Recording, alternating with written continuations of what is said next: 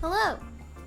Okay, so I'm going to play one shot, but there's something going on when I start up the game, and it looks really glitchy, and I'm not sure if that's supposed to happen or not. I feel like it is considering the nature of this game, but I'm not sure. It's kind of making navigating through the menu a little hard. And it's a little tough on the eyes, so that's the only reason I haven't put it up yet. Hi. I'm gonna start the game really quick to see if this is supposed to happen or if something is going on. So give me a moment.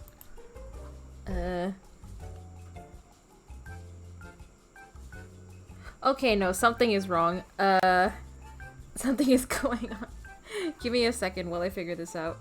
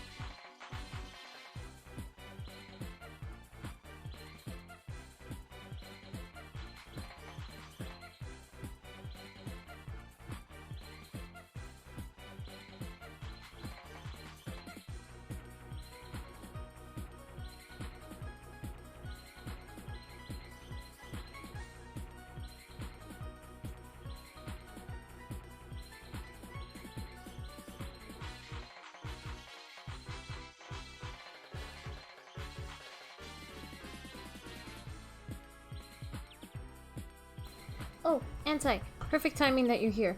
I started the game up, and I don't know if it's supposed to happen or not, but there's these green lines, and it looks really glitchy, and it's kind of hard on the eyes, and I don't know if that's supposed to happen or not. And I was wondering if you could tell me about that. Because I started the game, and it was oh god, oh no, what's happening?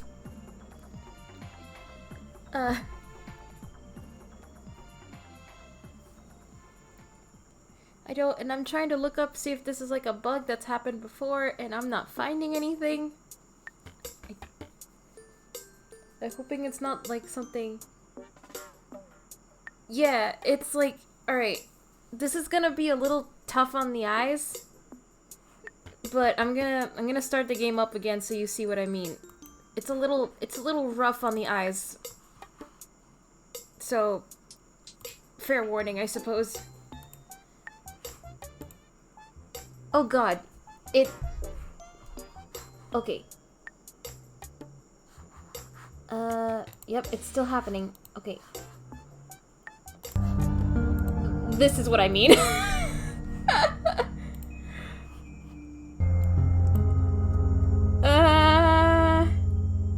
I don't know if this is supposed to happen.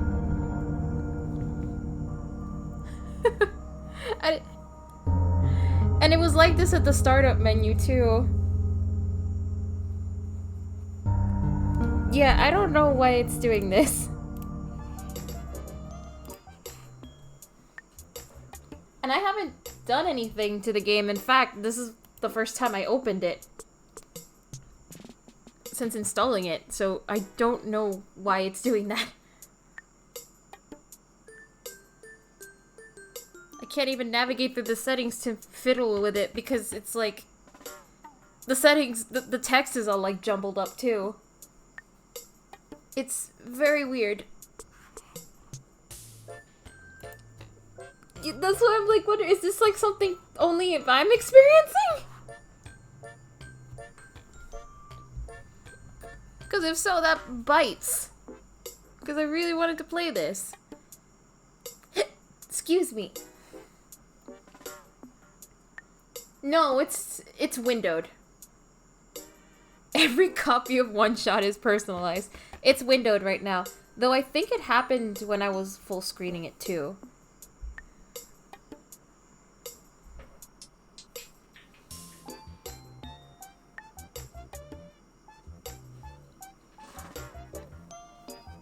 Huh.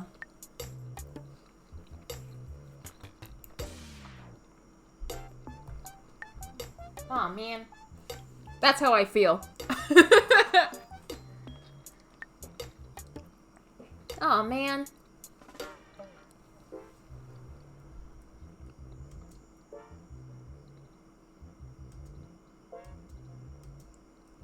Oh man, it's like, it's so tough on the eyes. I don't know what's causing this. Oh, because, hold on, wait. Sure, okay, I'll do that. Sure, I'll do that. The only other game I have installed is Ace Attorney, so I might as well open that.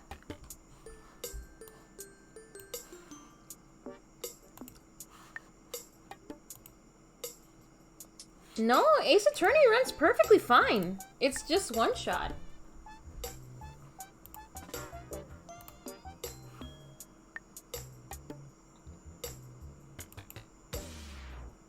Yeah, Ace Attorney runs fine. No green lines anywhere. Yeah, I was gonna say if your laptop is using a GPU and not anything CPU, it may be based on the driver issue. Maybe reinstall One Shot? Sure? Give me a second then. Hopefully the stream doesn't die. So, hold on.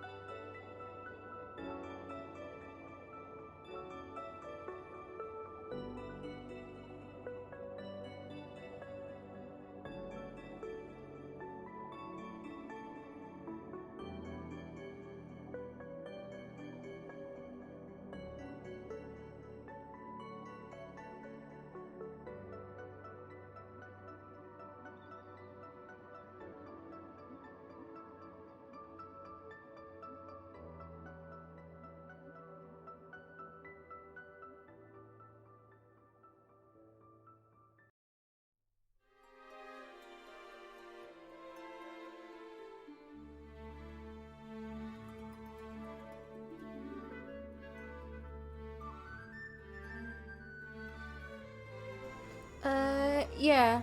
Yeah, the issue was still happening even after uninstalling and reinstalling, so I think we're gonna have to play something else in the meantime. I'm really sorry for everyone who came to One Shot. I was looking forward to One Shot, but I don't think that's supposed to happen.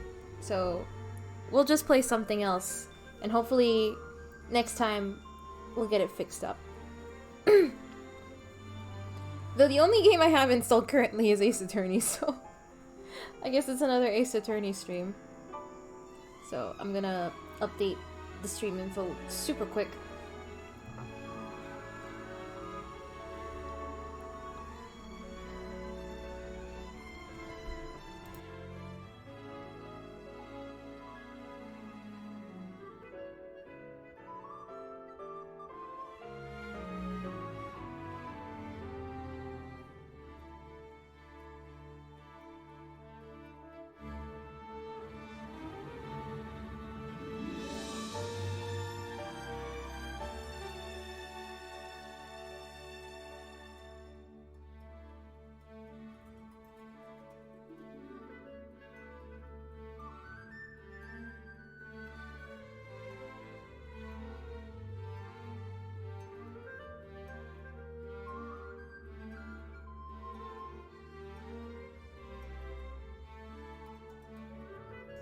I swear I didn't do anything to the game. I literally installed it, haven't touched it since I installed it, and tonight was the first time I even opened it.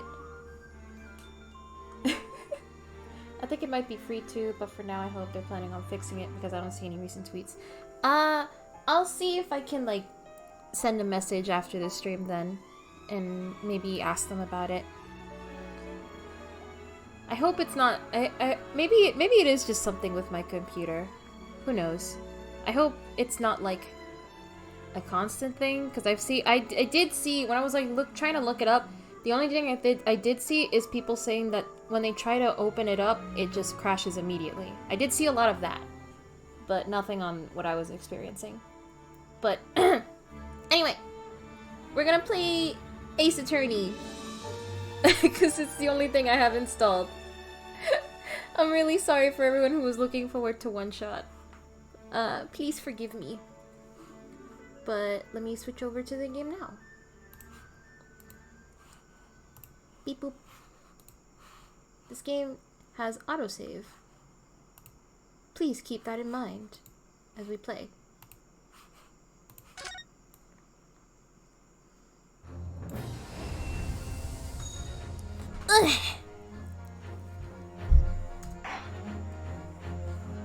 Where we last left off. If I remember, we did the first case, which surprisingly took 6 hours. That was probably the longest first case I've experienced in any Ace Attorney game. It surprised me how long it was. But it was fun. And we're gonna go into the second episode.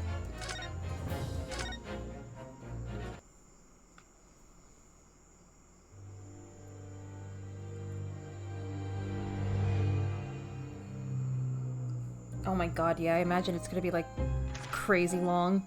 In a corner of that small, dark room, Sholmes and I waited. Sholmes? With bated breath. In time, they came from the ventilator. We're gonna meet Herlock Sholmes? Soft, almost growl-like sound.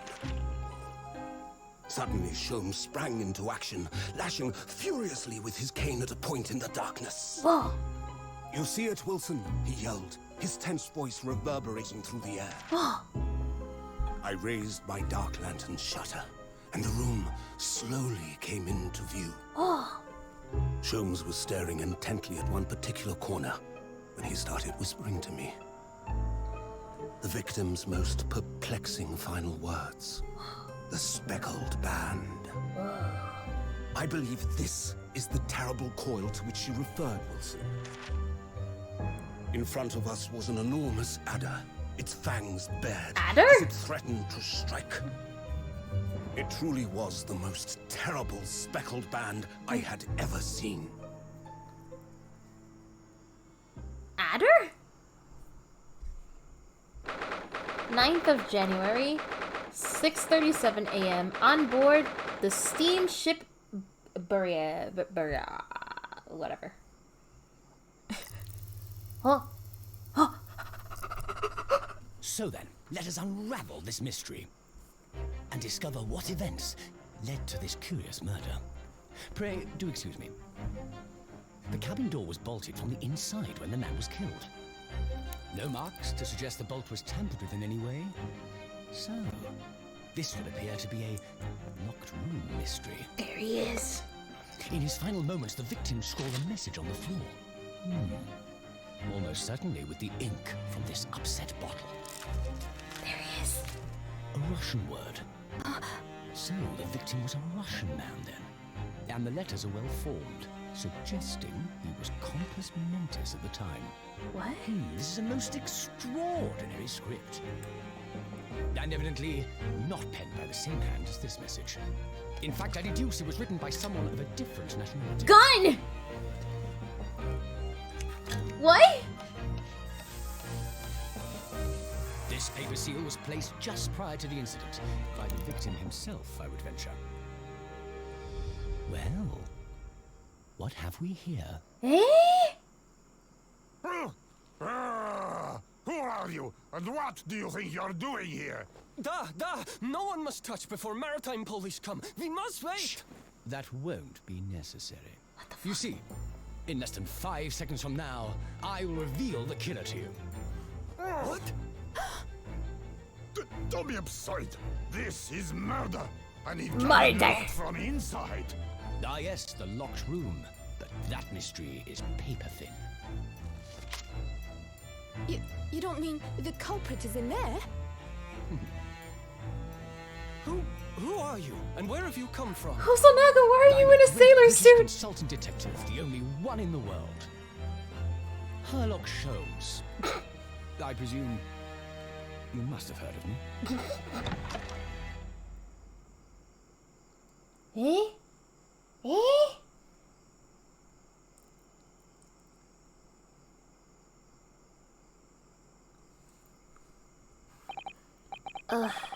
My head is throbbing. What's going on? Oh, don't tell me we're the accused again. Something's not right here. There's trouble in the air.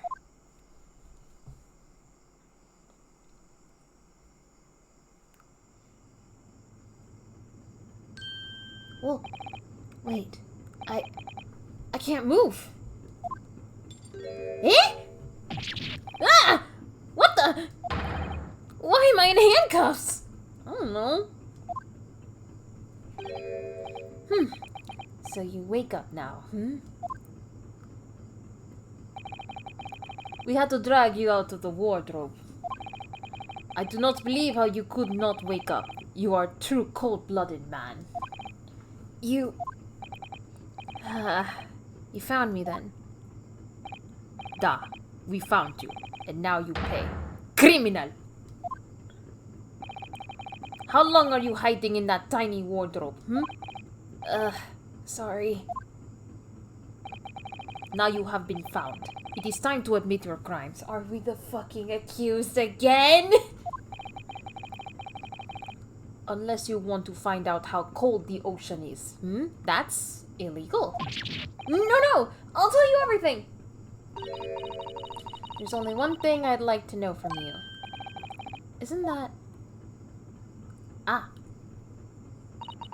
Why did you do it? Why did you take his life? Mrs. Sato! Wait, what did you just say? Take his life?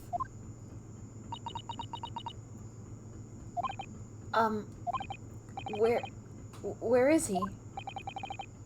Oh no.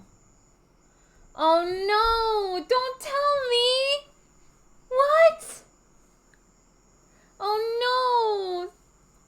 Please don't be a Mia situation! No! No!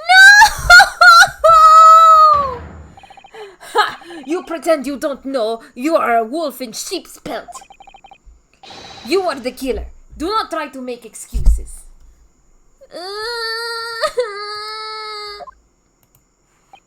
What? Kazuma-sama's body was discovered not long ago. No!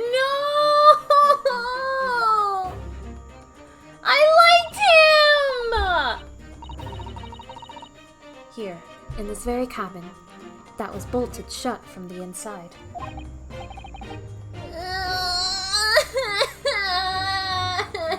I liked him! Why? Why did they do it again? Fuck! His body? Please. Do not try to tell us you were doing this terrible thing in your sleep. Kazuma's dead? But he can't be. And these handcuffs. Surely you don't think I have to know. Why did you take Kazuma-sama's life? Answer me, please! No. No! Oh, man. Kazuma... It was just 2 short weeks ago. Sasato. No, my boy! He even kind of of has the Mia hair a little bit. No, he got Mia'd! No! My poor sweet boy! Kazuma! What the fuck? Are you sure about this? We won't get in trouble. Don't you find it fun being a stowaway? Besides, how else could you come to England with me to study? It was really something else when they brought your luggage in here earlier, though. The way that Russian crewman just tossed your traveling case onto the floor. I thought I was gonna die! Yes, I still can't quite believe that. I really didn't think you'd be able to fit inside my trunk. You must be even less of a man than you look. Hey! Honestly, I thought I'd broken every bone in my body. Well, it's about 50 days until we dock in Great Britain. But if you confine yourself to my cabin here, I don't expect anyone will discover you. Ugh, I hope not. I get the feeling those Russians wouldn't be very forgiving of a stowaway. They're a sturdy bunch, that's for sure. Oh man, I'm so upset that feeling your bloodline is destined to die for plot development. I don't think he's a Fae. I don't think he's related to the Faes. But I wouldn't be surprised.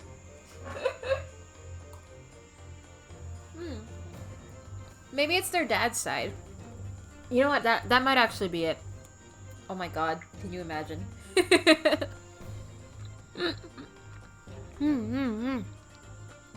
What I want to know is, why do we need to keep it a secret from the young lady? From our faithful judicial assistant Mikotova, you mean? From your close friend. More to the point, surely we could confide in her, couldn't we? I don't believe she'd give me away. No, but if she knew what we'd done, that would make her guilty by association. It's best that only you and I know about this. I suppose so. Anyway, it's about the time that the steward is supposed to come and clean the cabin. I know it's cramped, but you better get in there. I think it won't be for long. And anyway, compared to hiding inside my traveling case, it'll be a breeze. Yes, but what if the steward decides to open the wardrobe for some reason? Then I'll be in for it. Stop worrying. I'll tell you what. Why don't you write "keep out" or something on this piece of paper? What? Then I can stick it over the wardrobe doors once you're inside. I don't know.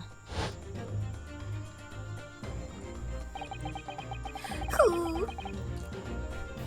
We've only been at sea for about 15 days.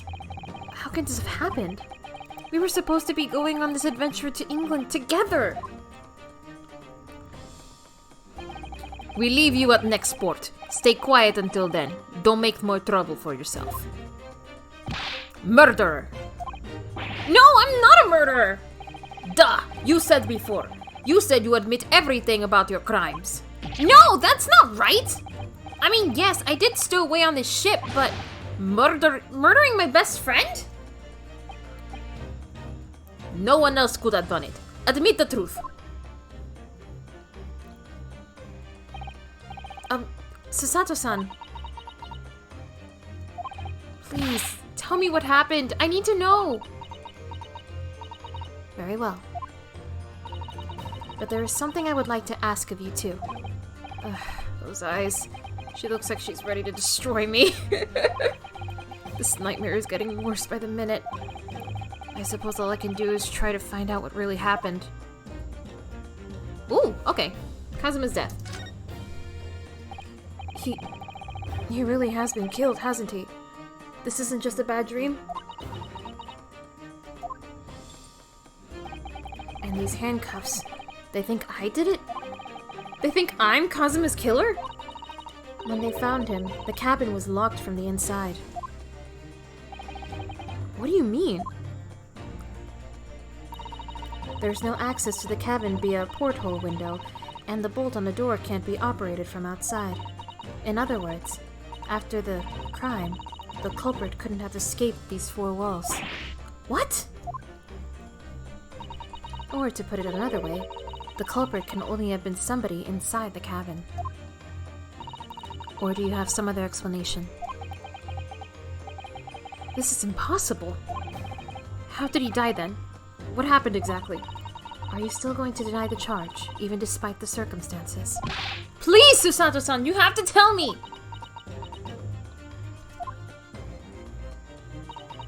The cause of death is still undetermined. They don't know how he died? Ship's doctor is examining the body, but of course, he has no post-mortem analysis experience. I don't suppose we shall learn more until an expert has been consulted at our next port of call. Might have to catch the VOD later? Okay. Okay, that's fine. So presumably that means there were no obvious external signs of injury then. That's true, yes.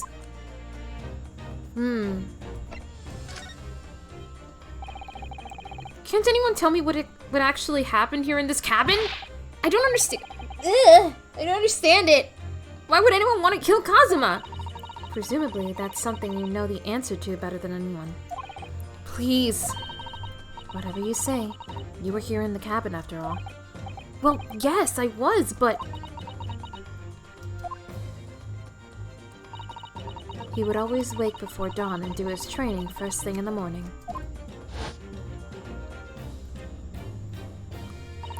I was waiting outside his cabin, as I have every day so far on this voyage.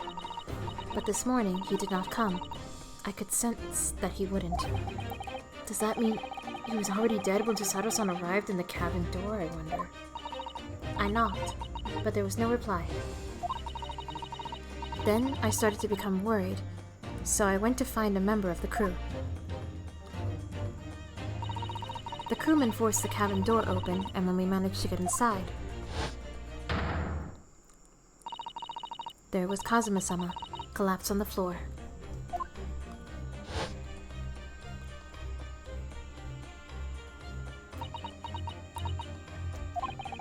And the white tape over there now shows exactly where he was found, I suppose. I had no idea anything had happened. I must have been asleep in the wardrobe somehow. I wish it wasn't the case, but that's just very hard to believe. This is all very hard to believe for me too, trust me. Now I've told you everything that I know, so it's my turn to ask you a question. Yes, alright. My head feels so heavy. It's still throbbing like anything. Whoa! Why are you even on board this ship, Naruhodo-san? You said something before about being a stowaway, didn't you? Oh, yes. I'm afraid that's true. It's 2 weeks since we left Japan now, and I've been shut up in this cabin the entire time. I had no idea. But how could you have occupied Kazuma-sama's cabin for so long without him noticing? No!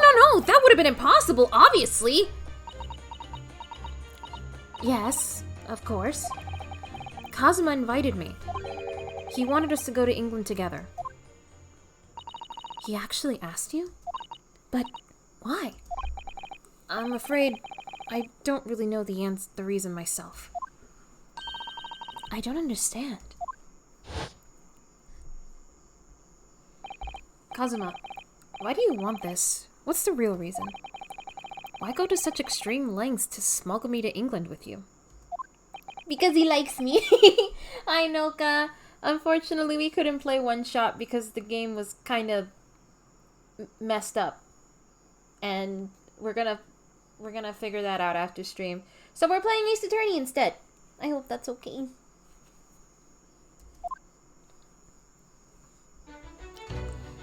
Kazuma! It's an idea that's been on my mind ever since the end of that incredible trial. I think I told you then, didn't I? That you ought to become a lawyer yourself. Oh, I thought I did. Did I not? Hold on, I thought I did. Oh shit, what the fuck? I thought I changed it. Hold on.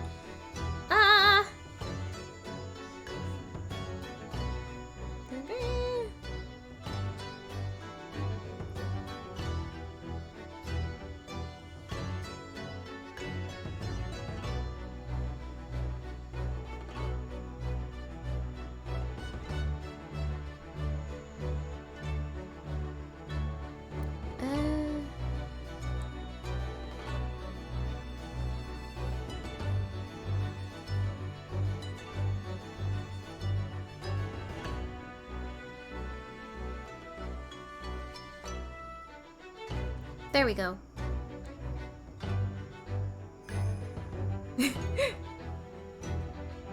There we go. I'm so sorry. I really wanted to play too. I hope it's something that can be resolved quickly so we can play at a different stream. Aw, man.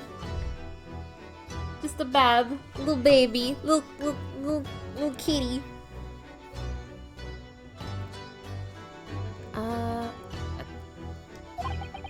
Well, yes, you did say that, but I didn't think you were serious.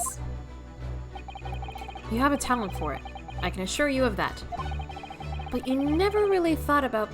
But I've never really thought about becoming a lawyer.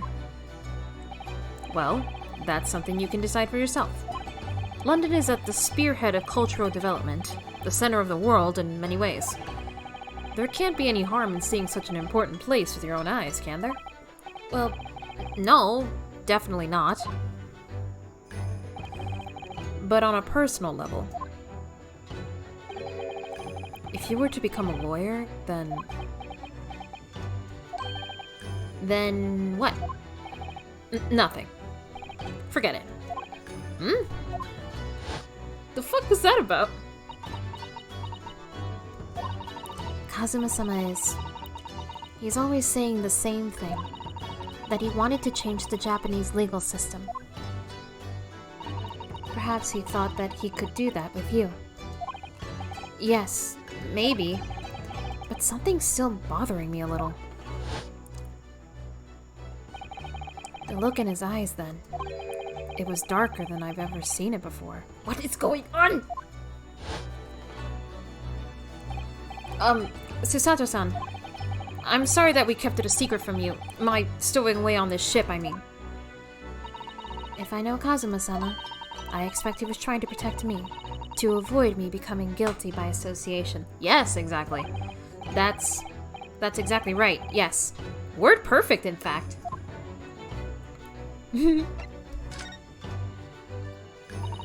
If you're not the culprit, then tell me. What happened last night here in this cabin? Well, the thing is, I don't really remember. Kazuma brought me something to eat, just like he always did. And then I got myself into the wardrobe over there, just like I always did. After that, I fell asleep. Well, yes. So deeply that you didn't even stir when Kazuma-sama was killed? Was he drugged? Well, yes. I get the feeling he was drugged. I know it sounds unbelievable, really, I do, but it's the truth. If only I'd woken up, then perhaps I wouldn't be in this predicament. And for some reason, my head's still throbbing like anything. Really?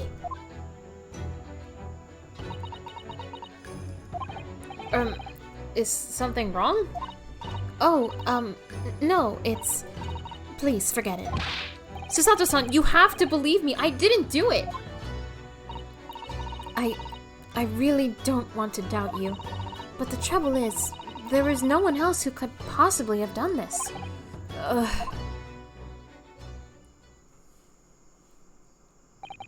Kazuma, I don't understand. Why? Why did this have to happen? Ugh! I can't take this! Don't try to go anywhere. You're the perpetrator of this crime. You can't leave. I can't allow that to happen. I'm sorry. Kazuma was killed right under my nose here, and I didn't do anything to stop it. And now I'm supposed to just sit around, my hands tied, while whoever did this walks free? No! I can't allow that to happen. Give me 1 second.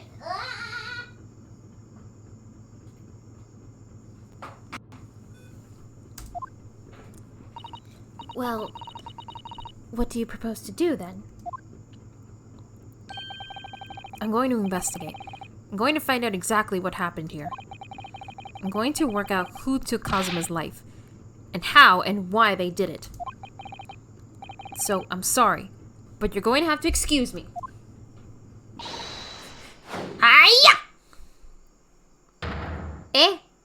Did she flip me? What the? That was a Susato takedown. Did she fucking flip me? Susato? What? What martial art form is that? I'm going to need you to prove it. Sorry? Prove it?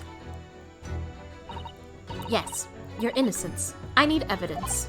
But how am I supposed to? Have you forgotten already what you achieved just a few weeks ago? You successfully defended yourself in a court of law. Ah, I see. She's expecting me to present some conclusive evidence. Bitch, we don't even know what happened! I had to get Sato-san to believe me. Oh, what? Okay, I'll show her some evidence right now that proves I'm not guilty of this awful crime. Okay. Kazuma would stick this over the doors of the wardrobe. It says keep out in Japanese, though I'm not sure the Russian crew can really read it. Keep out.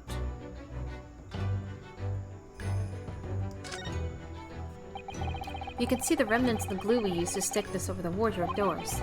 Although it wasn't proper glue, of course. We didn't have any of that with us. So I pulverized some rice into a paste to use instead.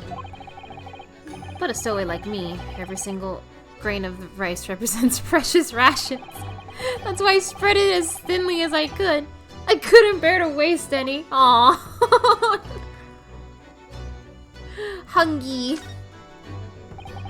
This is the paper seal I wrote for the wardrobe. I remember really working hard to make it. But I'll never forget how Kazuma reacted. Do you expect the Russian crew to be able to read that?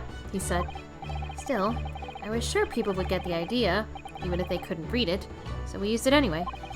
And it worked. I didn't know if the crew thought it was creepy or what, but no one opened the doors.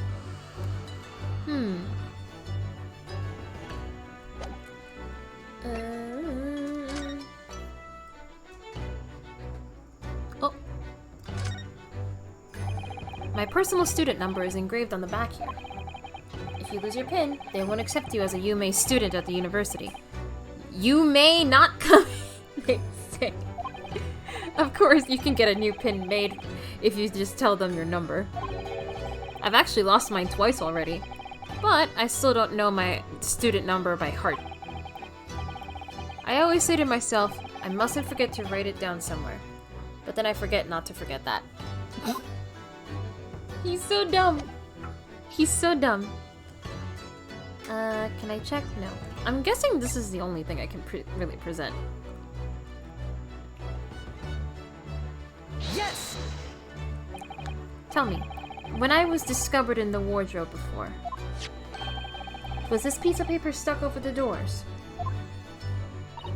Oh, yes, it was. I remember clearly. Okay, then that, okay, yeah. We couldn't have put the sticker on the wardrobe if we were inside. Okay, I get the logic on that. That makes sense. I thought so. Kazuma always put it in place whenever I went to sleep in there, just in case the cabin steward or another crew member decided to look inside. So naturally, he did the same last night as well. Ah! I'm still upside down. Yes, of course! The gentleman who discovered you peeled that sign from the wardrobe doors before he opened them. But if I were truly the culprit, I couldn't have climbed back inside the wardrobe and stuck this on the outside of the doors on my own. Yes, that's quite true. In other words, it's impossible that I killed Kazuma.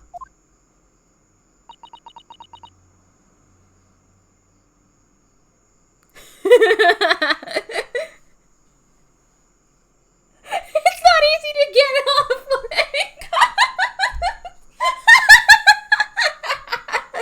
We know what you meant.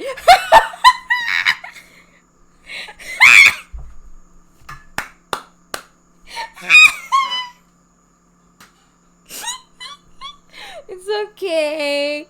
It's okay.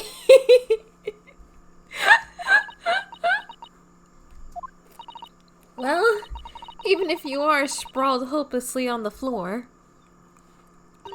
I can see why Kazuma-sama thought so highly of you. Thank you, Susato-san. Now, do you think perhaps you could help me up?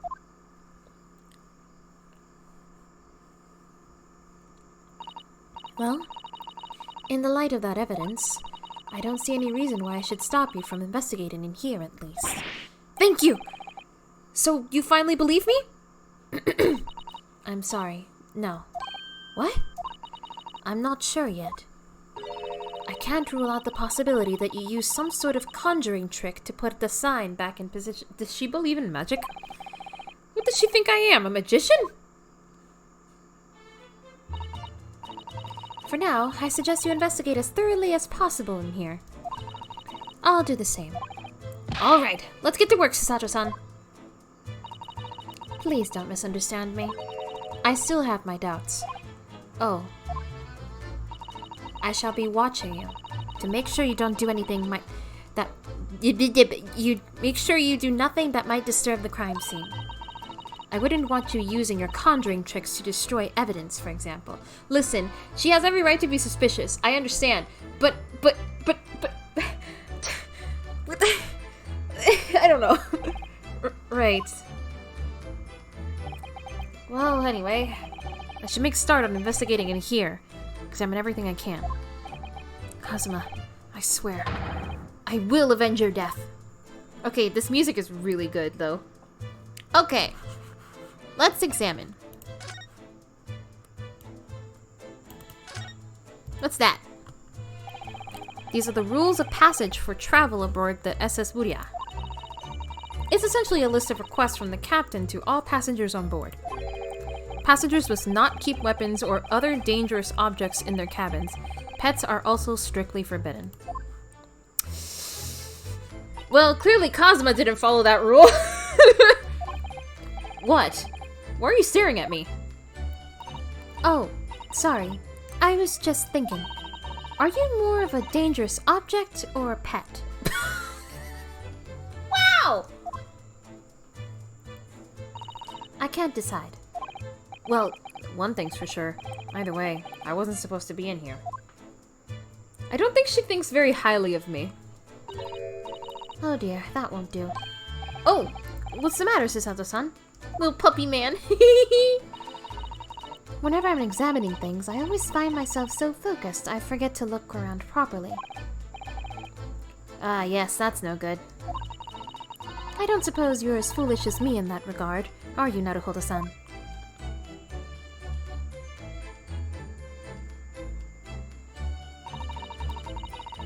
I'm sure you're careful to look all around using BM, aren't you? Now, let's investigate all corners of this cabin. Yes, let's do that. I suppose my field of vision has been rather small until now. Okay, what's going on here? The books have fallen over the shelf. Look, they've all toppled the same way. And what's this? A statue of some god of the sea, although he's fallen over as well. Yes, it's almost as if the whole shelf has been ransacked, and everything mown down at once. I wonder if... perhaps it was Kazuma-sama doing his morning sword training, do you think? I seriously doubt it. Then perhaps... it was you, Naruhodo-san, in a fit of rage. I wouldn't have bothered leaving the wardrobe just to mess up a few books and a statue. Could the way these things have been thrown about have anything to do with the case, I wonder? Well, I'll just set everything straight again. I don't like to see a mess.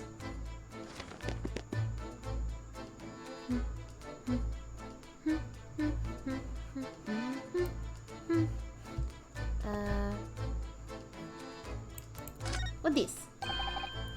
Seiji, the Japanese word for justice. The brush strokes are straight and true, just like Kazuma. Yes, his calligraphy always was a reflection of his heart. Yet you... can you really look at those characters without feeling shame, knowing who drew them so thoughtlessly?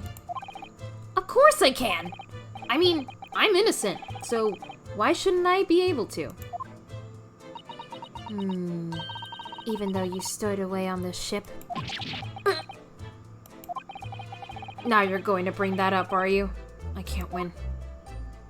Jeez! What's this? What do you think this is? It looks like a broken piece of glassware.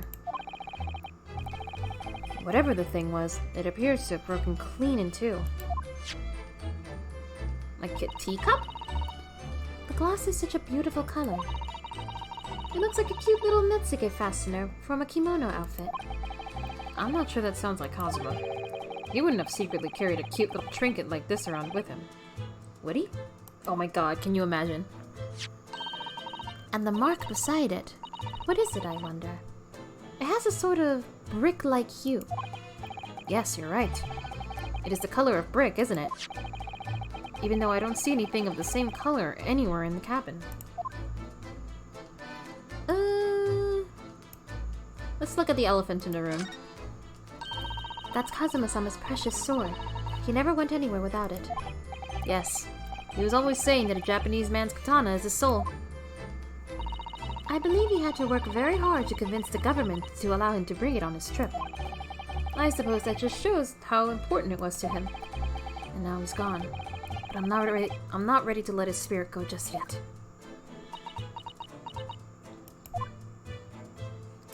Paint! Oh. It's not paint. That's my dinner from last night. A roast chicken. Chicken! It was really tasty! Yes, it was very delicious, wasn't it? But did you eat it on the floor here? I'm not a dog, Susato-san. I ate at the table, of course. I mean, it's funny he says that considering you were calling him a little puppy man. Which begs the question of when and how the plate ended up on the floor. But Kazuma-sama didn't like chicken at all, did he? No, that's right. So he didn't touch it. Which meant all the more for me. Oh no! Does that mean poor Kazuma-sama spent his last night on this earth with an empty belly? It's just too horrible. Ugh. Now I suddenly have a guilty conscience and an achy stomach.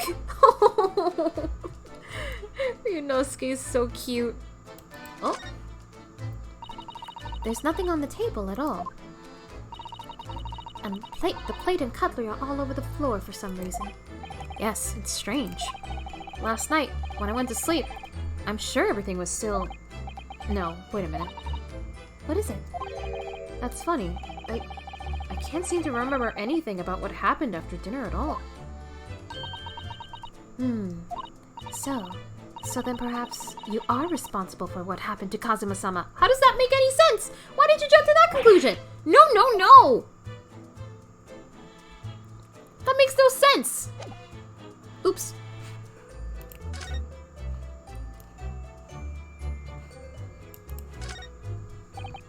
Did Kazuma write that before he died? It looks like it's written in ink. He must have knocked the ink pot from the desk when he collapsed on the floor. Then I suppose he wrote this message by dipping his finger in the spillage. Poor Kazuma-sama. No doubt he was in terrible pain. It's almost unbearable to imagine it. I suppose he was trying to leave some kind of clue in his final moments, was he? I'm sorry, partner, but I can't read your writing. It's Russian. I don't think that's Japanese, Naruhodo-san. What? Then what language is it? It pains me to admit it, but I don't know. It's not a foreign script I'm familiar with. What does it mean, I wonder?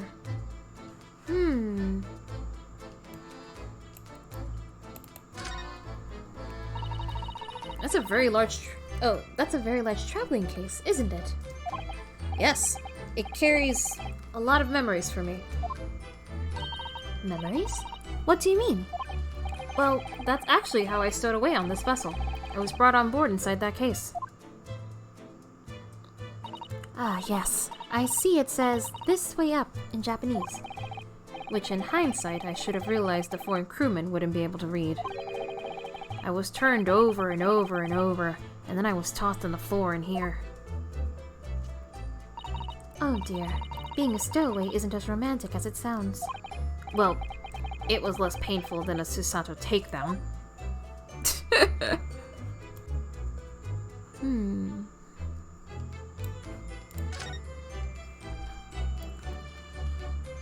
Oh, hello. I think that's some kind of opening for a ventilator. A hole through which fresh air can circulate into the cabin. Isn't that a little odd? What do you mean? Well, this ventilator, if that's what it is, looks like it must connect to the next door cabin. Yes, it would appear to. You're right. But if its purpose is to allow fresh air into the room, surely it should be connected to the outside. That's true. Perhaps it's so that rain and spray don't find their way in when the seas are rough. Or something like that? I suppose. Maybe that's it.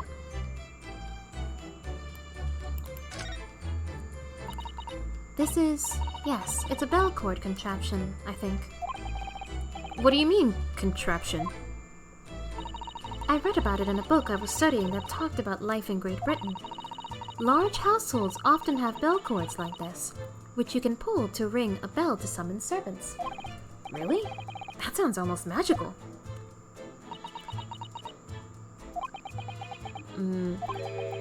Shall we give it a little try? Yes! In the interest of cultural research, obviously. Oh, these two are dorks. They're dorks.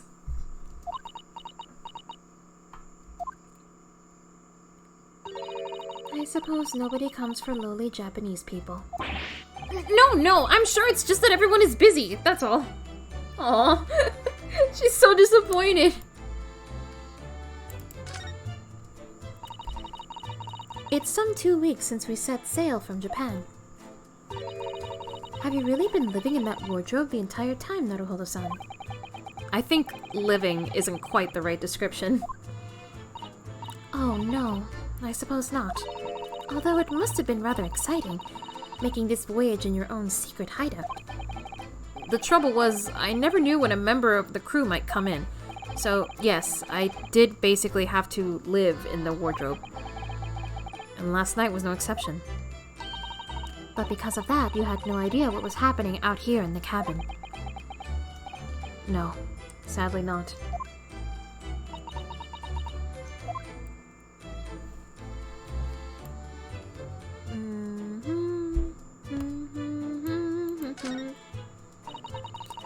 This is where Kazuma-sama would have sat whenever he was writing. Oh. London Diary. Poor Kazuma. He didn't even make it to his destination. It looks as though the last entry is incomplete. Which means...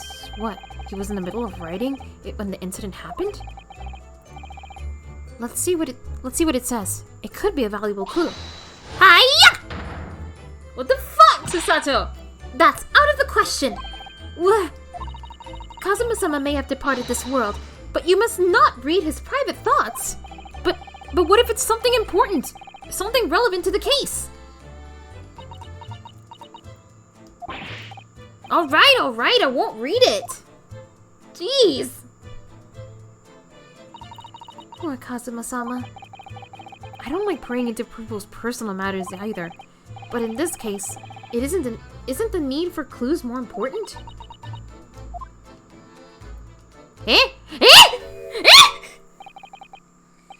Who's that? He wasn't there a minute ago. Who let this large raccoon in here? As far as I can tell, it looks like he might be European. Oh, how did he... You noticed the man too, have you? I have no idea who he is, or how he got in there, but he looks suspicious. And tall. Suspiciously tall. Naruhodo-san, don't tell me. He? Do you really not know who that is? Well, no. I don't have any foreign friends or acquaintances at all. He doesn't look like a member of the crew. There's something very unusual about him. I wonder why you think he's unusual. And is he investigating Kazuma's desk? Or is he just playing with it? I can't tell. Well, in that case, we simply must talk with him. Am I just imagining it? Or does Susato-san look almost uncontrollably excited? By the way, I expect that you've noticed already, but just in case, if you press space on people when they're in the crosshairs, you can converse with them. Alright then. I'll get that suspiciously tall gentleman in my sights and see what he has to say for himself. Oh, please do. She's so excited. Before we do that, I should probably talk to this guy. Yo, perhaps I should see what this Russian crewman makes of the scene of the crime. Excuse me. What? I was wondering how it's going. The investigation, I mean. Grandmother told me Japanese people do not make jokes, but it is not true, I see. Sorry? The criminal asking investigator for information about his crime? Very funny. Oh, it wasn't supposed to be a joke. He doesn't appear to be laughing either. He's convinced you're guilty. He might have useful information, though. I have to keep trying. So, last night, did you notice anything out of the ordinary at all? Niet! Of course not! Now back to corner of room and make silent! I say no more to you. Did I hit a nerve? Just for a minute there, she seemed a little flustered. I wish we could ask him to read this, because it's very clearly Russian. Alright, let's talk to he. Excuse me? Excuse me? Do you have a moment? Shh!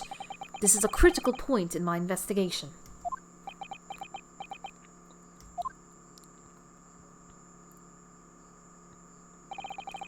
Maybe I should leave him alone. He seems a little unfriendly.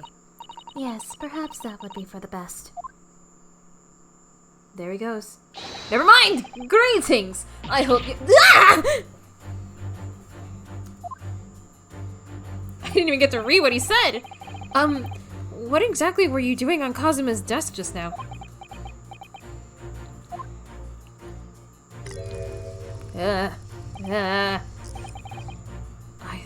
I see. Fascinating. Sorry? What do you see? It feels like he's looking right through me. Oh yes, everything is clear now.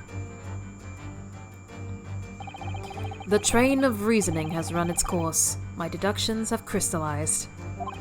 You have been in Afghanistan, I perceive. Just recently returned, if I'm not mistaken. Well, huh? Sorry? What? And now, whilst venturing toward foreign climes, you find yourself in a most troubling predicament. Oh! Well, that's true at least. But how? How the deuce did I know that, perhaps? It was really a most elementary deduction, hardly worth explaining. Have you perhaps managed to deduce anything else? But of course, a great many things.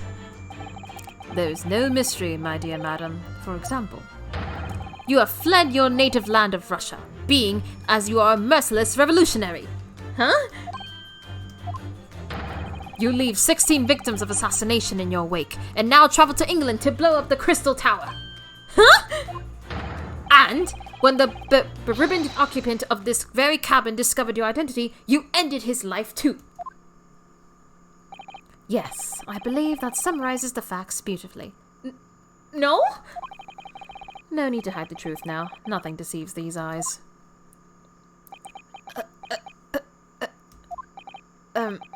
Just to be clear, you are talking about me, right? Certainly I am. Do you see another in this cabin who fits the bill? A Russian assassin with 16 victims to his name? I don't even see one person who fits the bill! So it's true. It was you who did this to Kazuma-sama. What? And you're plotting a revolution, too. It's shameful behavior, Naruhodo-san. Absolutely wicked. Susato-san, please, use your brain! No, listen, there's no way I— Hiya! Susato-san, please, use your brain! Now explain yourself, tell me everything! This is ridiculous! His fucking poses.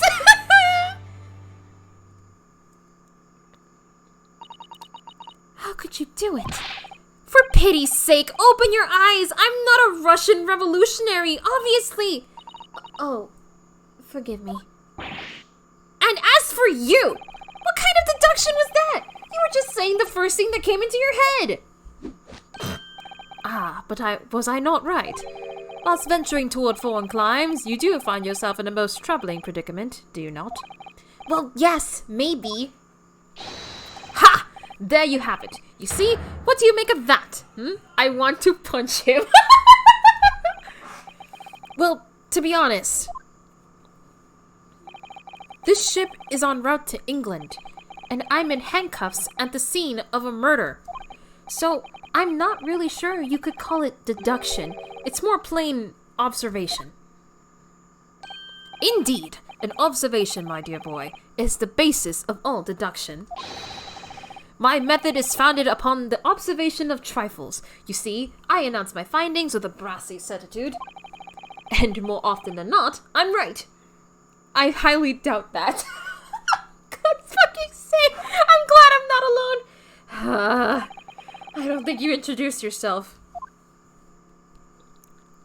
Ah, my apologies. How remiss of me. Introduce yourself. I'm none other than the greatest detective of the century, known to men and women the world over. The inimitable Sherlock Holmes. So, it's really you, the actual Sherlock Holmes? The very same. The inimitable actual Sherlock Holmes.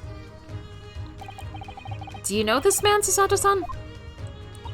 The most famous detective in the world? Naruhodo-san, of course I do! There's nobody who hasn't heard of him!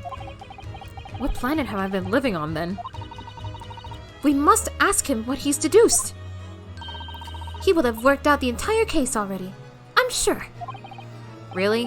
Why do I feel uneasy about this? Oh boy. Do I have to talk to him? So, you're a great detective, are you? Sorry, what was your name again? Indeed, I'm none other than the one and only Sherlock Holmes. Oh, I see. You were German? Herlock, was it? No, I have no her. I mean, I have hair. Please call me Sholmes. You can read all about my exploits in this exciting London publication. Oh, yes. Rand's magazine, full of wonderful short stories and interest articles from Great Britain. I never miss an issue. I have it sent from England especially. Ah, yes. Here it is. The Adventures of Sherlock Holmes. So, you're the protagonist in a series of short stories, then?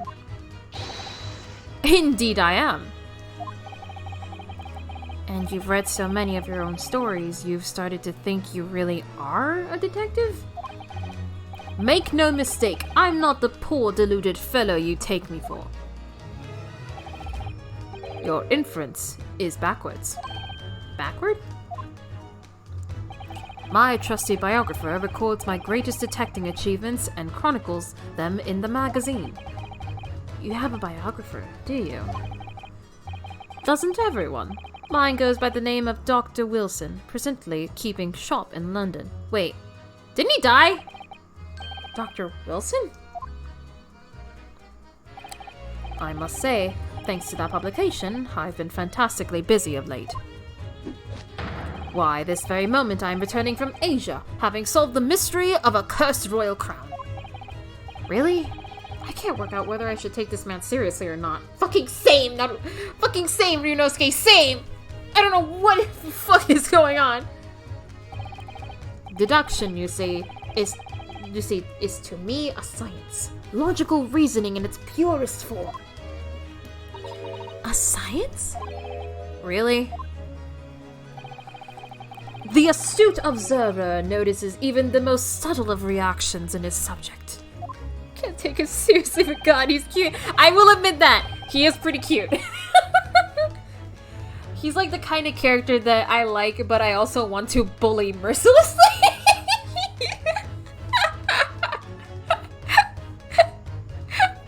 A furtive glance, a twitch of a muscle, a slight inclination of the posture. Fingernails, arm sleeves, furrows in the skin, all these things are data. Right. I'm just gonna, whenever we have to talk to him, I'm just gonna make Ryunosuke sound like he's, like, zoned out. And the trained logician makes deductions from this data in the blink of an eye. The ultimate conclusion is, without fail, the truth. As I demonstrated only a few short moments ago. How can he look at me in the eye and claim that? So you see, I have turned both for observation and for deduction. And fame! That is what makes me the one and only Sherlock Sholmes! Right. Have you managed to deduce anything about this particular case yet? Have I managed to deduce anything? My dear fellow! Who do you suppose discovered the culprit in his most cunning hiding place? That's right. It was none other than the great detective before you now, Mr. Sherlock Sholmes. Ah, I see. In other words, I'm in these now because of him. I know, right? I'm so fucking upset! I was like, what? He's dead?! I'm like, no! Kazuma! And now we have to figure out who killed him, and we're the accused again! And we're talking to Sherlock. We're talking to Sherlock Sholmes. When I became anxious about Kazuma-sama this morning, I summoned all the crew members to force the cabin door open. And I concealed myself among their numbers, gaining entry to the scene of the crime. Yes, luckily for everyone, the great detective Sherlock Sholmes was on board. And the handcuffs seem to be an excellent fit, Mr. Naruhodo. Naruhodo? Ugh! The very moment I laid eyes upon the scene, two facts were immediately apparent to me. Oh really? Two facts, you say?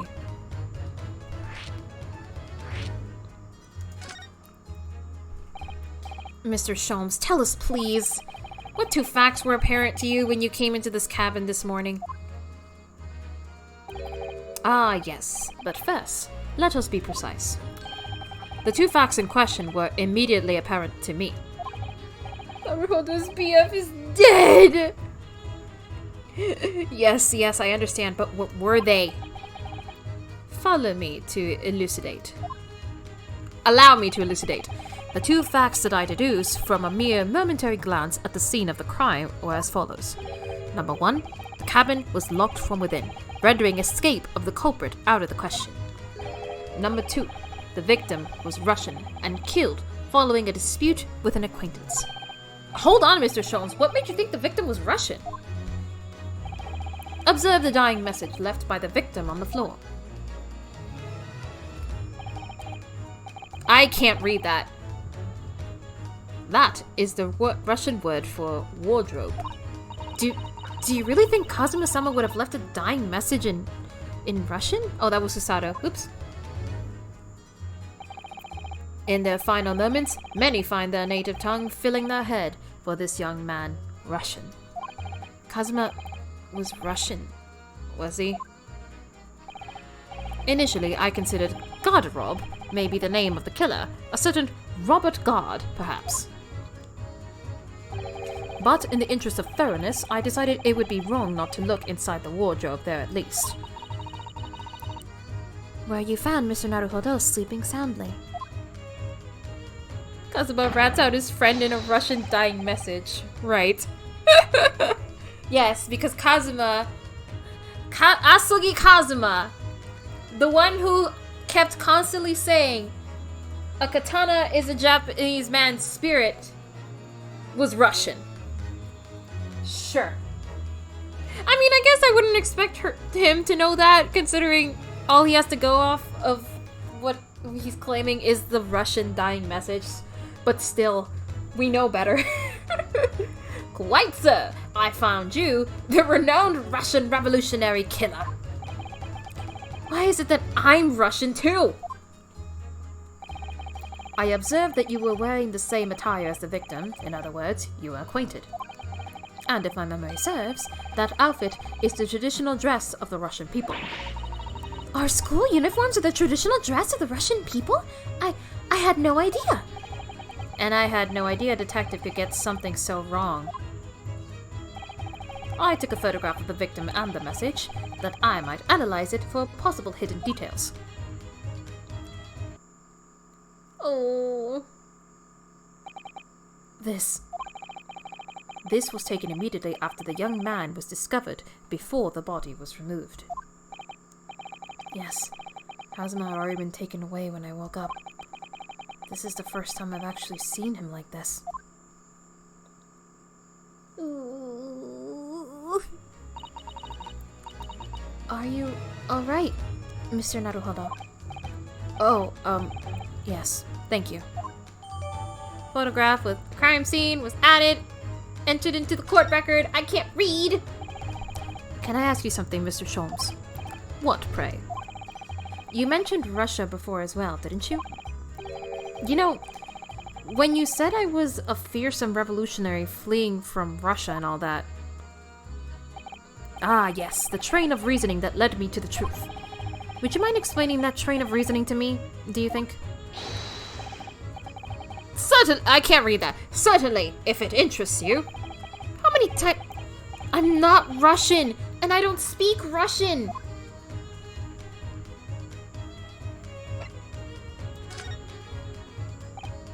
Can we talk about your deduction before?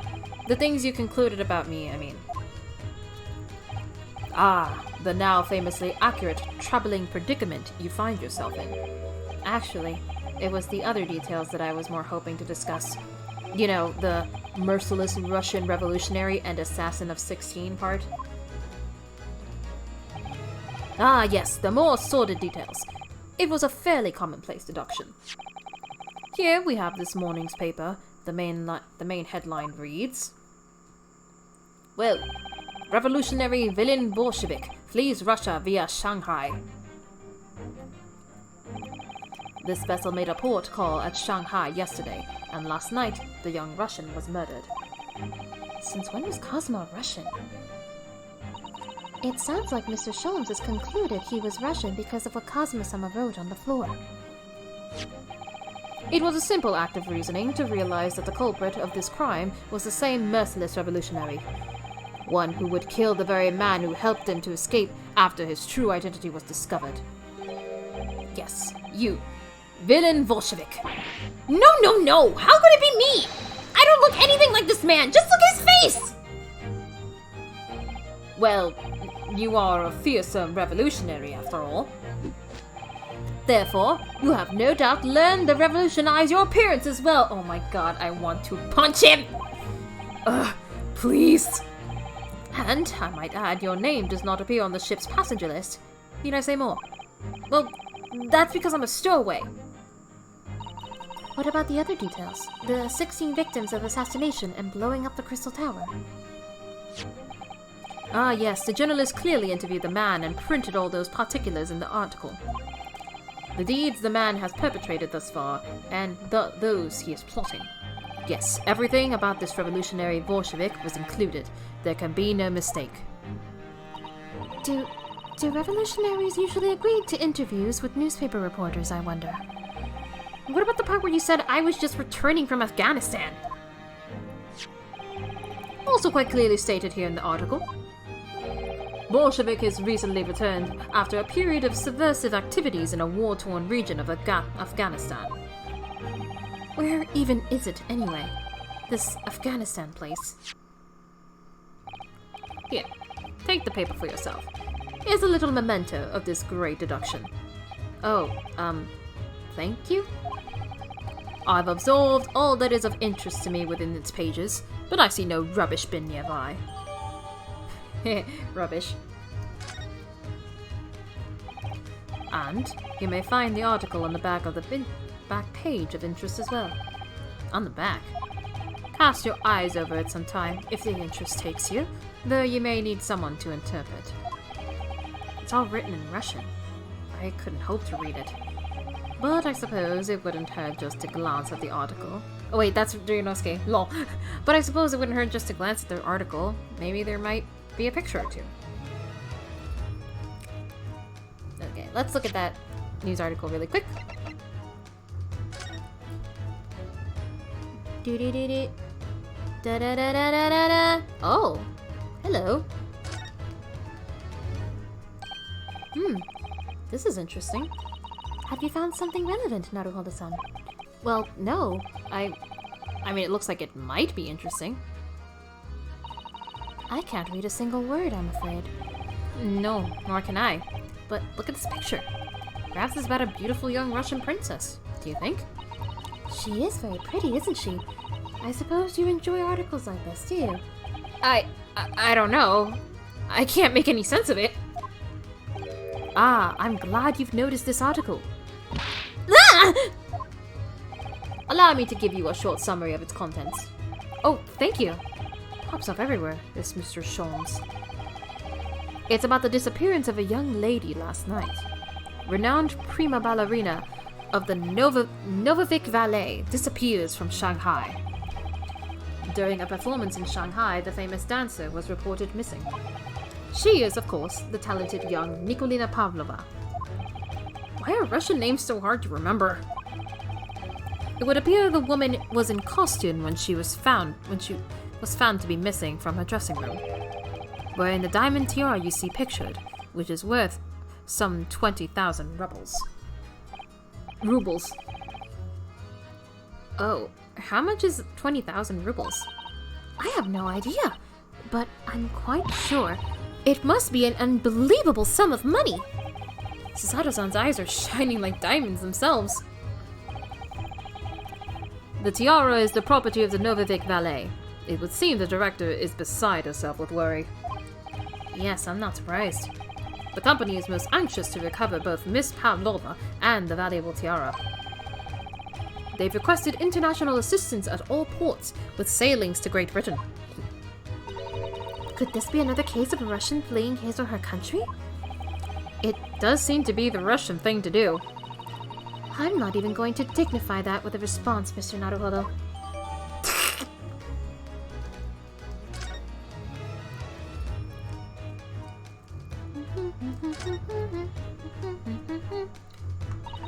I'm afraid I can't read a word of Russian. No, me neither. I have no idea what any of this says. The pair of you floundering is a sorry sight. Allow me to offer some assistance. The article on the front pages of this newspaper is concerned with a fearsome Russian revolutionary. It reads, "Revolutionary villain Bolshevik flees Russia via Shanghai." Yes, you told us that before. It reveals also that those who see this man's beard with their own eyes never live to tell the tale. Oh my goodness, he is fearsome! Well, presumably the newspaper photographer was alright, wasn't he? The solution is obvious, of course. If he despises his beard to that degree, he need only shave it off. I'm not quite sure that's the problem, Mr. Sholmes. God, I want to punch him so bad. I want to punch him so bad. I want to punch him so bad. Before we started talking, you were examining Kazuma's desk, weren't you? Kazuma? Ah, yes, the victim. Did you notice anything useful? Anything at all? Observe for a moment the desktop for the victim. We see that the victim was engaged in penning some text.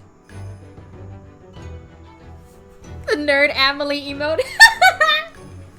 Yeah, that would fit him for sure.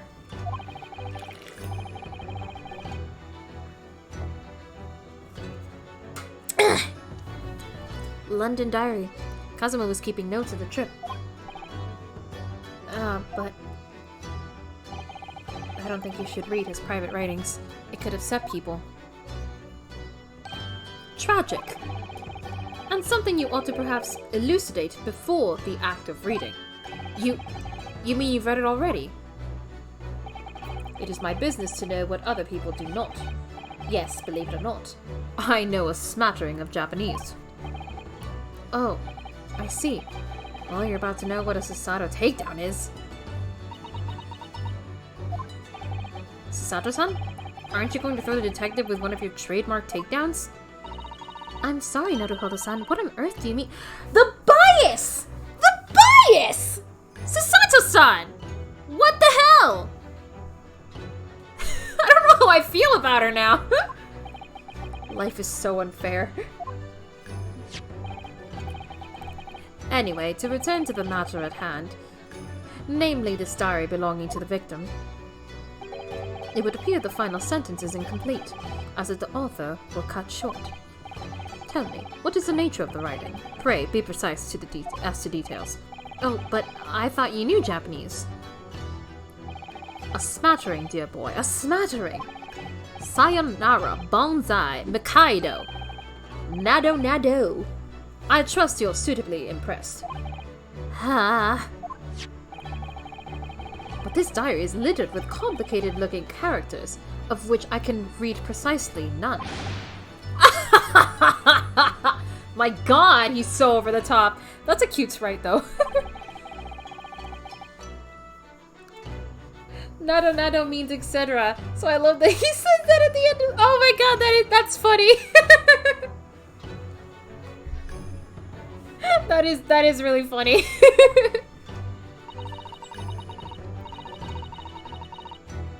If you would be so kind as to show me, I would be happy to read it to you, Mr. Sholmes. I'm much obliged, my dear madam.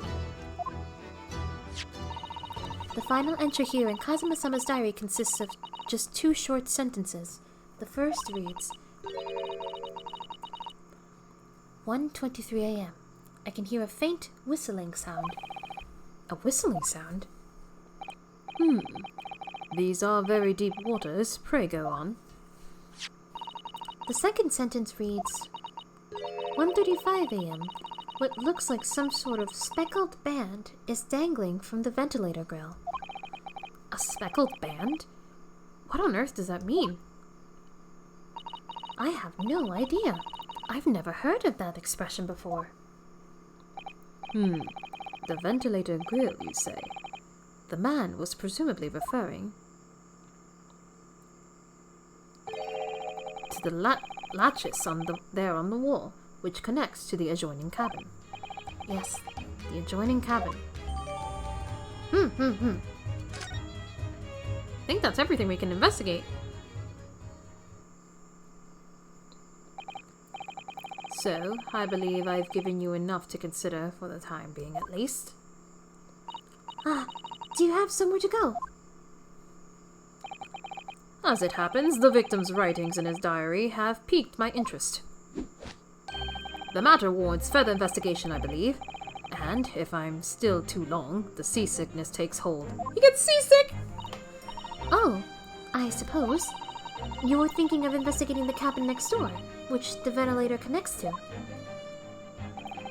Great detectives are a curious breed. Our minds rebel at stagnation. We crave mental exaltation. So, yes, I intend to investigate. Hence, the truth will become clear soon enough. Do you think perhaps that we could go with you?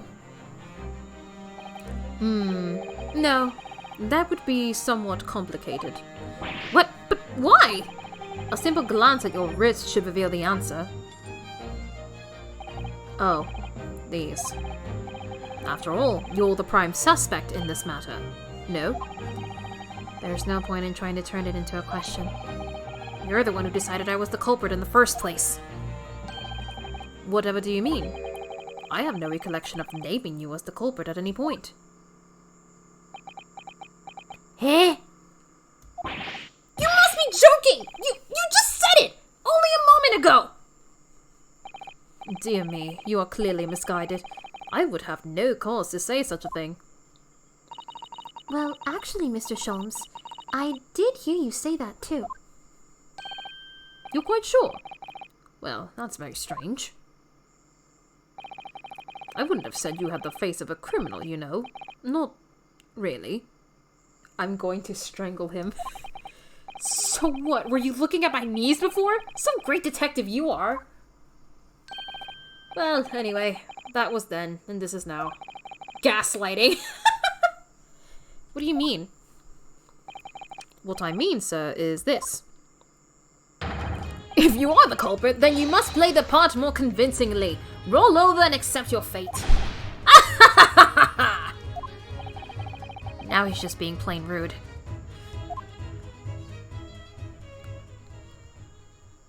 Can't keep this Naruto. And off he goes. Having just laughed in my face, his sense of humor is as twisted as his name. Naruhodo-san, what are you just standing there for?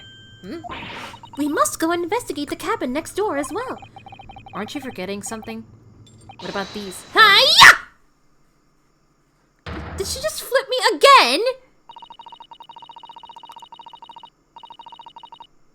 After Kazuma-sama spent his dying moments struggling to leave us a clue, you're willing to give up. You're just going to roll over and accept your fate.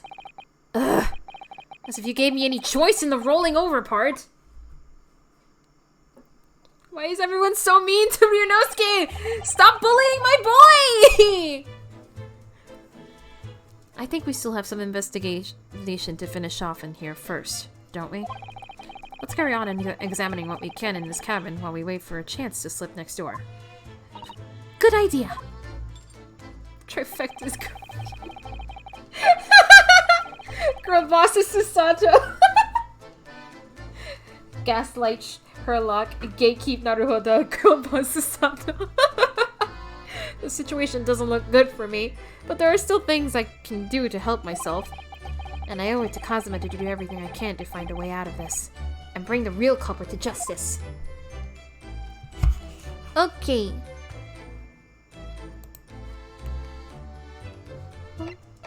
I can't present anything to him. Is there anything else to examine? Oh.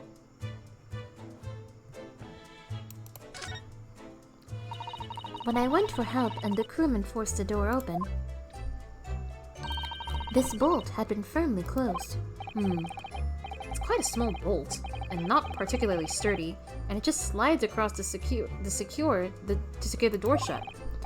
But still, with the door bolted, there would have been no way to get in or out of the cabin, that's for sure. It's no wonder everyone suspects me.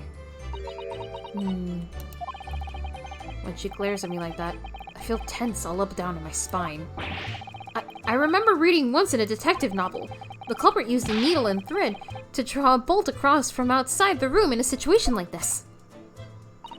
Yes, that's a clever trick, isn't it? I'm an avid reader of detective stories myself. But the door of this cabin and its frame are made of metal, and they seal together perfectly. There would be no possibility of using that needle and thread trick here, I'm afraid. When she glares at me like that, I feel pins and needles all up and down my spine. Oh! Oh, look over there. The crewman, do you mean? He wasn't there before, was he? That's what I thought.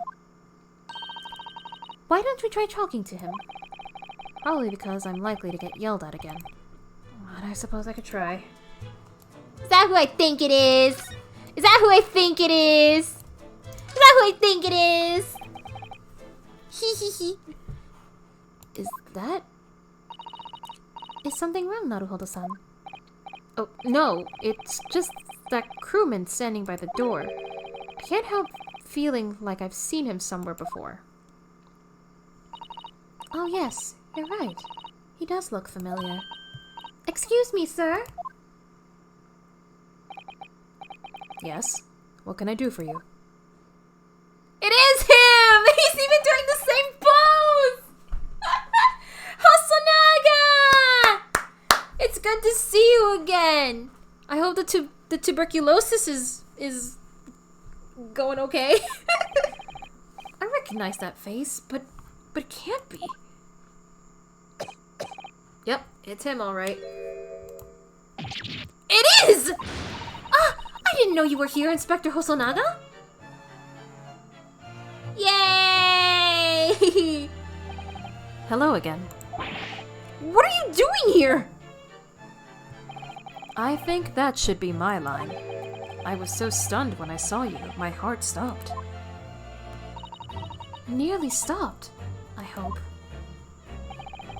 I received some special orders. And before Hosonaga dies next. God, I hope not. I really like Hosonaga. I wonder if he's this game's gumshoe. That would be cute. Because I don't think I've ever seen like a gumshoe ancestor. So if he's our gumshoe, our game's main detective, I would be very happy. Also, hold on. I'm getting my blanket because it's getting a little cold. Ugh. Ugh. There you go. Now I'm nice and cozy. Hosonaga, please take better care of yourself. You're like 29, but you look like you're 50. I received some special orders to go undercover as a member of the crew and board this ship. Again? You certainly seem to enjoy undercover work, Inspector. If there's anything I can do to help you, please ask. I never expected to see this man on board. But perhaps his presence can help me out of this hopeless situation. Oh, can we talk to him?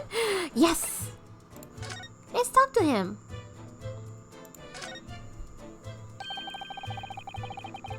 So, what are your special orders this time, Inspector? Yes, and why are you dressed as a member of the crew? Is it classified? I'm so sorry. This is all my fault. I take full responsibility. For what? My orders were to act as Asogi-san's bodyguard. It was Minister of Justice Jigoku who pushed for this overseas study tour to go ahead. And he entrusted me with ensuring that Asogi-san reached Great Britain without being assassinated. Assassinated? How could that have been a possibility? Ouch, oof, ugh, ouch. I'm not sure. But these are complicated times. There are tensions between the world's greatest powers. Minister Jikoku said we should be prepared for all eventualities. This is incredible. I don't believe it. Kazuma-sama was assassinated? Obviously, we couldn't give Asogi-san a visible security escort. Which is why I'm undercover now, posing as one of the crew. I see. And I didn't take my eyes off him the entire time we've been on board, from morning until night, every day. But I never imagined it would happen here, inside his own cabin, not here on the first-class deck. I failed miserably at my assignment, and Asogi-san is dead as a result. I'm a disgrace. All I can do is humbly apologize. Inspector. So if there's anything at all that I can do to help now, just say the word. Oh, so does he believe us? Oh, Hosonaga! You're so good. We're doing what we can to investigate Kazuma's death ourselves. I thought you might be. You didn't do it, did you? You're not the killer? Of course not! We'd really like to investigate the cabin next door. Yes. So, we need to be allowed out of this cabin. I'm sorry. What? You've been deemed a risk to the ship's safety. If you moved to even touch the handle of the cabin's door, that stormy-looking seaman there would surely snap your neck in two. I suppose I'm not just a stowaway now, They think I'm a murderer as well. Would it be possible to give me something to work with, do you think? I'm going to need something persuasive. What do you mean? If I had a solid reason why the next door cabin should be investigated, for example, I'd do everything I could to persuade the captain to allow it. Really, I'd lay my life on the line if I had to. But I don't see how... There may be a way. What? Really?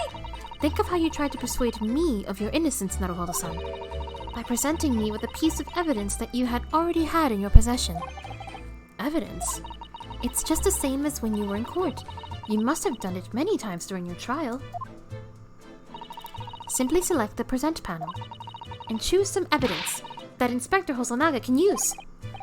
So, evidence that would give me a viable reason to investigate the next door cabin, is it? Alright, yes.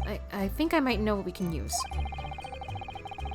Let's see if I can present the detective with the evidence he needs to persuade the captain. Sorry. Okay, we need to present him evidence. Let's see what we got. Oh, the diary. What's that? It's Kazuma's diary. Just before he died, Kazuma-sama wrote something rather strange in his diary. Strange? In what way? He wrote, "What looks like some kind of speckled band is dangling from the ventilator grill." A speckled band? That is strange. Yes, we're still trying to work out what he meant by that, but what I'd like to know is... Don't tell me. The ventilator, is it? You're very astute, Inspector. That ventilator clearly joins the next door cabin. That's right. So if we could investigate in there, we might be able to work out what that speckled band was.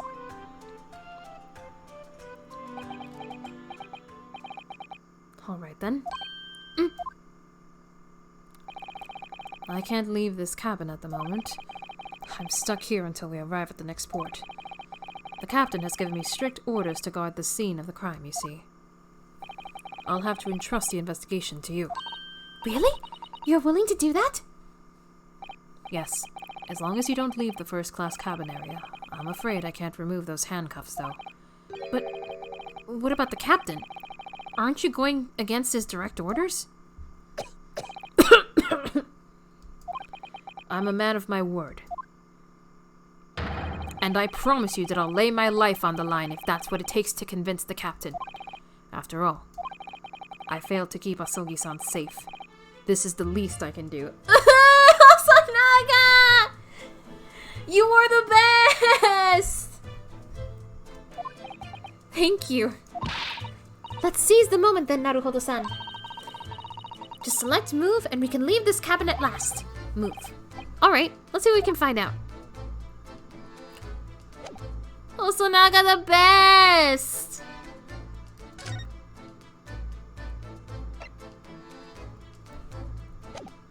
Whoops, wrong button.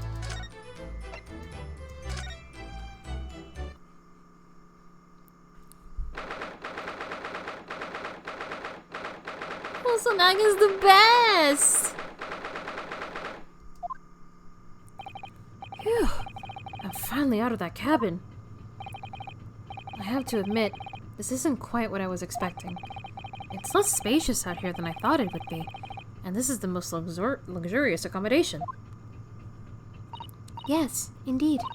Kazuma-sama was being sent on this study tour by the government. That's why he was being put up in a first-class cabin.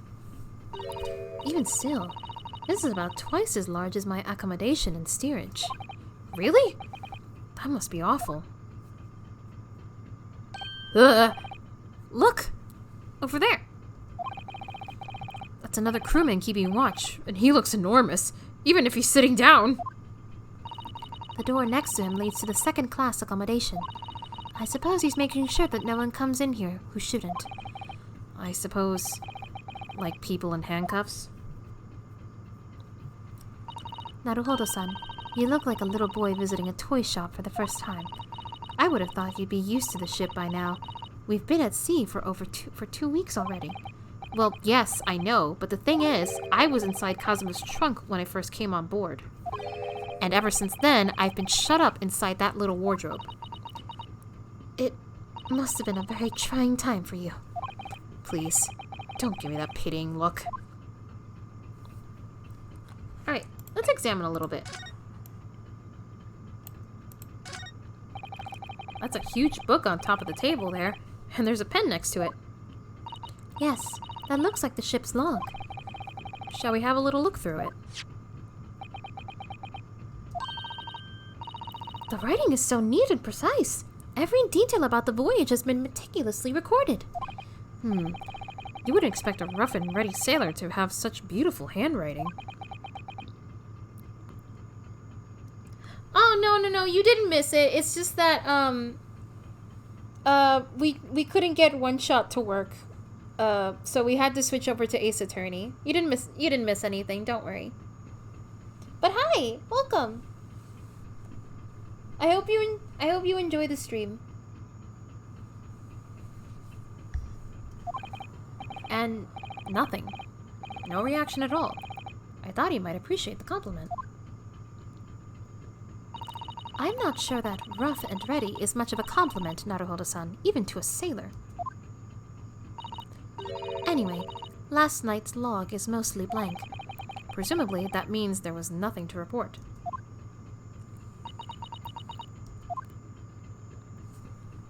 Can we talk to the sailor? Excuse me, but could I ask you something? You little stowaway murderer! That wasn't a good start, was it? Alright, let me try instead. Good day, Mr. Sailor. I'm so sorry to trouble you, but could I perhaps ask you something of you? Your little third-class lady's maid? Wow! Fucking rude! The fuck is his problem?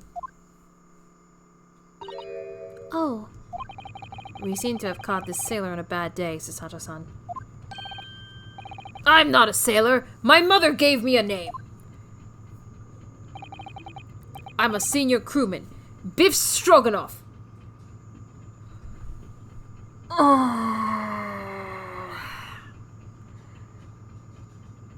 His name.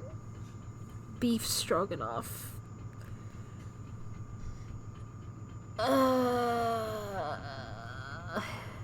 Pain. The name puns. They hurt.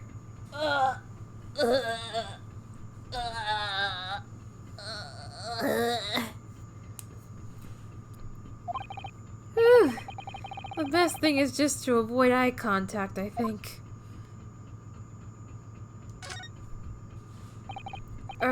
Mr. Stroganoff, about this first-class cabin area. Here we have in finest part of Buria steamship for very important persons. What sort of very important persons? Government officials, kings and queens traveling in secret. Many important persons. That is why I'm always guarding this place. Gosh, that's amazing. But somehow I let stupid stowaway inside. I want to pick you up and throw you in ocean, but Stroganoff is not animal. Thank you. If I may, I was wondering, is the cabin next to Mr. Asogi's currently occupied? Da! I'm guessing that's da. Sasato-san, did you understand that? It sounded like da. I think it's probably Russian for yes or no. Genius. It is not permitted to visit other cabins without invitation. Well, it sounds like there is somebody in the next door cabin at least. Yes, it's tantalizing.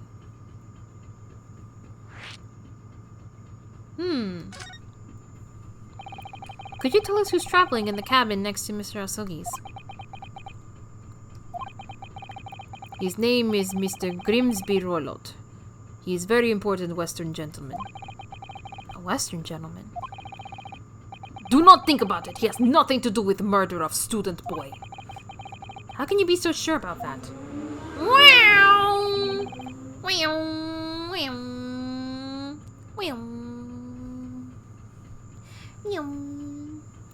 Mr. Roylott is authentic Western gentleman. Such a man would have no interest in lowly student from insignificant Far East Islands. Wow, more racism. That was harsh. Could you tell us when Mr. Roylott came aboard? That is not your business. Come to think of it. Even though we've been at sea for 2 weeks now, and I've been in Cosmo's cabin the entire time, I've never once heard anything from the next door cabin, or even felt like there's anyone there.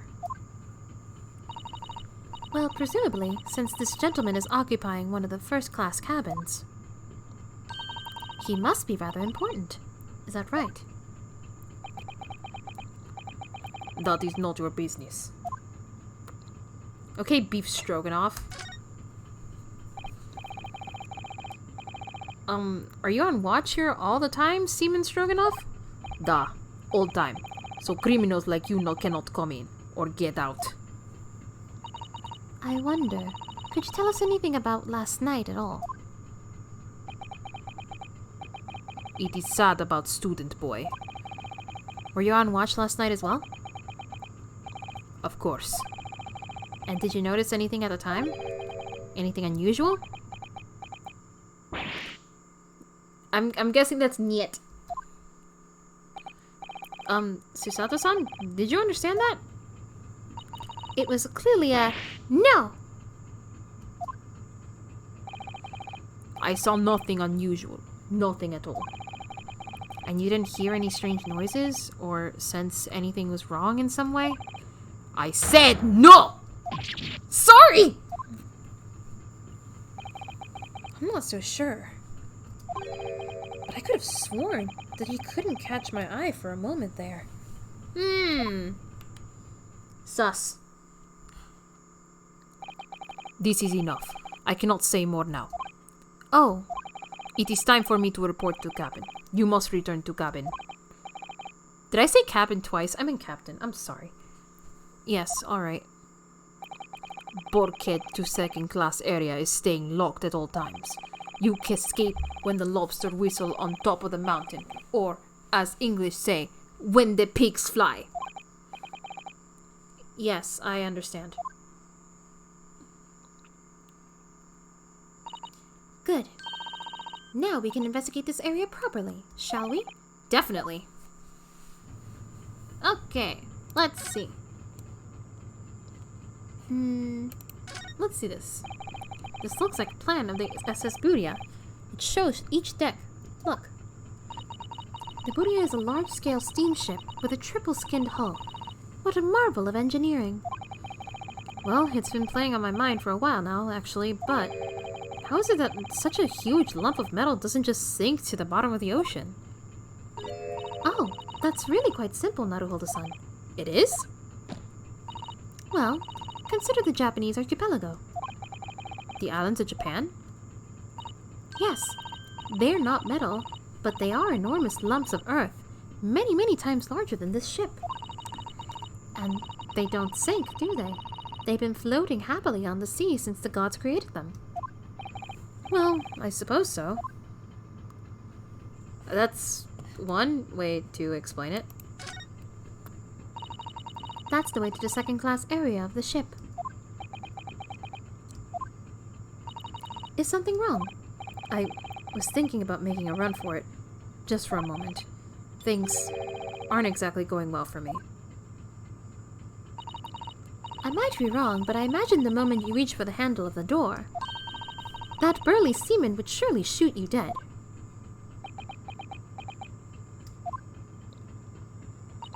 Oh, dear, I'm sorry. Perhaps I went a little too far there. No, I started it with my talk of running away. And there's no way I could run away while Kazuma's death remains a mystery anyway. Let's see. What do you think this is? It's a very pleasing shape, isn't it? That's the emergency alarm. It's probably best not to touch it. Oh, an alarm. It says, press only in times of emergency. It looks as though it sets alarms or bells ringing all over the ship and brings the vessel to a complete stop. Oh, this I have to see. What are you doing, Naruhodo-san? You mustn't touch it! Fucking me too, man. But this is an emergency situation. Just look at these handcuffs. You know full well that's not what the alarm is for. If you were to bring this vessel to a standstill for no good reason, you'd be in an even worse situation. Ah, I wish everything would just stop. The ship included. If you have to do something foolish, at least make it something that doesn't affect anyone else. I too know the urge to hit the alarm. Ah, a trap for catching mice. Yes, we have plenty of those back home in Japan. Although they seem to be using a lump of chalk or something as bait. Let me see. Yes, I think that's what is called cheese. It's made from the milk of cows. Cheese? I wonder what that tastes like. You can't eat it, Naruhodo-san. The trap will snap shut on your fingers. Really? But, I suppose you're right. You weren't actually going to try it, were you? All I've had to eat for the past couple of weeks is Kazuma's leftovers. You don't know how hungry I've been in that wardrobe. Poor you. I'll find a little snack for you later. I know he ate the cheese!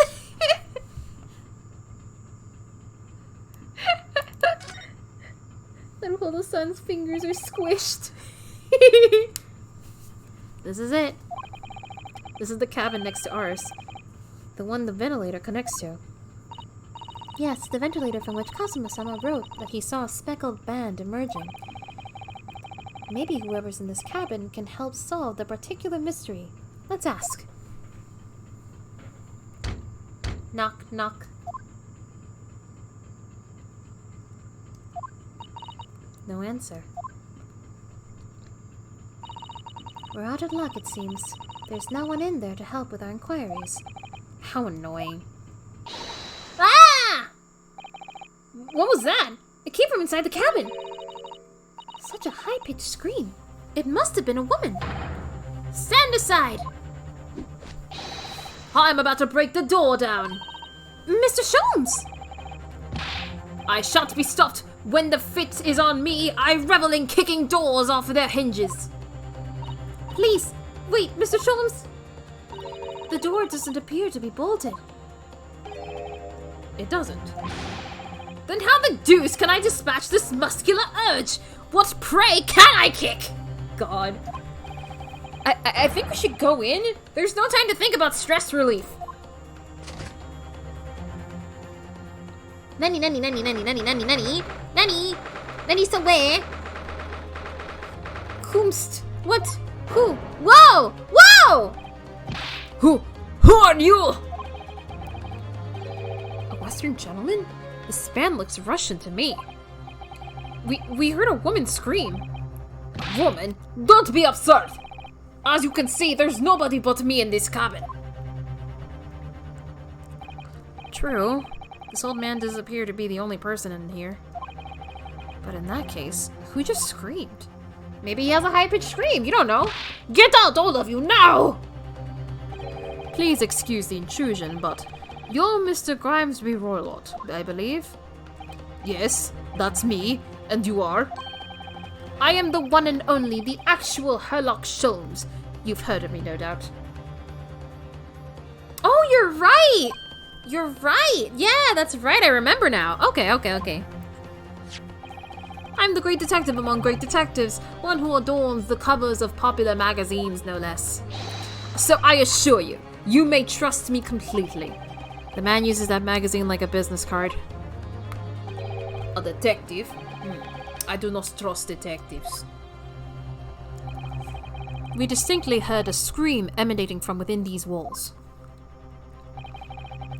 But there wouldn't appear to be a lady concealing herself within the wardrobe this time. So, might I be bold as to ask you to open that small traveling case? What? Don't be stupid! How could anyone fit in a small trunk like that? Well, it's quite fashionable these days, is it not? Traveling inside one's trunk. Don't look at me. Eh?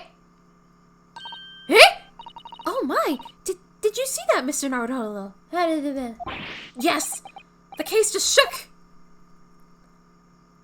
Leave, now! Otherwise, I'll call the steward! So this is Kazuma's neighbor, Mr. Grimsby Roylott. There's no doubt about it. This strange Russian man is hiding something. I couldn't agree more. Let's see if we can find some clues before that burly sailor returns. Alright, let's examine. What do you think you're doing? Ah! This is my cabin! Get out! Could we have a quick look inside your traveling case, perhaps? No! Ah, what a pity. I think we're out of luck. I think you're right. There doesn't appear to be anything more we can do. I agree. But there may be someone else who can help. Perhaps that great detective could get somewhere with Mr. I just noticed he's in the fucking wardrobe. It's kind of hard to see because I'm blocking it. But he's... Hold on. Why is he just... Why is he just... He sits... God, he's so weird! What the fuck? Why is he so weird? Oh my god. Why is he so weird? Oh.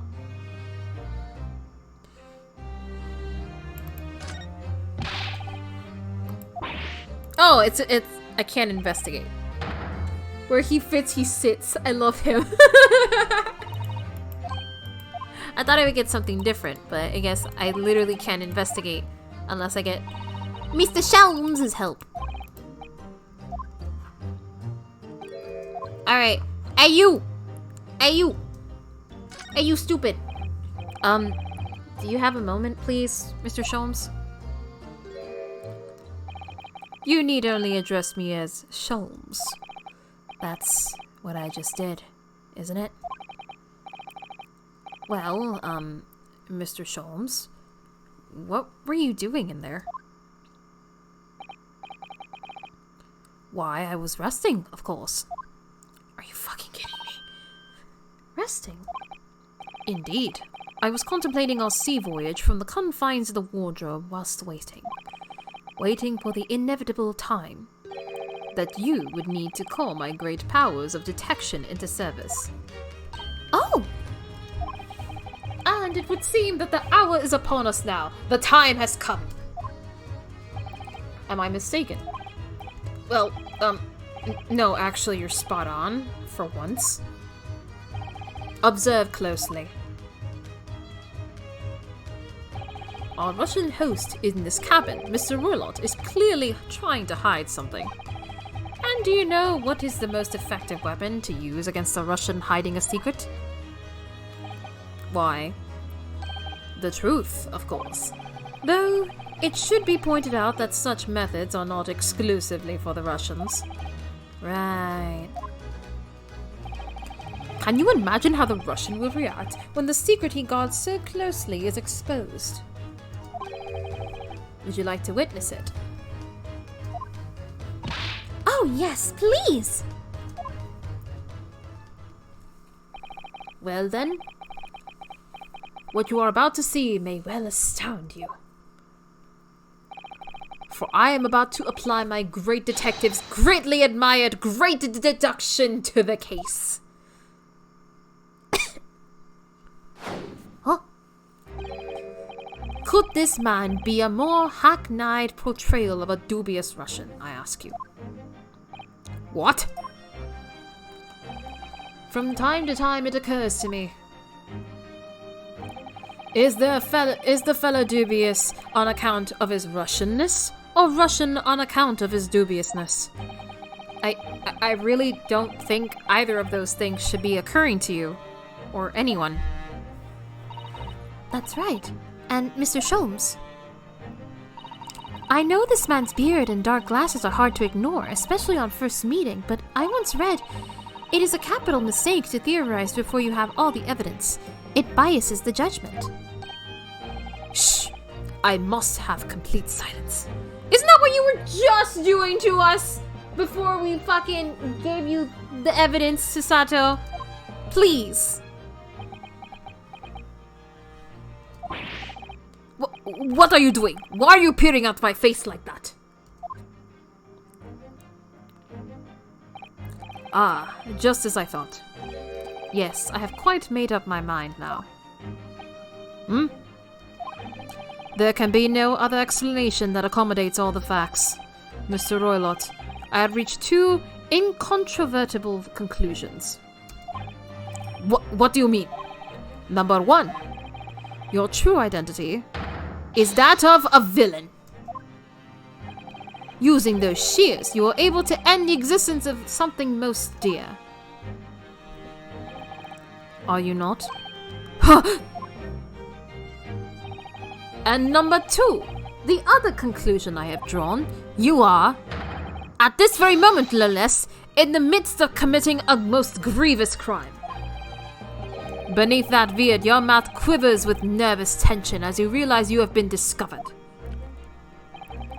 Does it not? Oh, Naruhodo-san!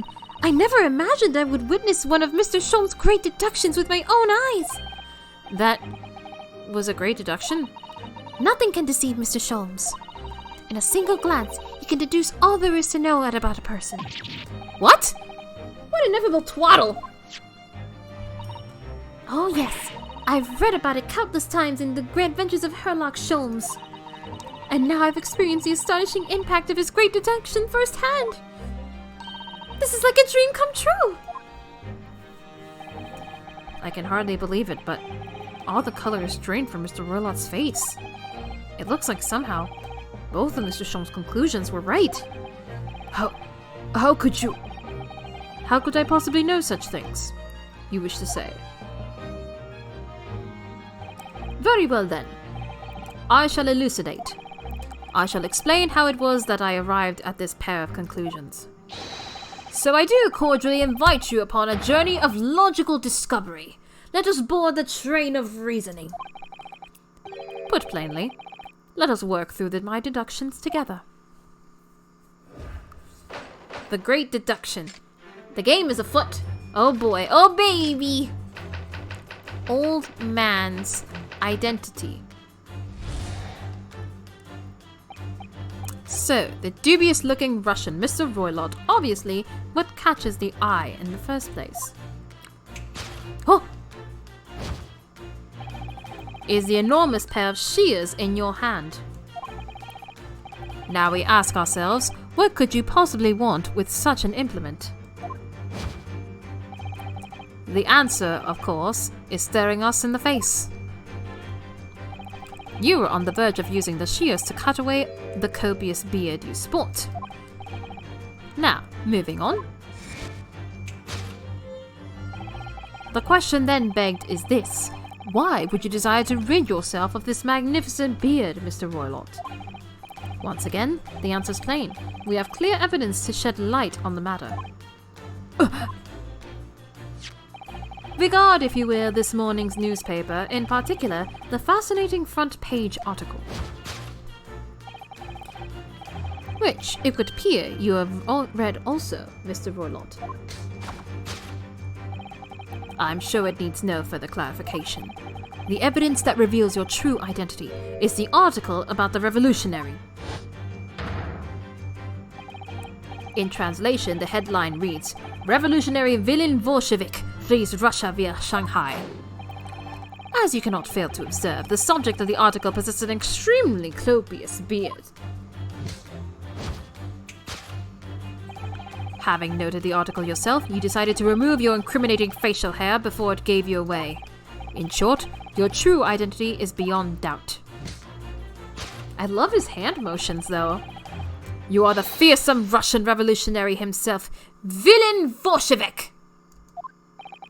Not that I've heard of you myself. You understand.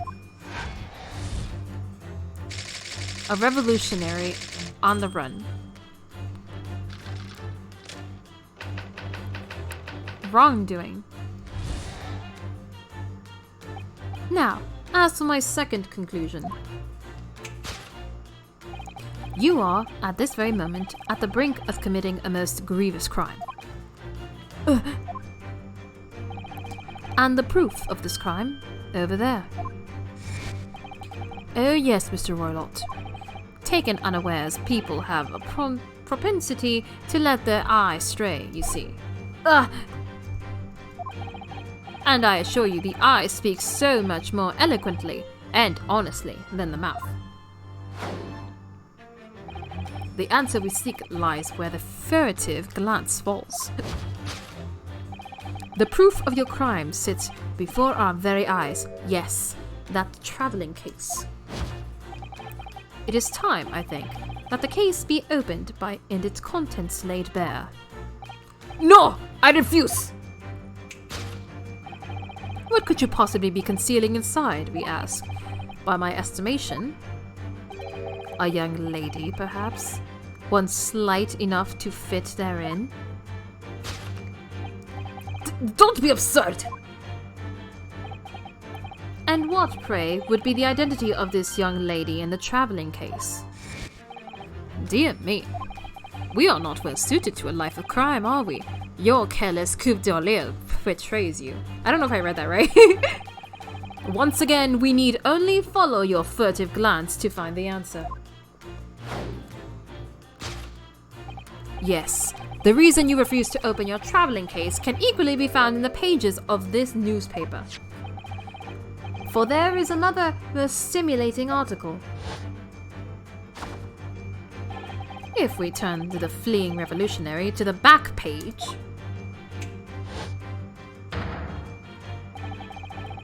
renowned prima ballerina of the Novivik Ballet disappears from Shanghai. Such a headline can lead us to but one conclusion. Your crime is that of abduction. And according to the article, the young lady's name is Nikolina Pavlova. Kidnapping of a young ballerina. But is he right, though? Thus concludes Herlock Sholmes' great deduction of this Russian enigma, Elemensky!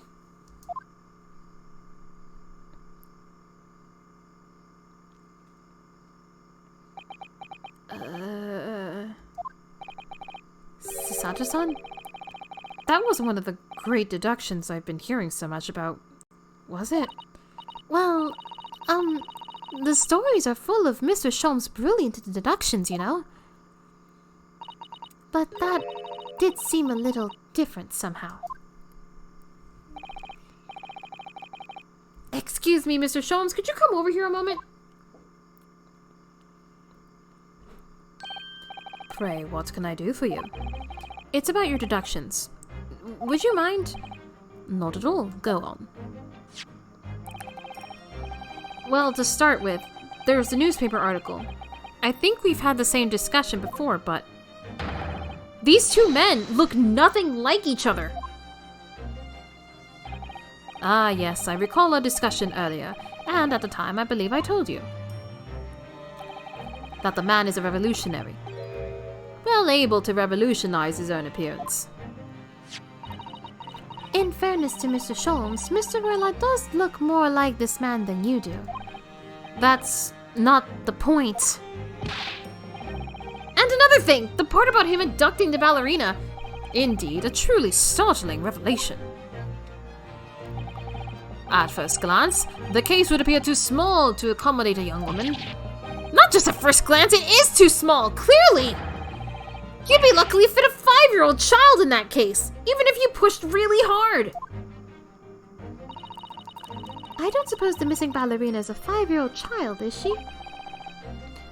You mean you don't know? No, The young lady is 15. No, I didn't know. How could I? Oh, that's Ryunosuke. No, I didn't know. How could I? Well, if she's 15, then 10 years worth of her would be poking out from the case. Some years ago, I read something pertinent, I believe. A troop of men consuming vinegar daily in order to promote a certain liveliness in their bodies. Vinegar? For such a sour bunch, it would surely be simplicity itself to contort oneself into the confines of that small case. Oh dear. You might be thinking of contortionists in the circus, Mr. Sholmes. This whole thing is turning into a circus. Mr. Naruhodo, something occurred to me about Mr. Sholmes' deductions just now. I think his powers of observation are, well, magical. His eyes cut the heart of the matter almost instantly. It's just where he directs his attention and his logic that seem a little off. Your idea of a little may be a little off itself, Miss Susato. It's just one or two key words in his deduction that seem to let him down. So I was wondering if we might perhaps tactically switch them for alternatives. What do you think?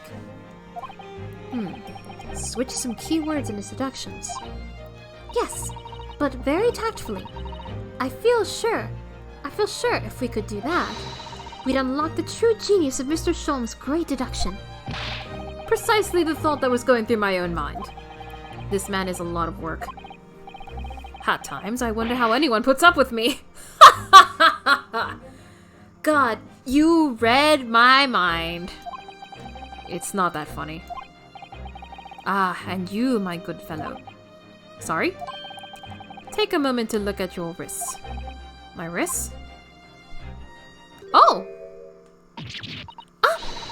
Where are your handcuffs? Huh? What? How did... I felt they may hinder your ability to follow me in our dance of seduction. I don't believe it. Mr. Sholmes, you are a marvel. And don't worry, I shall restore the shackles to your wrists when we are finished. I'm not worried. In fact, I'd rather stay like this. So, let us begin. Sherlock Sholmes is proud to present his logic and reasoning spectacular. This man be Houdini.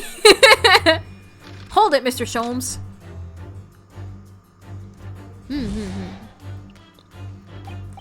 Said the dubious-looking Russian man, Mr. Roylott. Obviously, what catches the eye in the first place is the enormous pair of shears in your hand.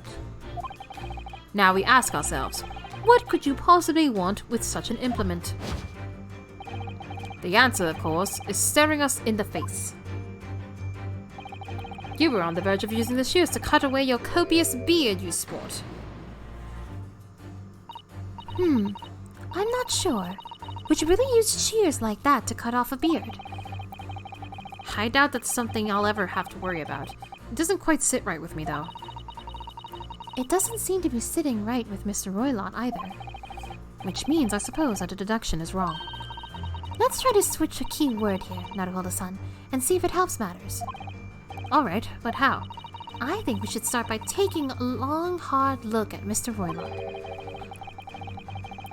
I wonder if it's really his beard that he intended to use those shears on. Exactly. If we do manage to find something that seems to fit the sense of Mr. Sholmes' deduction better, then what? Then we'll leave the rest in your capable hands, Naruhodo-san. Why am I the one to do something about this? Well, anyway, let's see if there's anything we could even use to switch around in the last sentence. What exactly was Mr. Roylott going to use those enormous shears for? Oh. Oh!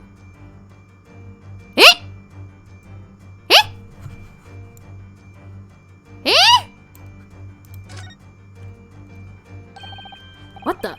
What's this? It looks like a cascade of stunning golden locks. No. The color is not the point. The point is, what's it doing on the back of Mr. Roylot's head? And how is it growing out of underneath this thick black hair? Well, yes, that's true. So it's stunningly beautiful and stunningly surprising. Something's definitely not right here.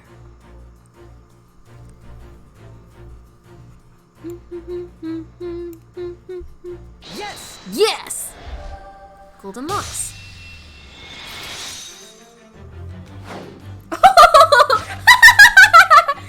You were on the verge of using those shears to cut away the golden locks you sport. Look at him go! Look at him! Look at my boy! Look at my boy with that smug smile! Indeed, you have identified the precise detail I was intending to expose. He danced! Such lush, golden hair certainly does not befit an old man. You're not a man at all. You're a woman. And judging from the length and sheen of your hair, one still very much in her youth. Oh, no. If only I'd managed to cut off my hair, no one would have suspected. The question then begged is this. Why would you desire to rid yourself of these magnificent locks? Once again, the answer's plain. We have clear evidence to shed light on the matter. I'm sure it needs no further clarification. The evidence that reveals her true identity is the article about the revolutionary. Well, that was a shock. I had no idea the old man was really a young woman in disguise, did you? Did you? What? Why are you staring at me like that? Yes, it was a surprise. Naruhodo-san, you're enjoying this, aren't you? Sorry? You look like you're in your element as you dance around the room deducing the facts with Mr. Sholmes. I'm just doing what we agreed. I'm not having fun or anything. You totally are. You are 100% having fun, Ryunosuke. You are having so much fun. You want to dance. You want to dance with Mr. Sholmes, don't ya? This is strictly business. Not strictly Yes, I understand. Say no more. Well, anyway, let's focus on this next part about Mr. Sholmes' deduction, shall we? The evidence that he's picked out doesn't fit the facts at all now. The Cinderella looking ass. Yeah! No, that's true, but given that Mr. Roylott is actually a woman, Exactly. He, or rather she, can't possibly be this merciless revolutionary. I suppose it's because the deduction as a whole has taken a different direction now. Yes. Let's switch the evidence for something else. Something that fits the fact as we now understand them. For some reason, this woman needed to try to hide her identity. I feel as though I've either read or heard about a young woman in this situation like that recently. Alright, I'll do my best. We know what it is. It's the ballerina.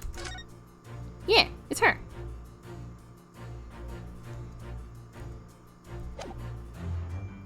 Yes!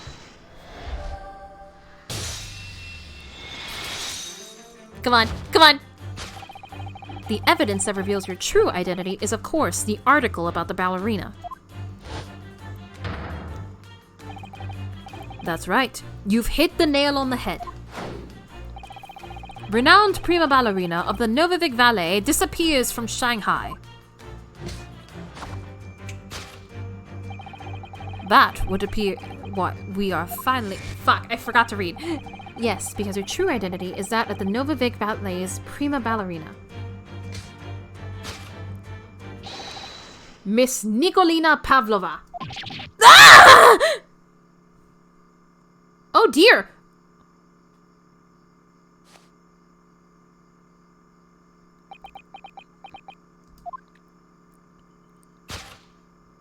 Oh. Oh. She's so pretty. You're right. My real name is Nina. I mean, Nikolina Pavlova. But please, I beg you, don't tell anyone.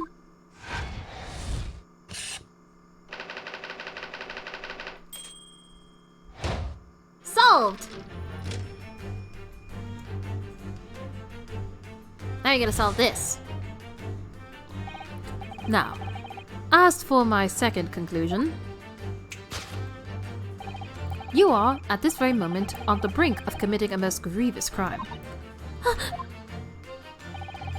And the proof of this crime, over there.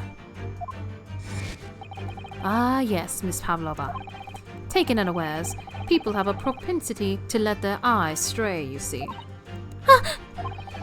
And I assure you, the eye speaks so much more eloquently and honestly than the mouth.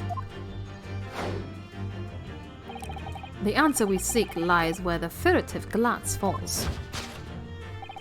The proof of your crime sits before our very eyes. Yes, the traveling case. This woman is the ballerina, and she's right in front of our eyes. So clearly she can't be inside that traveling case as well. No, that's right.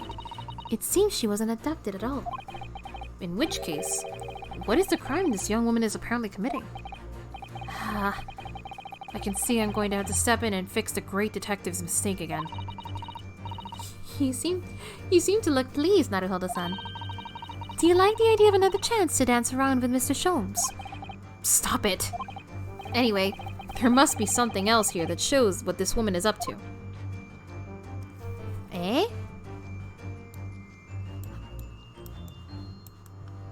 Oh! Ah! How did we miss that? Wow! Look at this dazzling tiara! I've never seen anything like it. Are those real diamonds, do you think? Oh, Naruhodo-san, try it on! What? Me? Isn't it usually girls who wear tiaras? Wouldn't you like to try it on? Oh no, I couldn't possibly. It's far too beautiful. Why does this tiara look familiar? I feel like I've seen it somewhere recently. How did we miss this? Yes!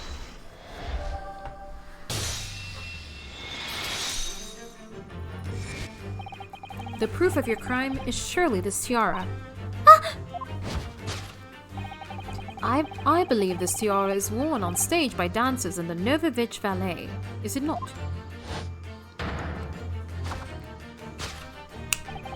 Indeed, it would appear to be identical to the tiara pictured here in this newspaper article. And, if the reporting is to be believed, it's an item worth 20,000 rubles. In summary, the crime you have committed is theft. Oh no! Yes, you left your ballet troupe unlawfully taking their precious tiara with you.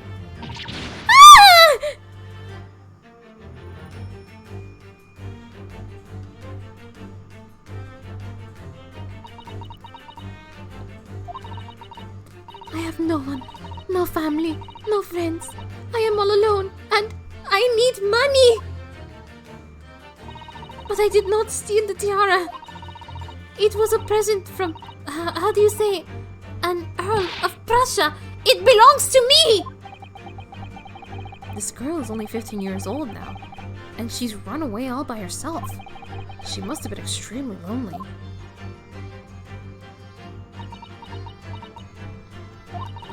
Alright, I will tell you everything. There's no point in hiding it now.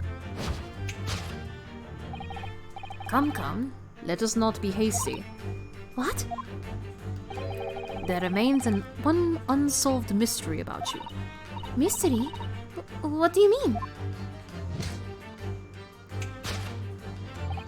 You have staunchly refused to open this traveling case of yours in your presence. It is reasonable to conclude, therefore, that there exists some reason why you wish it to be remain closed. Is that not so, Miss Pavlova? My dear girl, there is no sense in playing games with me. Nothing escapes my attention. Indeed, I have a very good idea of the contents of your case, even before I have ever laid eyes on them. Dear me. We are not well suited to a life of crime, are we? Your careless coup d'oeil betrays you. What, is it a snake? Once again, we need only follow our furtive glance to find the answer. Yes, the reason why you refuse to open your case is written on the in the books on the shelves. He's completely changed tact with his deduction now. I think Mr. Schultz is adapting his logic to the changing circumstances. Don't you? Maybe. But why has he suddenly brought the bookshelf into all this? It's just a wild guess, surely. Oh? Do you think so? Well, it doesn't seem likely that the reason why this young woman doesn't want to open her case would have been written in a book that doesn't even belong to her. Yes, that's true, but still. Miss Pavlova certainly did cast her eyes in that direction. I noticed it myself. Then there must be another reason why she won't open her case. It must be somewhere in the same area if that's where her gaze was involuntarily drawn. I agree. That's the only answer. Whatever she has hidden inside that case should be revealed by following her gaze in the direction of the bookcase.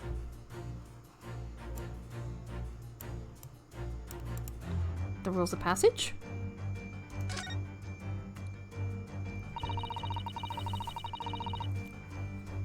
These are the rules of passage for traveling aboard the SS Buria. Passengers must not keep weapons or any other dangerous objects in their cabins. Pets are also strictly forbidden. There was exactly the same notice in our cabin, too. I wonder what happens if you break the rules. Oh dear! I'm sure the punishment would be severe, Naruhodo-san. You'd probably be left to drift in the freezing cold ocean, or shut inside a tiny wardrobe for days on end. So I've actually been serving time for weeks now, have I? I think it's this! Yes! So she does have a pet! Oh my god, is it the snake from the beginning? I think it might be a snake! This bitch is keeping a snake! The reason why you refuse to open your case is written in the rules of passage. Passengers must not keep weapons or other dangerous objects in their cabins. Pets are also strictly forbidden. Inside that case of yours is something forbidden from carriage on this vessel. That is the real reason why you refuse to open it, thus revealing its contents.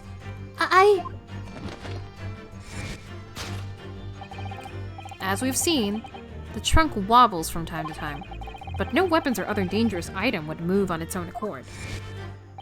Which leaves but one possibility, Miss Pavlova. Inside your traveling case... Look at him! Is the last item listed as forbidden in the vessel's rules of passage, a pet. He ran over a snake with a lawnmower today. Oh no! Ah! No, the snake! May the snake be reincarnated as the pet of this Russian teenager.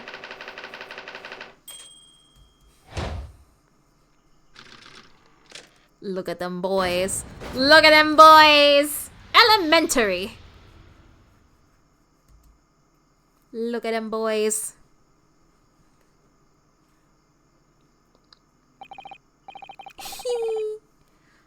So clearly, you aren't who you said you were. No, I am not Grimsby Roylott. My real name is Nikolina Pavlova. Everything you said was correct. You absconded during one of your ballet company's performances in order to escape your homeland. Later, that same night, you stole aboard this vessel. Which couldn't have been easy. The Buria is a huge steamship with a vast crew. Could she really have snuck on board without being noticed? In order to obscure your true identity, you somewhat recklessly took the guise of an old gentleman. And you intended to sever all links with your past by severing your long hair. Yet to a woman, hair is no trifling matter. My personal recommendation is to leave well alone. So, if it was just you about to cut off your own hair, who was it that let out the scream we heard from outside the cabin? That veritable tinkling of a bell. Why, none other than young lady, naturally. More like a full set of pipes, if you ask me. I was so scared when I ran away from Shanghai. I was sure that they would come back looking for me. That's why I decided to, how do you say, disgust myself? So no one could recognize me. As a result, you transformed yourself into a questionable old man. I see. I put on the fur hat and fake beard. Then, just before you came in here, I saw in the newspaper, right on the page, there was a picture of me. I was so frightened, I couldn't stop from screaming. I knew that if I didn't change my appearances completely, they would find me. So I decided to cut all my hair as fastly as possible. I picked up the scissors in my hand and... At that precise moment, we walked in through the annoyingly unlocked cabin door. Things like that sometimes... Things happen like that sometimes, don't they? Things do indeed happen like that from time to time. Are those two even talking about the same thing? There's just one thing I'd like to know. What exactly do you have inside your traveling case? You were right. It is my dear friend inside. My only friend in the whole world. Please, don't tell anyone. If the captain finds out, if you say it to any of the crew. Your secret is safe with us, I assure you. But in return, you must tell us in as much detail as you can muster about the events of last night. Yes, alright. I will tell you. Well, Mr. Naruhodo? Wasn't it something Mr. Shom's great deduction? It was certainly something, yes. I'm just entirely sure what. But at least Miss Pavlova has agreed to help to tell us what she knows. That's incredible. Indeed, it is incredible. Ah, and one more thing. Oh, yes? What? Observe your wrists. Let me guess, the cuffs are back? Yeah. Ah! Your hands are cuffed again! What? But how? True to my word, I have restored your shackles. When and why? There is still a shadow of guilt cast over you, Mr. Naruhodo. I'm sorry to say, it can't be helped at the moment. Can it? Really? Anyway, let's listen to what Miss Pavlova has to say. I can't go on not knowing. I have to find out what that speckled band that Cosmo wrote about in his diary really was. Yeah. What was it? What was it, girl? What was it?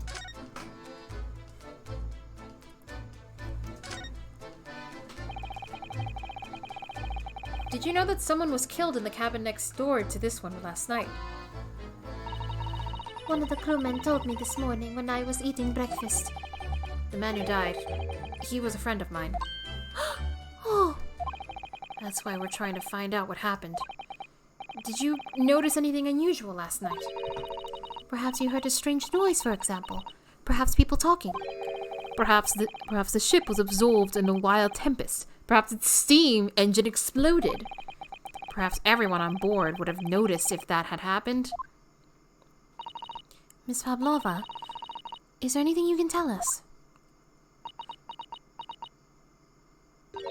I don't know. I'm sorry, but all I could think about last night was what I had done and whether they would find me. I didn't notice anything that was happening around me. Oh, I see. Running away. You've run away from your ballet company, haven't you? The Novovich Ballet? Yes. I am traveling to Great Britain, and from there, I want to go to America. I will never dance again. I want to forget everything about the ballet. I will start a new life. You wish to forget, but challenging proposition. When you have to shrink the striking tiara as a reminder. But the tiara is mine! I need it to live!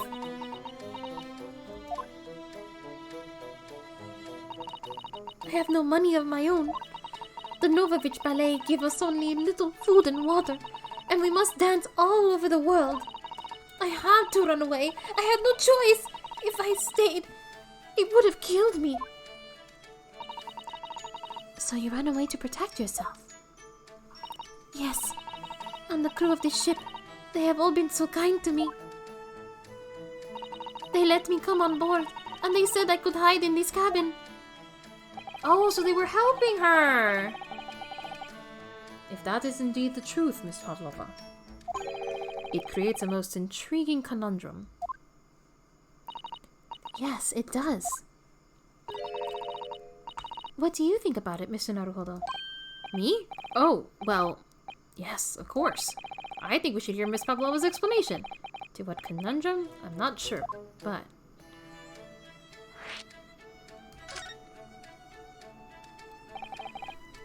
Miss Pavlova, allow me to pose you a riddle.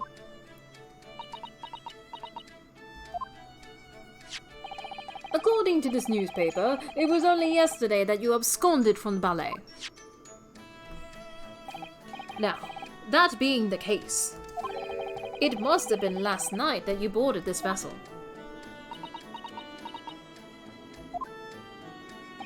I don't know if you could hear the brrrr from outside. However, the SS Buria stopped by no port last night. That's it, of course! So how is it, pray, that you come to be aboard?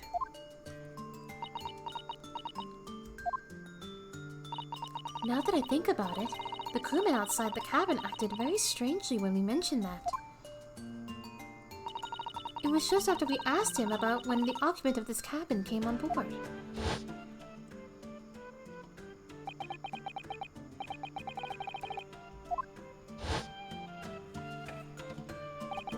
Yes, you're right. He did seem to be hiding something.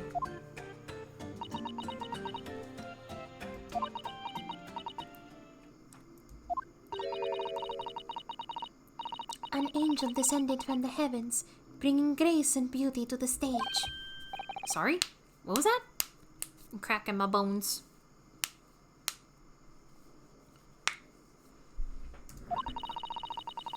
It is how the Russian newspaper described one of my performances. And that is how I came here too.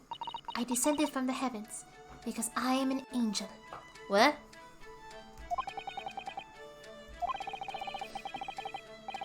Considering English isn't your mother tongue, your description is very vivid.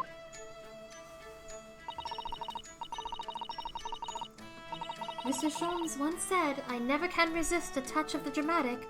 It seems Pavlova is the same. A genius descended from the heavens, bringing grace and beauty to detection.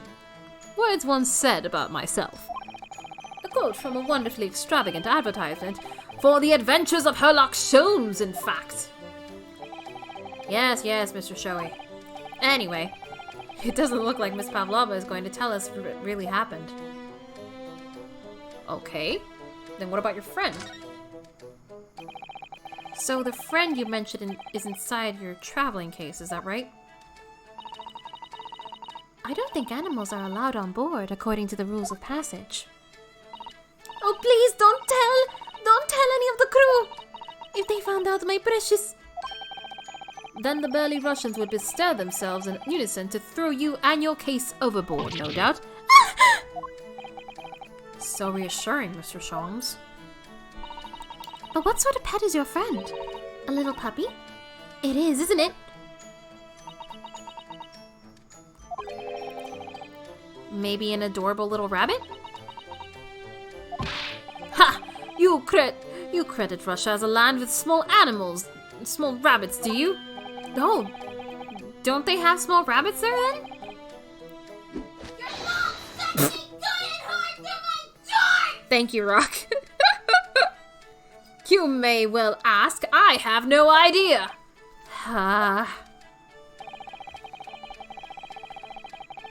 You two are miserable bunglers when it comes to understanding the nature of young ballerina's friends. Isn't it obvious? It must be a chicken! Really? Consider the benefits. A rousing wake-up call, daily fresh eggs, and when adversity strikes, it could satisfy the needs of sustenance. So you'd eat your friends. I'll remember that.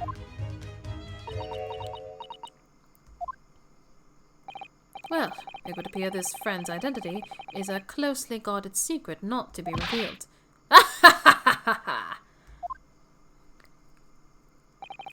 She obviously doesn't quite trust us yet. There's something I should like to show her? Maybe she might be able to shed some light on it. For that, I'm gonna examine. Okay. Let's see. Maybe now I can look around. Let me see. Don't touch! Huh? I will tell you what I know about last night, but please, you mustn't touch my things. How do you say? Forbid it. Oh, sorry. As well you should, young man. What vulgar manners you have. Poking around in a young lady's private belongings. Neither shall I allow it. Ugh, hypocrite! I'm guessing that's the same for... Yeah, it's gonna be everything. Then we should present her something. Maybe...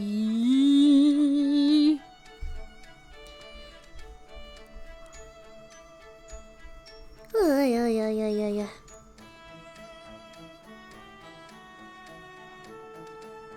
Maybe this?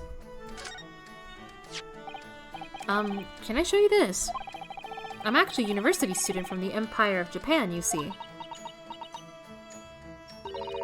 That means nothing to me. No, why would it?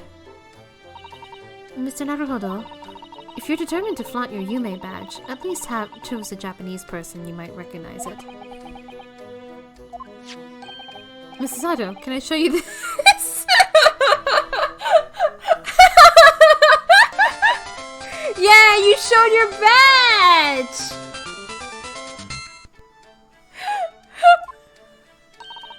maybe later. Oh, I could show Inspector Hosonaga too! So excited. What about this? Miss Pavlova, would you take a look at this? I don't know. I don't know anything! Mr. Naruhodo, you're frightening the poor girl! Oh, sorry, I wasn't trying to. You wanna see a dead body?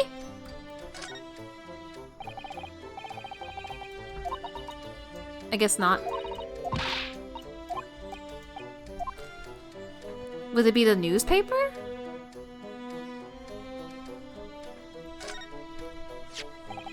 Miss Pavlova, about this article. Did you know about this merciless revolutionary already? No. But when I saw the picture, I couldn't believe it. He looks just like me in my disguise. Huh? Am I the only one around here with eyes? The other man, the one wearing the brown, he also said so. He said we looked the same. Yes, he says a lot of things, but I have a strong feeling that besides you and the great detective, you won't find another soul on this ocean who thinks there's any similarity there at all. Mr. Naruhodo, I won't allow you to speak ill of Mr. Sholmes. No, I wouldn't dream of it! Maybe this? Miss Pavlova, about this article. You look so beautiful, like a fairy.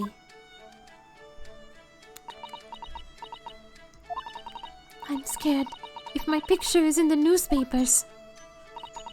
You poor girl. She's so young, just 15 years old. For her to have run away all by herself, she must have felt very, very alone. This is a diary of my friend who passed away. His diary? Yes, and he wrote in it last night before he died. Something a little unusual. It reads, 1:23 a.m. I can hear a faint whistling sound. And then a few minutes later, 1:35 a.m. What looks like some sort of speckled band is dangling from the ventilator grill. A speckled band? I don't understand. It's strange, isn't it? But the ventilator he mentions joins to this cabin, you see. It's up there on the wall. In other words, this cabin and the victim's cabin are connected together. Oh! Miss Pavlova? Has something occurred to you? Does the speckled band the victim mentioned mean something to you? Or the whistling sound, perhaps? No. I don't know anything. Oh.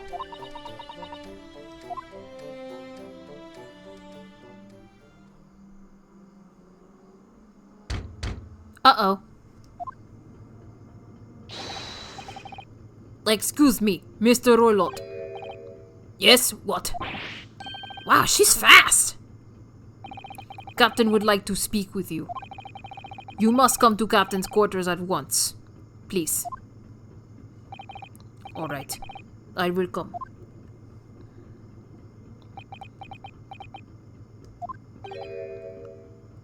What?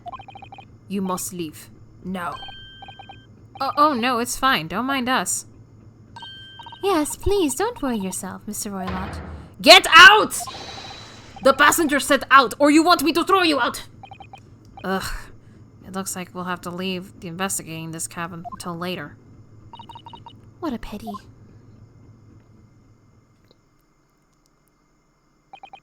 And so we lost our chance. Having still not managed to investigate Miss Pavlova's cabin, we were unceremoniously chased out. That is to say, we were quite literally picked up and thrown into the passageway outside. To be continued. Woo! I'm still upset that Kazuma is dead.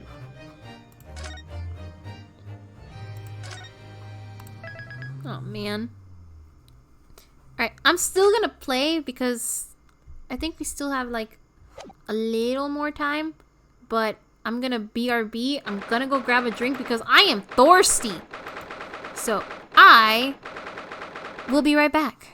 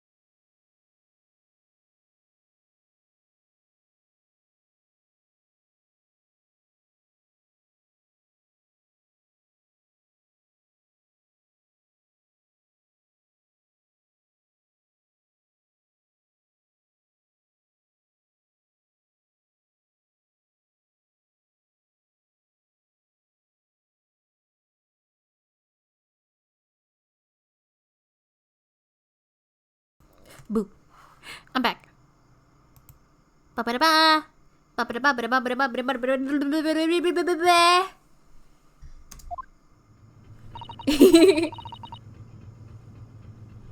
I wish we hadn't been thrown out like that. I wish we'd managed to find some clue as to what that speckled band might be. We didn't manage to investigate at all. And I imagine Yep. that we won't be able to for a while longer. We'll never get past that sailor guarding the door. He's clearly glaring at us, as if to say, don't even think about it. Oh, wait a minute. What is it? Well, What happened to our great detective friend? Where did he go? Oh, yes! He's completely disappeared. When did he do that? He slipped away as quietly as the wind, but not before ensuring these were surely back on my wrists. Let's...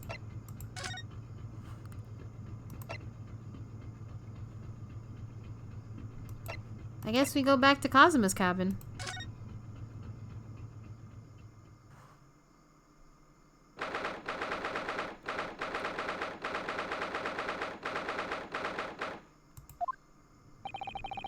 It looks like they're still investigating in here. Yes, on that subject. I wonder if Inspector Hosonaga is unscathed. What do you mean, unscathed? Surely you haven't forgotten, have you, Naruhodo-san? Don't you remember what he said about allowing you out of this cabin to investigate? He was going to talk to the captain about it. He said he'd lay his life on the line for you. Oh, yes. But I'm sure he was exaggerating.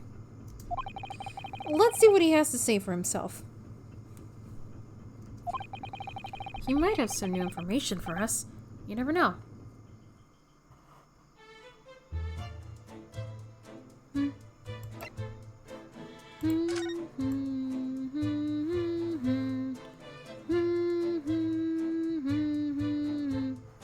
Anything new? No.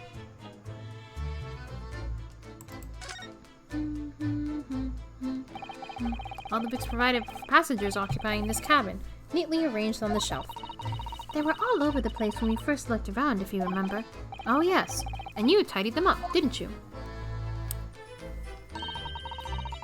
You have to look after the ship's property. Unruly behavior in the cabins leads to damage. But it really wasn't me who knocked them over. Well, anyway, I feel much better now that they're neatly lined up. I can't relax when things are untidy. Like a certain spirit medium. Oh, there he is. Hosonaga! Oh my god! Hosonaga! Oh no! What happened? Oh no! Ah, you're back. Inspector! What happened to you? Your face is... Please, don't worry about it. They're just scratches. Just a flesh wound. Made by a bear, maybe? When I told the captain that I'd given you permission to investigate, he told me he'd pummel me with his fists and then toss me overboard. What? But the pummeling was over in a flash, and he must have decided against throwing me overboard. So it was nothing, really. Oh, Hosonaga, please take better care of yourself! Oh my god! It looks like he wasn't joking when he said he'd lay his life on the line if he had to. Well, thanks to your efforts, we now know a little about our neighboring cabin. Yes, so I understand. Oh! I bumped into a man claiming to be a great detective a little while ago. I think his name was something like Herlock Sholmes? I don't think he was German, though. Ah, that explains it. Shall we compare notes, then? We can tell you what we found out. Yes, let's do it. I love him. I love Hosonaga.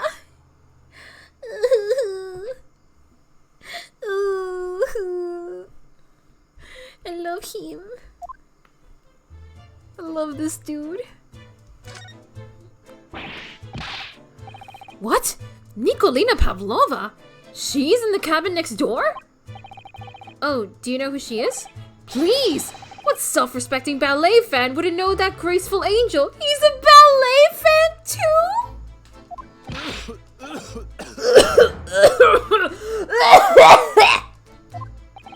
Oops. I think I upset him there. Well, that tells us that the neighboring cabin is unrelated to the case at least. Oh? How? Because angels don't go around committing crimes, do they?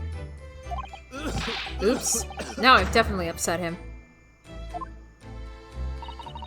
Inspector, has your investigation in here proved fruitful? If I'm honest, there's very little more that I can do. Our duty is to make sure the scene isn't disturbed, ready to hand over to the Hong Kong police. So I'm just keeping watch here, trying not to take my eyes off the job. Oh, I see.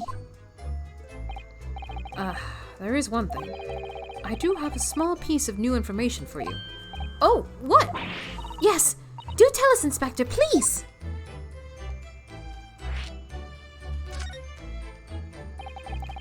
What is this new information you have, Inspector?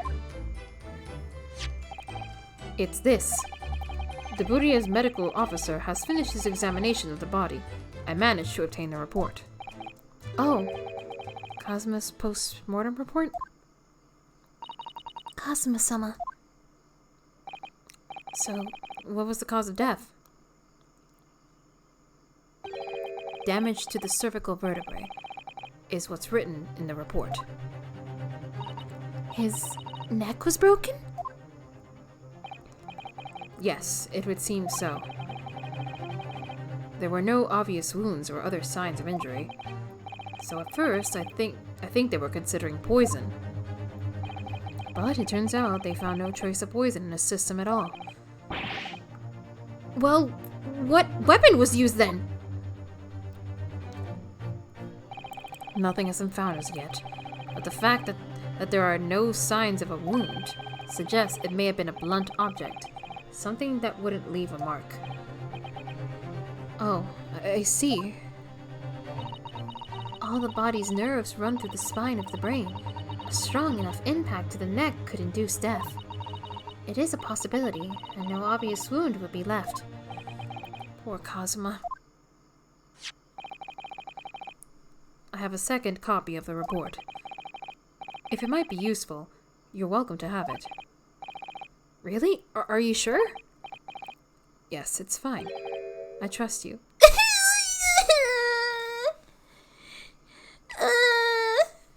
Osanaga. Hold on.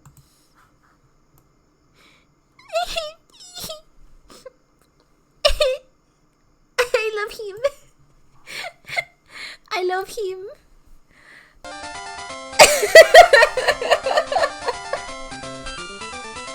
Victory, I am here with Hosonaga-san. I am here with him. I love him.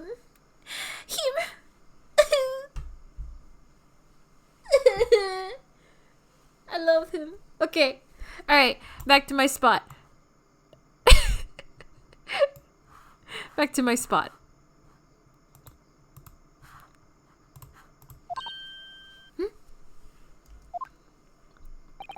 After all, if I didn't trust you, I'd never have agreed to you leaving this cabin in the first place, would I?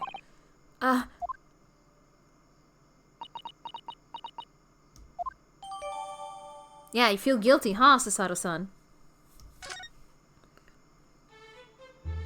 You feel guilty, huh? You feel guilty, huh?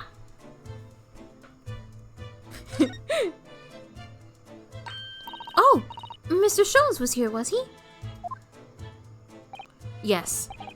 He seemed to be enjoying himself a little too much as he crept about on the floor investigating. But then he suddenly left. I suppose he must have become bored. Did he say something at all? Or did he say anything at all? Actually, now that you mention it, yes. Just one thing. But he practically shouted it. Oh, this is new! This is a new animation! Look at him! It's shoe polish! Was all he said. What? Shoe polish? I wonder what he meant.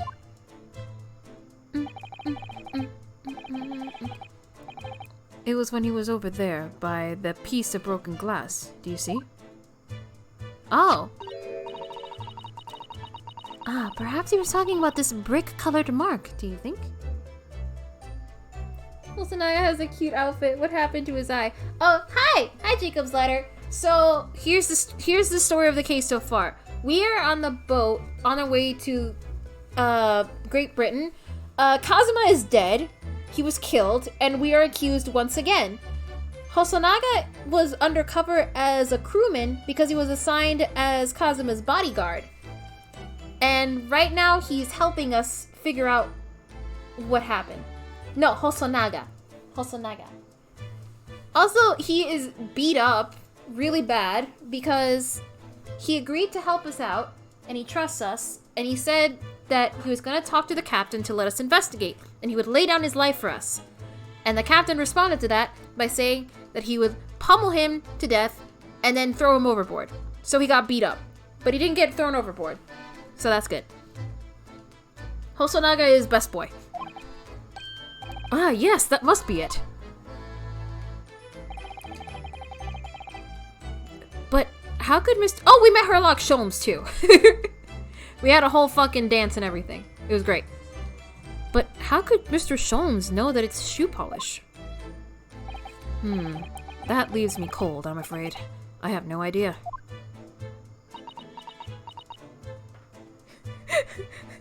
Dancing Joel. Yeah,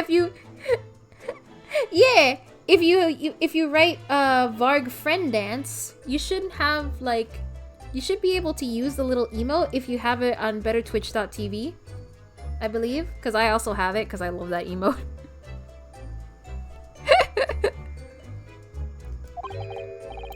What is it, Susato-san?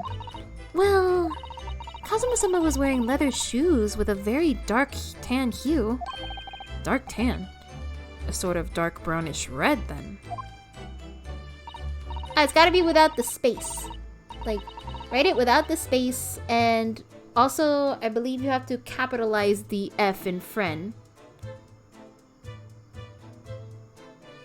So if you have it in bettertwitch.tv, you'll be able to use it here.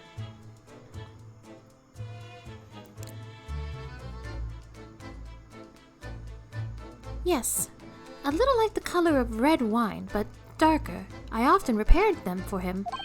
Oh! Does this mean that this mark was made by the polish on Kazuma's shoes as they scuffed on the floor?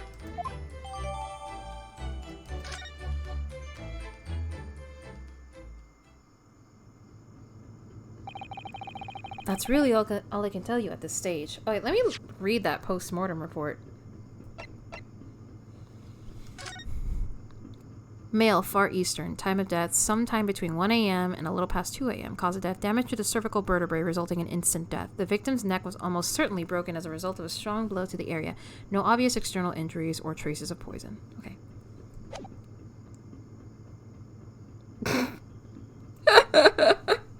It is your decision. You choose. Alright, let's see. She's 15. He's 37. I hate his name so much. I just noticed his fucking tan lines. Hosonaga. Suki. He's 34? My god. There's no person in the world who hasn't heard the famous great detective. Not a person except me, apparently. Biff Stroganoff. She's 16. Oh my god, she's so young.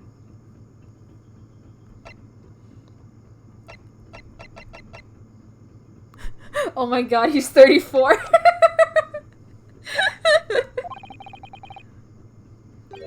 I should return to my post. My fellow crewmen's eyes are boring in the back of my head. I've always liked older men. I think everyone... I think I was about to say...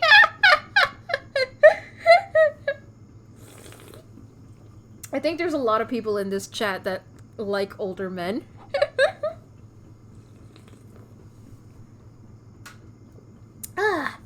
Herlock Sholmes. Does that remind me of anybody? I have no idea what you're talking about, Jacob's Ladder. I have no idea. Yes, that might be for the best. Thank you. Poor Inspector. You look exhausted. Oh, no. Well... I feel terrible that I failed to protect Asogi-san. He was my responsibility. Of course, my pain is nothing compared to yours. You were his friends. The truth is, I seem to have had a heavy head ever since I woke up this morning. Heavy head? That's interesting. My head's still throbbing too.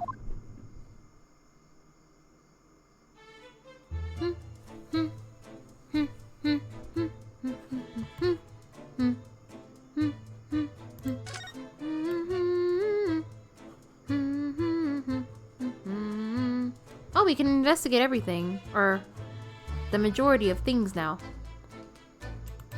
Might be new info. This is where Cosmo spent his final moments writing his diary.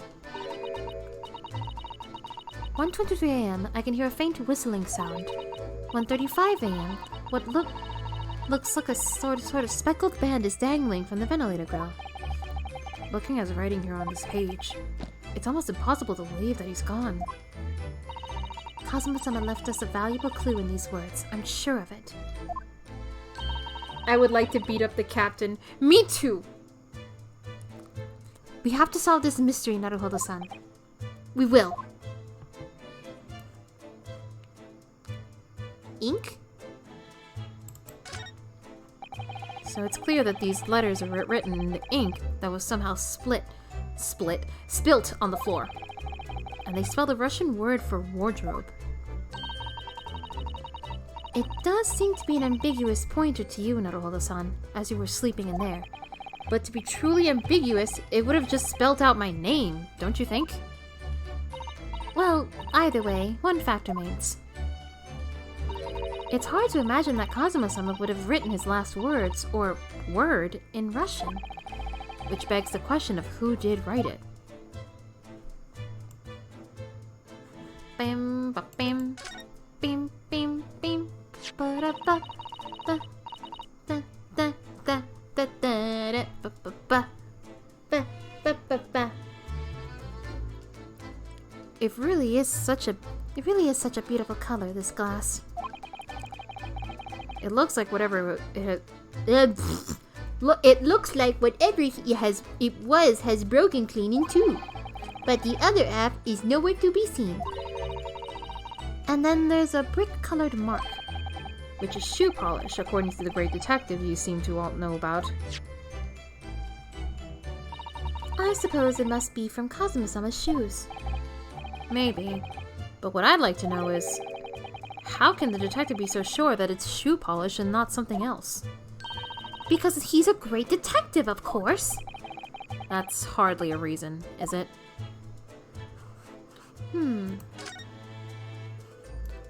Anything else to investigate? Chicken? Sword? The rules? The rules? Those are the rules of passage for travel aboard the SS Buria. Passengers must not keep weapons or other dangerous objects in the cabins. Pets are also strictly forbidden. So by bringing her pet on board, Miss Pavlova has broken those rules. She called it her friend, didn't she? Yes. Although we don't know what form this friend takes as yet. I'm almost certain that whatever it is, it's inside the traveling case in her cabin. A friend. There's more to this than it seems, I think. Ayo, stupid. Yeah, this girl is our Maya. She is our judicial assistant. She kind of acts like Maya a little bit, but less loud, I guess. You! Where did you go? Oh, sorry. I just went to the next door cabin to investigate. Why? Who gave you permission for this? Well, Seaman Hosonaga did. That's new Japanese, was it? Later, I will roll him into a ball and throw him in cold room. Phew. He's gone back to guarding the door. I hope Inspector Hosonaga doesn't find himself in too much trouble on our account. He's really gone out of his way to help us, hasn't he? When we get back to Japan, we'll have to take him for a steak at La Carnival. That could be a very long time from now, Naruhodo-san.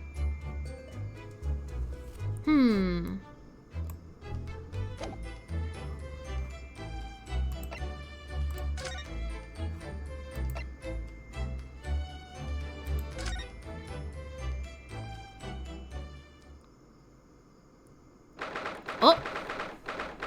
Grab that sword on the floor and slice him like a watermelon! Ah! Look, Naruhodo-san! Seaman Stroganoff is gone! Strong enough? No! It's not a strong enough pun! His name is literally Beef Stroganoff! Don't be funny, game! The burly Russian who was always crossing his arms and glaring at us! Ugh, all these Russian names are impossible to remember.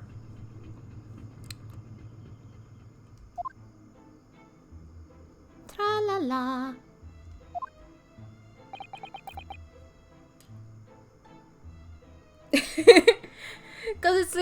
That's literally how it's written.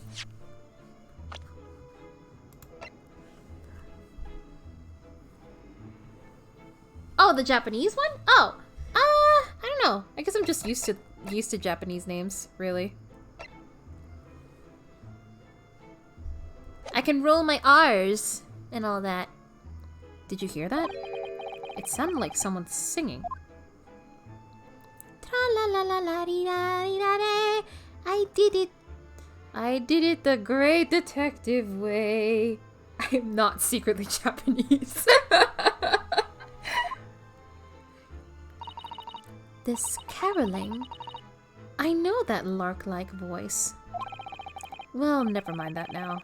This is a golden opportunity for us. I like the guy with the sunglasses when you look at people. That's actually... So, what happened here is this dude was actually this girl in disguise. She ran away. She escaped Russia to run away from like a ballet company that she's a part of, because apparently if she stayed there, she'd die. That's what she's claiming. And this was her disguise on the boat. We had a whole fucking thing where we like pretty much tore up her wall of lies and made her reveal her disguise. It wasn't too hard though. Indeed. Well, never mind that. This is a golden opportunity for us. Yes, you're right. We must seize it. Let's get inside Miss Pavlova's cabin while we can and investigate.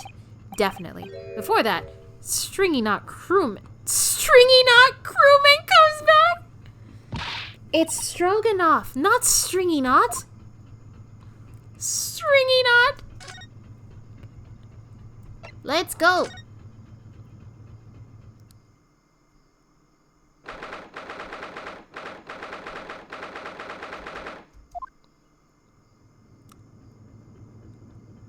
Eh? Miss Pavlova isn't back yet. Susato-san.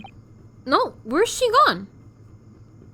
Hey, what are you doing? Those are her private things. There's not a moment to waste, Naruhodo-san. We must investigate as quickly as we can. I suppose you're right, for Kazuma's sake.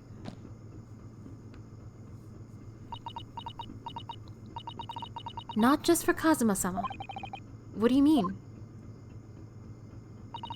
It can't be long now until we arrive at port, in Hong Kong. I don't want you to be in those handcuffs when we get there. Really? Oh, so now you believe me? We must solve this case, Naruhodo-san. Be ourselves if we have to. Oh, by ourselves if we have to. Yes, we will. Alright, let's investigate. Let's see. Let's go one at a time. So... It would seem this teapot is empty. So the natural conclusion is that the Russians are very thirsty people. Or because Miss Pavlova only came into this cabin last night, she hasn't had the chance to make any tea yet. I mean, it could be either. It's definitely that they're excessively thirsty. I'd lay 1,000 to 1 on it. You're rather obstinate, aren't you, Naruhodo-san? A plate on the floor.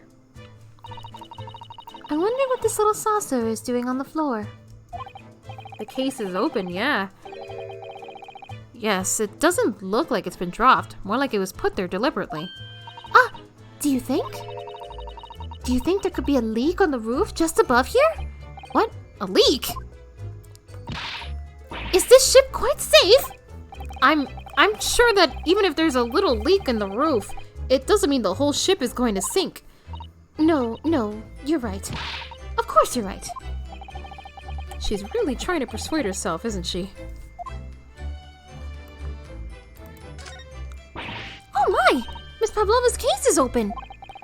It's completely empty inside, but according to the Great Detective's Great Seduction... Great Deduction? Great Deduction! Fuck! Why are those words so similar? I meant deduction! I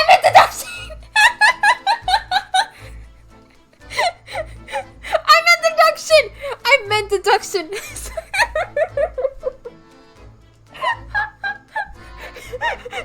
Shut up! She was hiding her special friend in there. Yes, a friend that she had to keep secret. Oh, it's great seduction.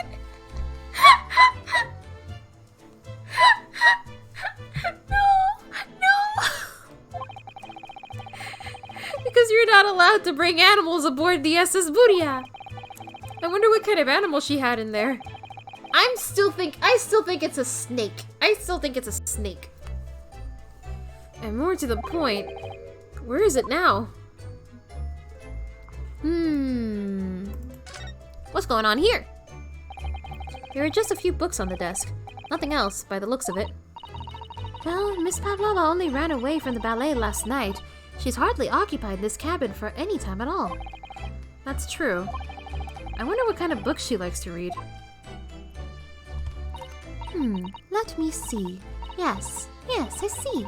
It would seem that Miss Pavlova enjoys reading books written in Russian. No!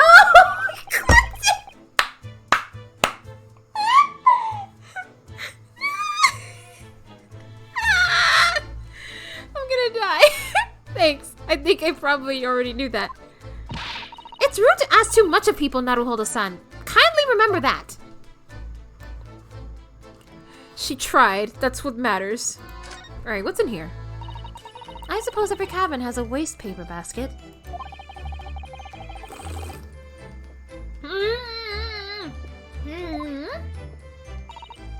Naruhodo-san! It's poor etiquette to go sifting through someone's rubbish, you know? Ugh, those eyes. She's looking at me like I'm a piece of rubbish now. However, these are special circumstances, I think. Exactly! We have no choice! Alright, what's in the garbage?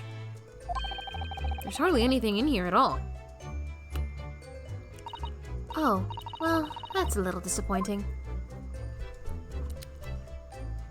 The books.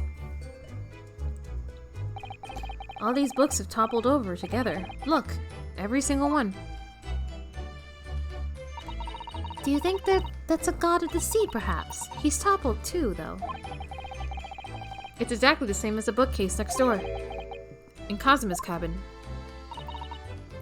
Perhaps Miss Pavlova was practicing a difficult ballet pose and fell against the bookcase? I don't know. Would she really be practicing ballet on the same night she ran away from her ballet company? Alright then. It must have been you. You lost your temper and knocked them all over in a fit of rage? Not everything bad that happens on this ship is because of me, you know. Well, anyway, I'll set them all straight again. In here too. I don't like seeing things in disarray.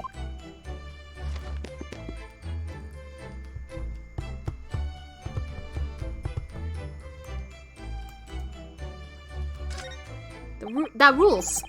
They're all yes, they're displayed in this cabin too. Look, the SS Buria's rules of passage. Passengers must not keep weapons or other dangerous objects in their cabins. Pets are also strictly forbidden. Hi, Alice! God damn it, why'd you say no? Fuck!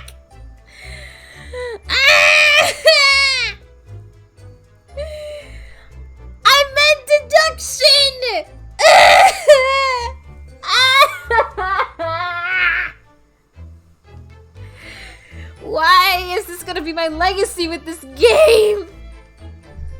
Fuck!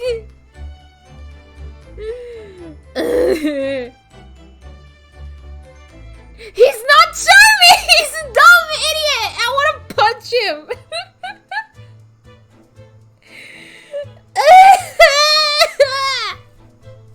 He's not charming! No! No, she's not! No! Oh my gosh. Oh my gosh. I suppose Miss Pavlova realized that she needed to keep the contents of her case a secret after she read this. Holmes is charming. He's an idiot! I want to bully him. He hits different. Her special friend, I mean. I wonder where her friend had disappeared to now. He's probably having fun exploring the ship, I imagine. I just hope Seaman Stroganoff doesn't find it and throw it overboard. Oh, yes, so do I. Let's see what's over here now.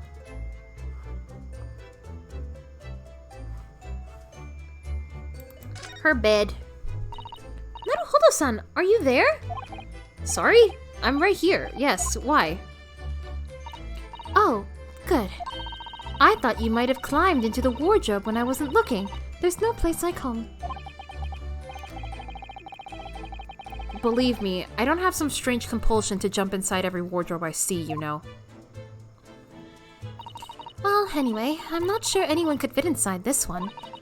It's full of beautiful outfits. I suppose they're all stage costumes. I was rather hoping we might find Miss Pavlova's friend hiding in there, but no such luck. I thought you said semen for some reason. What's going on? Why is everyone being stinky? So this ventilator connects to Cosmo's cabin next door.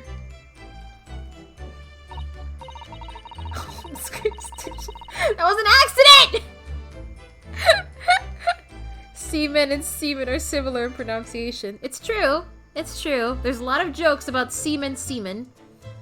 Holmes grade semen Jacob. Fucking... Are you fucking for real?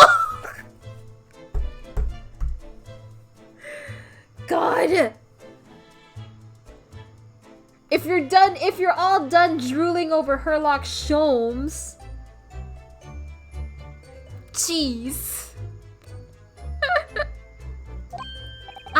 Maybe it's so that if there's a gas leak next door, the occupant in this cabin would notice and raise the alarm. Or the occupants of both cabins would die of gas poisoning. That is a possibility. Anyway, last night, Cosmo wrote that he saw a speckled band coming out of this ventilator. Maybe it was this? You mean her Sherlock seducer Holmes? Fucking god. Seduction Holmes.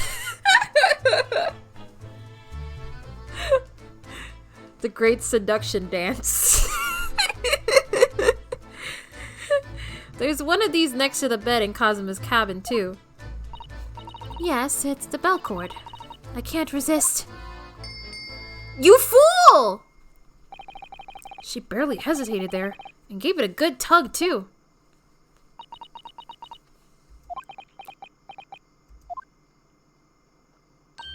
No, I didn't actually expect anyone to come. We don't want them to! We're trying to investigate in secret! Let's see, what else is there to investigate? The door? This cabin door has the same simple sort of bolted latch that our cabin door has. If the bolt's drawn across, there's no way anybody could enter the cabin from outside. Yes, it's not a particularly heavy-duty bolt, is it? But still, it wouldn't slide across of its own accord, would it? No, and the door is made of metal, so there's no chance of trickery using magnets to unbolt it from the outside. And it seals up perfectly, too, to stop any seawater coming in. So you couldn't use the method you told me of passing a thread through a crack around the closed door either. I seem to know a lot of tricks for opening doors. I'm starting to see why they suspect me. Anything else to investigate?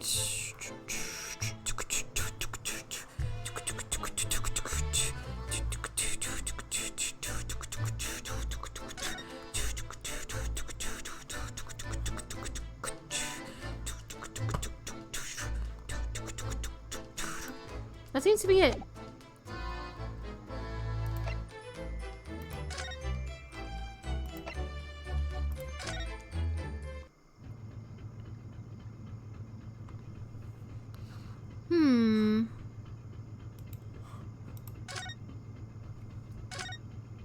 Oh. We're at a bow with Jacob's ladder. Well, look who it is. Oh, it's Mr. Sholmes. Look. Wow. You never know where he's going to turn up next, do you? He seems to be stealing a look at something as he sings to himself.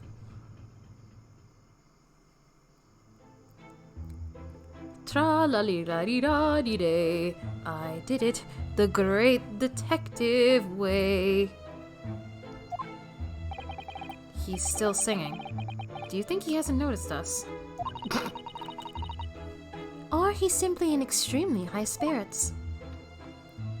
Yes, there were times, I'm sure you knew, when the yard bit off more than it could chew. And through it all, when there was doubt, its lucky hairlock was about. Excuse me? I solved it all and I stood tall. I did it the great detective way. Mr. Sholmes! What is it? You want to fight? Put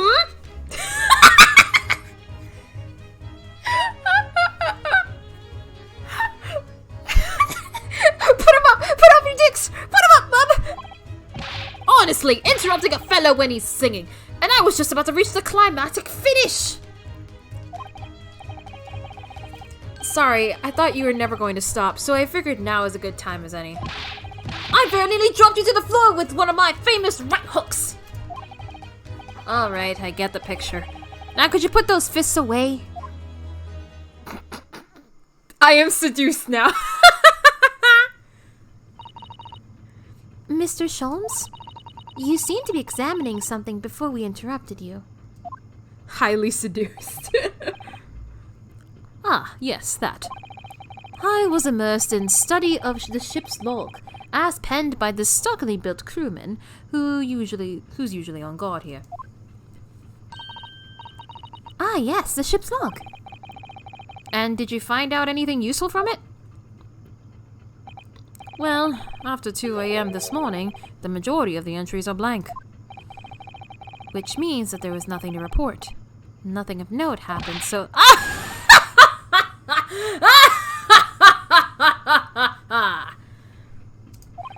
You truly are a student from the land of the rising sun. You've been utterly blinded by it. Sorry? Your logic, my boy, is inverted. Whatever do you mean, Mr. Sholmes? Observe the other pages, and all shall become clear. It would seem the same crewman stands sentry in this first-class passageway. And he has an almost religious practice of recording nothing to report every half hour.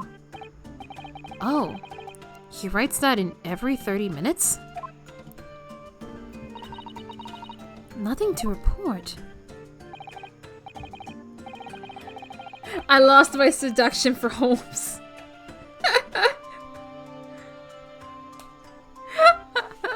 Precisely. Put simply, the seaman writes nothing to report where there is just that. And yet, the ship's log from last night is largely blank. He didn't even write nothing to report. Do you mean... Yes, there were circumstances afoot last night which led to the seaman being absent from his post. What kind of circumstances? What happened? That remains a mystery for now, but we can be sure something significant took place. Put simply, the semen in a jar and hide it away. Fucking god. So significant that it caused the seaman to forget his regular habit of scribbling "nothing to report" in the log. These are important details. I would stake my life on it. You must log the ship's log in your mental file. Now that deduction was worthy of a great detective. Ah, you're starting to understand what my way is. I see what makes Sholmes brilliance. Ah! This is a cute animation. I won't deny that. Oh, ouch. Oh? What is it? Are you hurt? Oh, don't worry yourself. I seem to be afflicted with a throbbing head this morning. For some reason, nothing more. Huh. He's the third person to say that he has a headache. Interesting. Jesus. Well, my friends, until our next encounter. Yeah, I get the feeling they were all drugged, especially with Ryunosuke, because the reason he was asleep, like knocked out and didn't notice anything, he said that he had some chicken, he had dinner, and then he felt very tired, so he went to sleep, and he was just conked out. I get the feeling he was drugged, as well as a lot of other people, it seems. That's my theory. They drugged the baby. He's still singing to himself. I can hear it as he wanders off down the passageway. Is something wrong, Susato-san? You seem lost in thought. It's just... Well, I feel the same. Sorry? Ever since I woke this morning, I've had something of a headache. A sort of continuous throbbing. Oh, you too? So it's her too. Weird.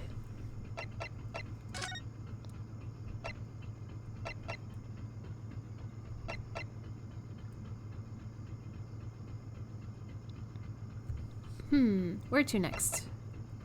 I guess here? See what happens? Okay, nothing here. I guess we have to go back to Pavlova's cabin. Ding-a-ling-a-ling-a-ling-a-ling-a-ling-a-ling-a-ling-a-ling-a-ling-a-ling-a-ling-a-ling-a-ling-a-ling-a-ling. Huh? What's that?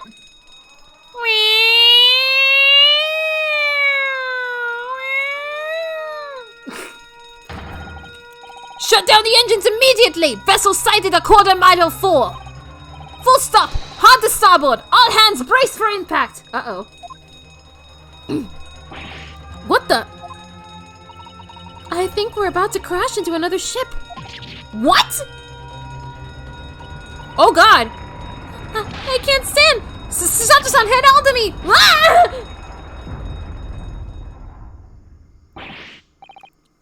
Susato-san, are you alright? Are you injured at all?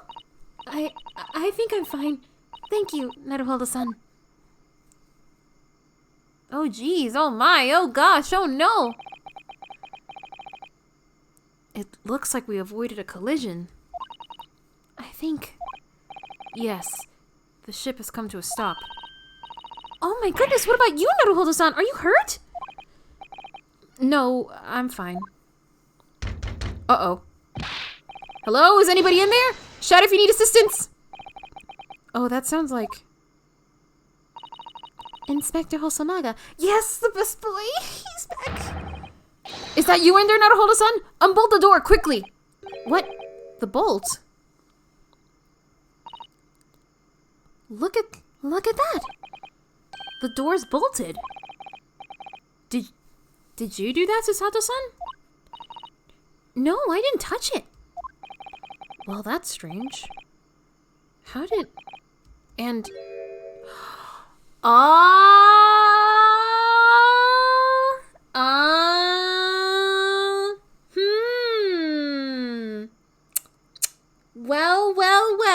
I think we may have an answer to our locked room mystery.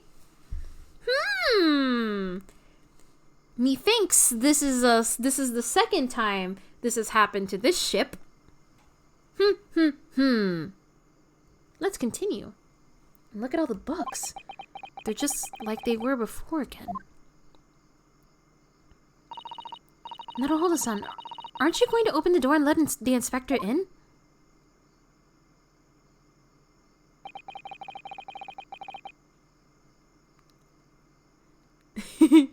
I better tidy this place up first.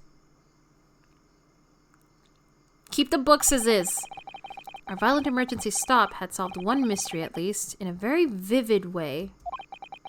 All those faces you can make. I love it. I'm glad you like my faces. But I knew that what awaited us on the other side of the cabin door would not be pleasant.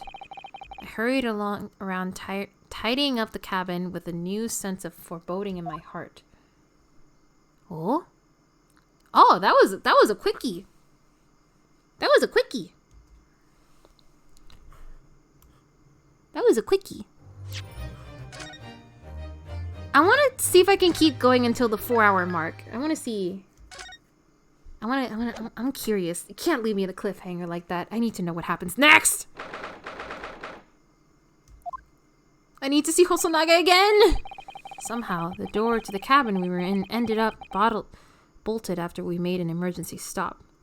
Let's go 4 hours, baby! Susato-san took a deep breath, then gently slid back the bolt.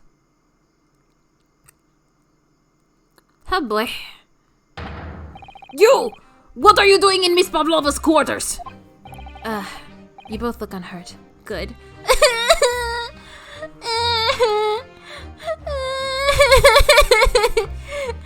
Hosonaga, I love you! I love you! I love you, Hosonaga! I love you! I love him so much!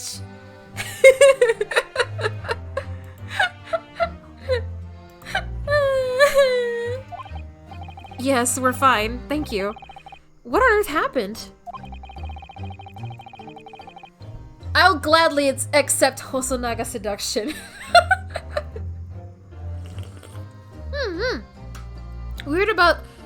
We heard something about how we were going to collide with another ship. Yes, it appears to have been a false report, though. Oh, how did that happen? There's a dense fog outside, so it's extremely difficult to see. Someone must have thought that he saw a ship ahead. This person obviously triggered the alarm, and that's why we made an emergency stop. Everything is chaos. Passengers are screaming, crew are running everywhere. This first-class area is the only quiet part of the ship at the moment. Oh, I see. Someone triggered the alarm? Does that mean... Hosanga? Someone pressed that button outside? Ah! You wicked intruder! Dressed all in black! You are the devil! Sorry, me? I've been called a lot of things before, but devil's a first.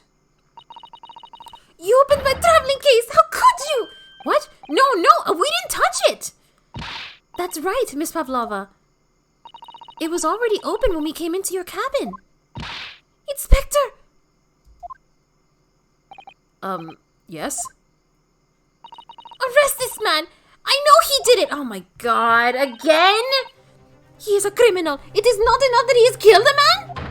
Da! And he is a stowaway as well. If Vixen promises not to steal chicken, do you believe?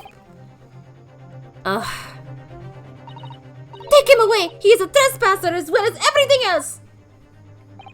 Stowing away, trespassing, killing. She is right. You are devil! It doesn't look good, does it? I'm starting to, dislike these characters because these... Stop being mean to my boy! There is cell below deck. Throw him in. Tomorrow, we dock in Hong Kong. Then we give you straight to police. Wait, a cell? Please, Inspector Hosonaga, is there nothing you can do? This is a Russian vessel. I really have no jurisdiction here. After my last effort to appeal to the captain's good nature, I think I'm out of options. This is terrible. This is a real crisis. I've got to find a solution.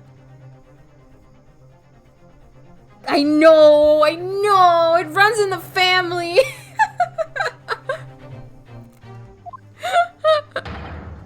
Immediately. What do I do? What do I do? What do I do? What do I do? What do I do?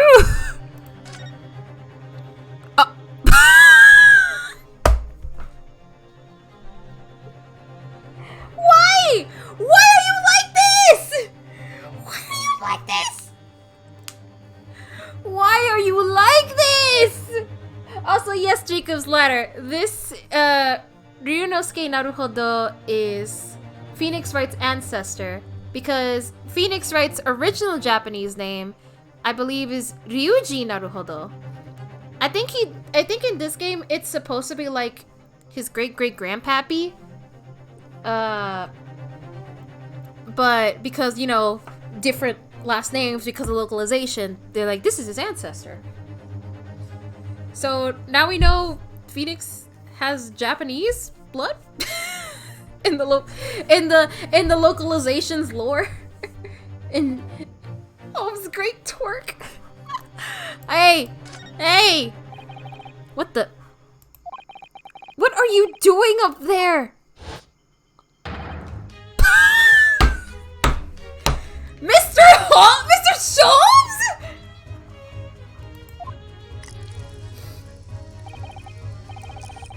Naturally, I was analyzing what a weight of 20,000 rubles feels like on one's head. Have I not told you that as a detective? It is my business to know what other people do not. This isn't mere tomfoolery, my boy. Oh, no. Well, why were you hanging from the hook before then? Isn't it obvious? To properly assess the weight of the ship. I can't read. I didn't read that fuck!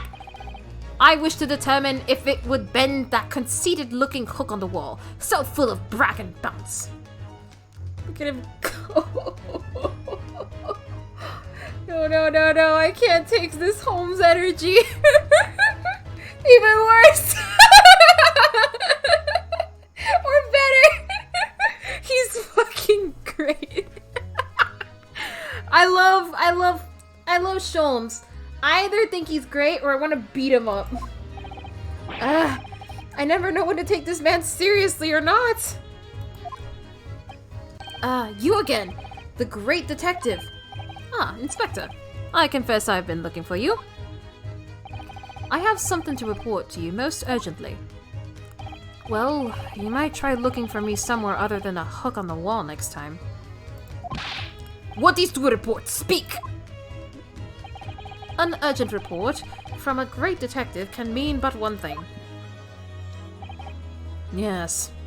The case of the curious murder that took place last night here on this vessel, the steamship Booyah, has been solved. By me, naturally. Eh? You solved it? What? Really? Yes, I have eliminated all other possibilities. No other explanations exist. So, allow me to eliminate all your minds. For I am about to reveal my great detective's greatly admired great deduction onto the case. Are we gonna do another dance? Ha! You have solved it. Even Hedgehog understands this case. We all knew who was responsible for killing Student Boy this morning when we found criminal in wardrobe. It is his stowaway, and he has handcuffs to prove it. You put them on me. I didn't do it! The trouble is, there doesn't appear to be anyone else who could have killed the victim. Because as everyone knows, the cabin door was bolted shut from the inside. That means the culprit must be someone who was inside the cabin. Yes, It's what's called a locked room mystery in detective stories. Duh! Locked room! That is point! The room was locked. Well, I can't deny that. There's no way the bolt could have been drawn across from outside the cabin. You're all quite mistaken. The cabin next door is not a so-called locked room at all. What? Oh yes, there is another entrance. An entrance used last night by the culprit in order to gain access to the cabin despite the bolted door. What other entrance? We've never discovered one. Why, it gapes open-mouthed at you even as we speak. The ventilator, man. The ventilator? You think this is funny? You laughed. I cannot even put my arm through that hole. That's because your arms are as thick as tree trunks. You're suggesting that the culprit entered and left the victim's cabin through the tiny opening? It's not possible. Ah, but it is. And last night the victim even witnessed the intruder in the act of passing through the ventilator.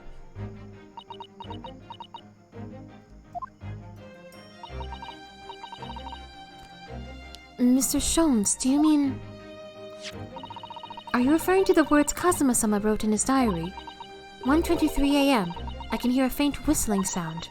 1:35 a.m. What looks like some sort of speckled band is dangling from the ventilator grill. Precisely, my dear madam. But what does it mean? What is this speckled band? The answer to that particular conundrum is in this very cabin. Hey? Hey? Hey? Mr. Sholmes, what are you doing? There is a distinct element of danger, but fear not, I am ready. What I'm about to expose for you all to see will shock you to your cores. Behold! Ah! Ah! What the? I knew it! It was a snake! I knew it!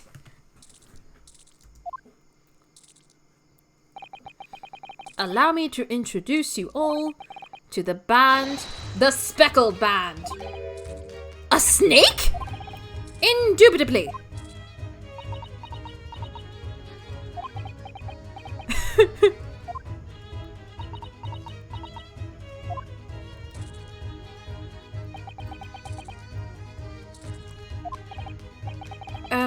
Mr. Sholmes, just one thing. Pray, what troubles you? Well, that snake, isn't it? It isn't really speckled, is it? It's more like stripy, wouldn't you say?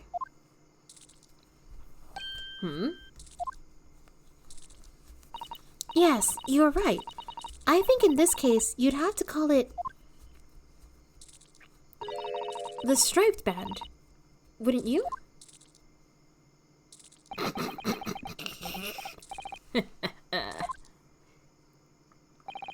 You both see and observe, with distinction, however. Do you not think that is precisely the trap into which the culprit wishes you to fall? Oh my goodness, really? It's a trap? How exactly? I think perhaps it is time I explained the intricacies of my train of thought. Are you ready, Miss Pavlova? I'm sorry for the young man who died, but that is all. His death is nothing to do with me. This whole thing is nothing to do with me. There are two conclusions I have drawn from the facts. Number one, last night your friend infiltrated the victim's cabin. And number two, that same friend was responsible for the victim losing his life. No. She's turned as white as a bowl of rice again. Sholmes must be right. He's hit the nail on the head. This young woman's friend killed Mr. Asogi?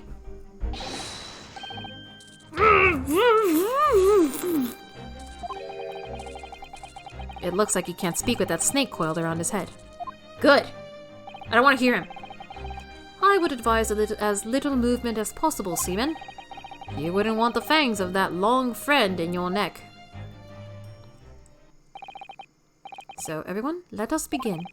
Herlock Sholmes is proud to present his Logic and Reasoning Spectacular. Is he gonna dance?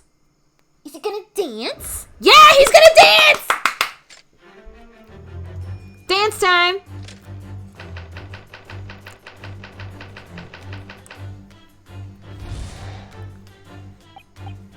Miss Pavlova, moments ago you claimed the following. His death is nothing to do with me. This whole thing is nothing to do with me. Yet you cannot deceive yourself.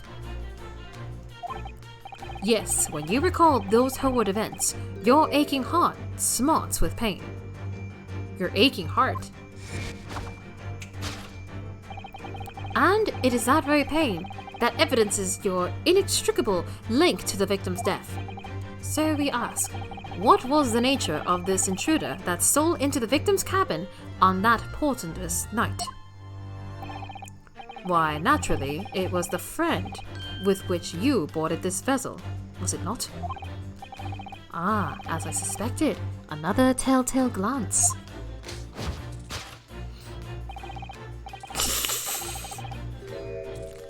Without doubt, your friend is the writhing serpent we see before us. And yet, the fact leaves us in a quandary. The victim's written observations on the night in question tell of a speckled band, whereas regrettably, this specimen markings do not fit the description in any way. What explanation can we then give, pray? What was this sight that fell upon the victim last night? No, don't look at me! This has nothing to do with any of this! Oh, but it does. You have the answer to this quandary even now, hidden behind your back. Huh? Yes. That which you are trying but failing to conceal can only be the snake's sloth skin. Evidently, after the subtle and horrible crime, this most deadly friend of yours shed its original skin. No? I don't know what you're talking about. Last night, through the ventilator visible in this cabin, your then speckled friend slithered next door. Using the bell cord on the other side as a bridge, the serpent silently descended into the victim's quarters. In a dim light, it appeared that the young gentleman who was about to lose his life as a speckled band. In summary, the nature of this friend of yours, which last night infiltrated the scene of the crime, is a rare breed of snake whose markings change each time it sloughs its skin. A snake so dreadful, we can only imagine it would be found in the deepest depths of India.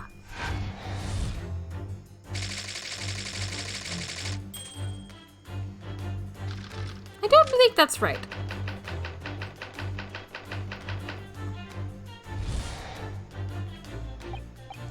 Moving on, we come to the heart of the matter, the grim demise of the victim. How did this young man lose his life, and why? According to the data of which I have been appraised, it would appear there would be no visible signs of injury.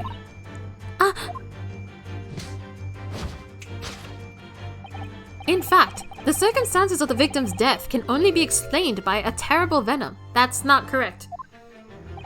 Now, if we take that as a fact,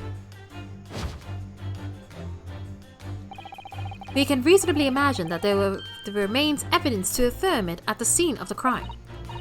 Oh no! Could there be? Yes, an examination of the deceased bodies proved that the death will prove the cause of death conclusively.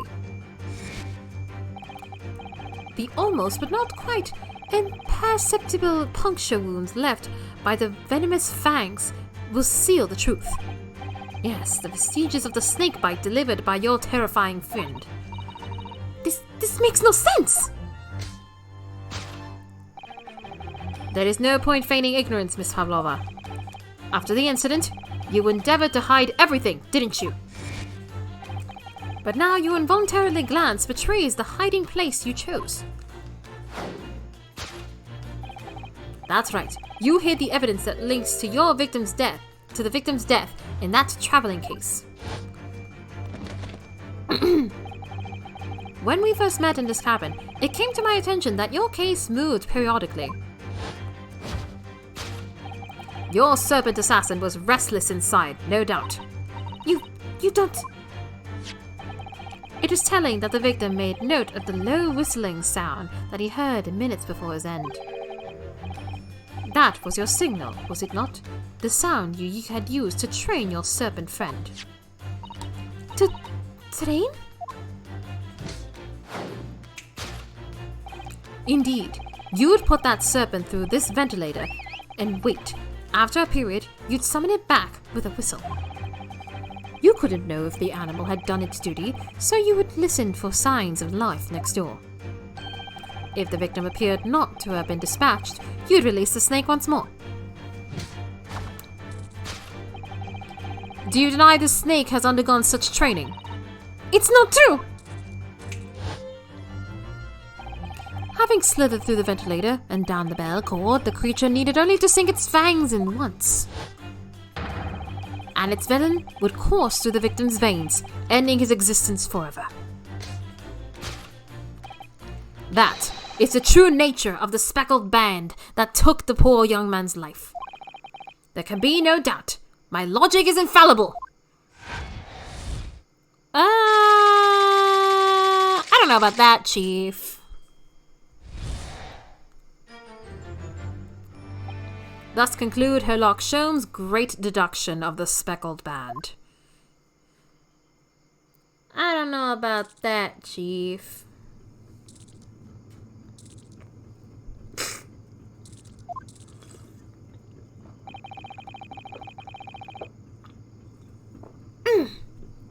Miss Pavlova has trained her pet snake as a killing machine. There, on the floor, you will observe a saucer of milk. The promise of food is the key to training any creature. Incredible! You've solved the mystery! Amazing. Your great deduction really lives up to its name. I see now why Herlock Sholmes has become such a household name. My dear man, it was nothing remarkable. As the Russians say, I could have done it with one left hand.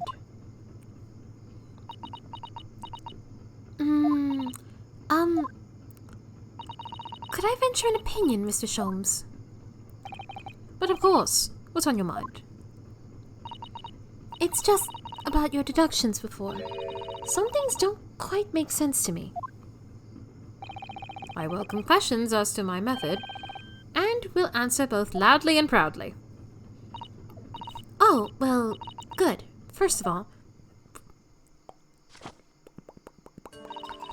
snakes are egg-laying creatures, part of the reptile family. You are well informed, madam.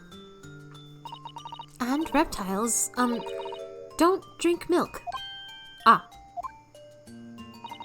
It's really only mammals that like to drink milk, you see. So, I'm not sure it would be possible to train a snake using milk as a reward. No matter. No doubt Miss Pavlova used some other treat to encourage her pet to do her bidding.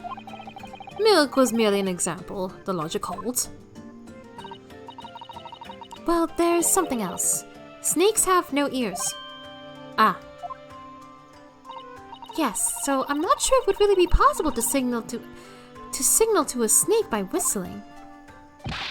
But madam, what are the tales from Arabia? Have you not heard of the snakes that dance to the sounds of a flute? I think perhaps the performers play their music in time with the snake's natural movements. I didn't even know that. Oh, I see. No hands, no feet, no ears? These creatures are so inept as to be practically useless! don't take it out on the snakes, Mr. Sholmes. There is one other thing. You have more? Snakes use the scales on their bellies to propel themselves. So, I'm not really sure that a snake could manage to climb up a flat bell cord like the ones in these cabins. Then it should try harder! Please, don't be angry with me, Mr. Sholmes. The point is, even if the snake had gone through the ventilator to the next door cabin, it couldn't have come back without help. What I'm trying to say is that there are a number of reasons why it's difficult to imagine the snake could have had a part in this.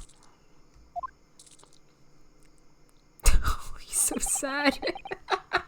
Good.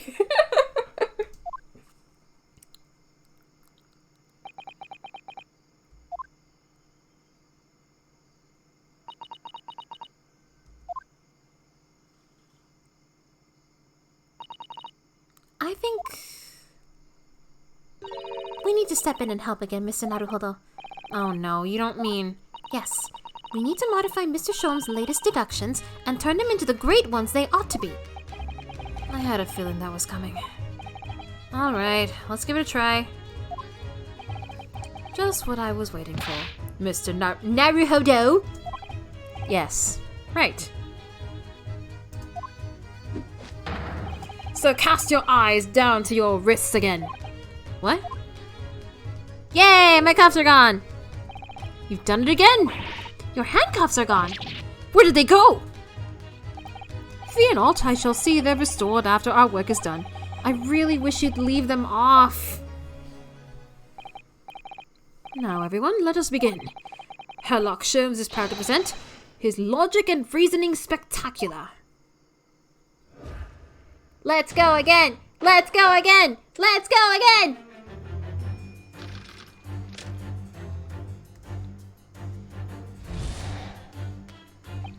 Miss Hablava, moments ago you said you claimed the following. Nothing to do with me. This whole thing is nothing to do with me.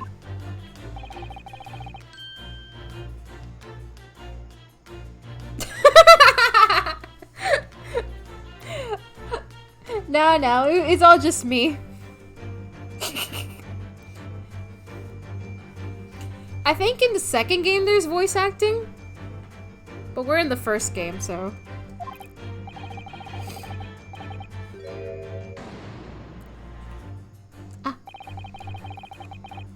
She does have a pained expression on her face. Yes, that's true. She looks as though Kazuma-sama's death is weighing heavily on her mind. But you're not sure Mr. Sholmes has read her quite correctly, is that it? Let's take a moment and really look closely at Miss Pavlova.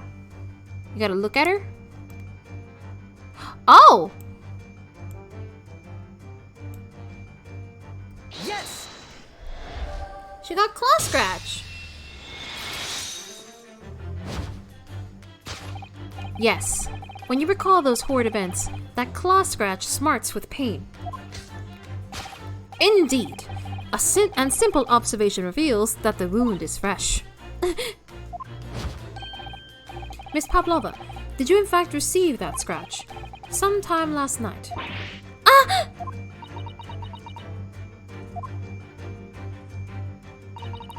When I think about the young man who died next door, I feel so sad.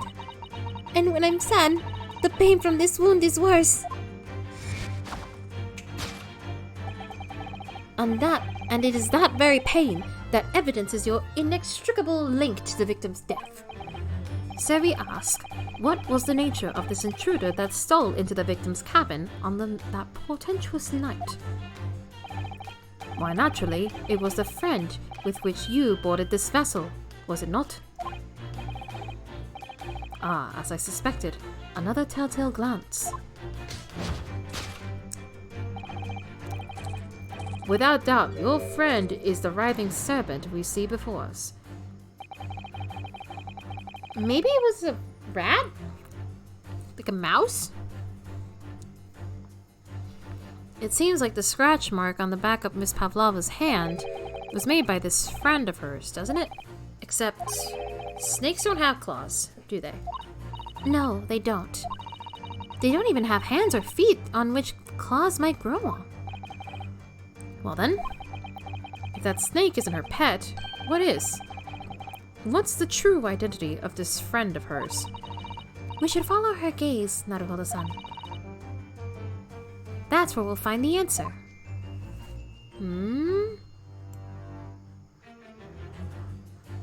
Eh? Oh, it was a cat! Yes!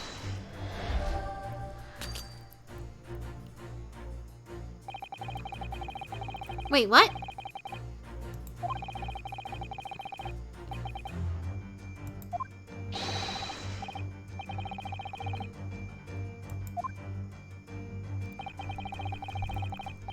I guess I hit the wrong thing?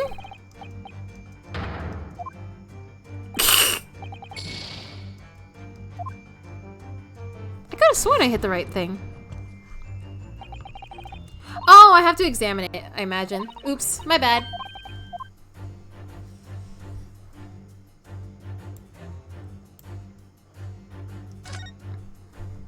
There we go. Ah, look at that photograph in his frame. This must be something Miss Palava brought with her when she ran away. She's exceptionally beautiful, isn't she? Yes, that's true, but personally, it's a little black creature she's holding that's caught my eye. Maybe we better take a closer look at this.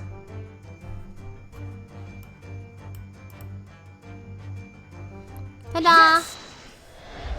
There we go.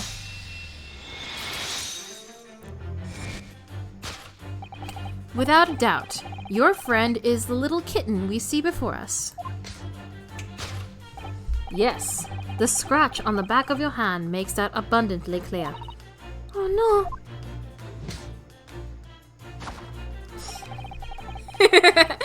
Thank you for calling my little eyes pretty. The whereabouts of this black kitten isn't clear, but what is clear is that you brought the animal with you when you ran away, didn't you?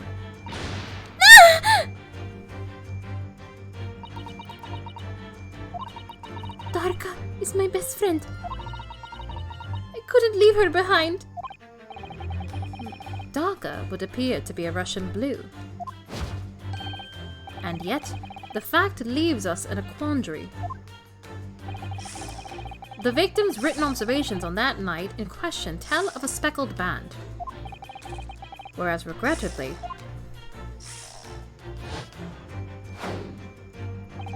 this specimen's markings do not fit that description in any way. What explanation can we then give, pray? What was this sight that fell upon the victim's eyes last night? No! Don't look at me! This has nothing to do with any of this! Oh, but it does! You have the answer to this quandary, even now hidden behind your back. Yes, that which you are trying but failing to conceal can only be the snake's sloth skin. Did you see that? She just took something out of her pocket and hid it behind her back. If she just left it in her pocket, no one would have ever known. Oh yes, ploys like that are Mr. Shon's specialty. He's ever so cleverly forced her to reveal something. I thought deduction was a specialty, or making me believe that was a ploy too. Anyway, I find it hard to believe that's skin of a snake.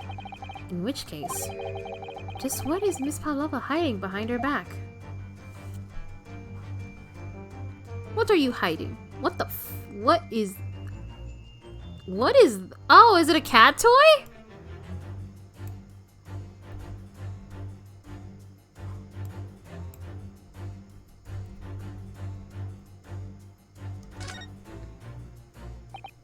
Well, it is speckled, and it is a band, but what is it?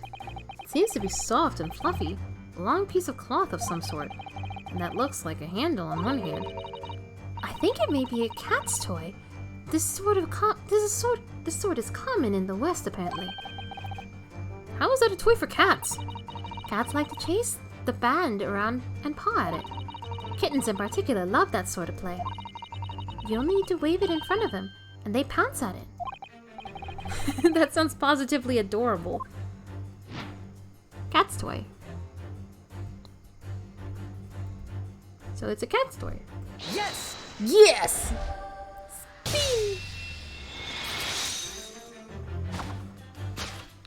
Yes. The thing you were trying but failing to conceal is, a cat's toy. Precisely, and the true nature of the now infamous speckled bag. And it was this toy that you dangled through the ventilator. You waved it around, I presume. Naturally, the victim could not fail to notice. But why? For what reason? My dear boy, there can only be one answer to that. After her feline friend disappeared through the ventilator into the neighboring cabin, Miss Pavlova attempted to use the speckled cat's toy to incite the creature to return. In summary, the nature of this friend of Miss Pavlova's which last night infiltrated the scene of the crime is a blithesome Russian blue breed of cat by the name of Daka.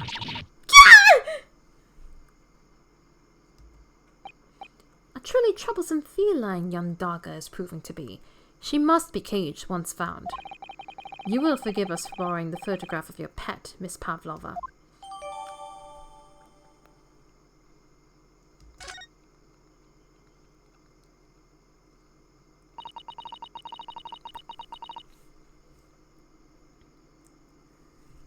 The only thing you say when you voice Pavlova is ah! It was after I gave her food last night. That's when it happened. She scratched the back of my hand and then ran up the bed cord. Before I could do anything, she had disappeared to the ventilator. Darka, she's so naughty.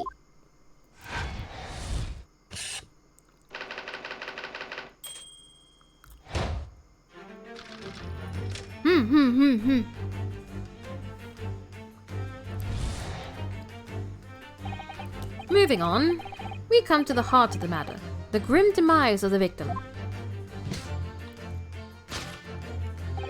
How did this young man lose his life, and why?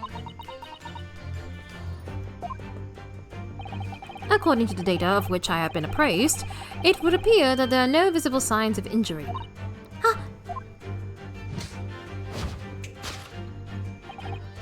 In fact, the circumstances of the victim's death can only be explained by a terrible venom. What Mr. Sholmes says is true. There were no signs of a wound anywhere on Kazuma's body. That's right. But Mr. Sholmes seems to be unaware of one very important detail. Kazuma wasn't poisoned. Yes, it would seem so. Let's give him the information he's missing now. He doesn't know jack shit! Yes! Yes!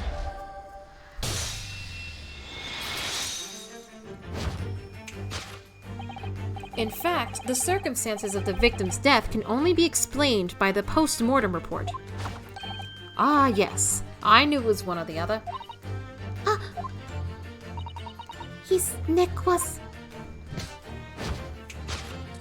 Indeed, the breaking in cervical vertebrae is fatal.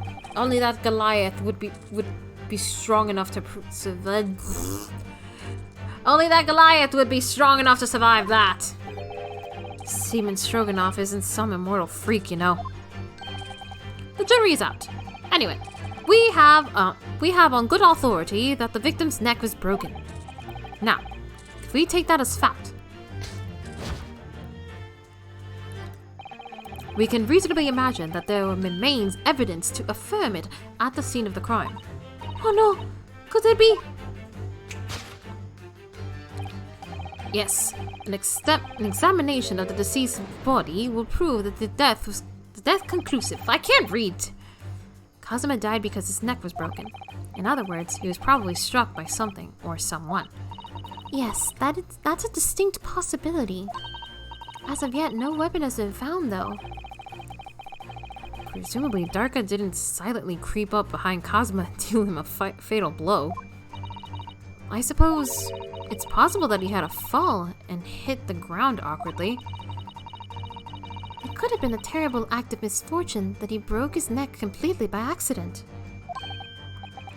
Ah, yes. A bad fall could explain it. It's rather hard to believe Kazuma-sama, though. He wasn't a clumsy man. Well, we need to fix this seduction somehow. Is there anything from the scene that could explain what happened? Oh! Maybe he slipped?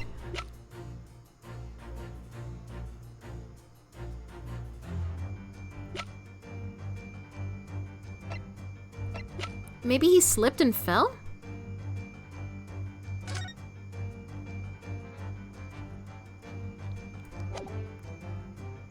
Yes!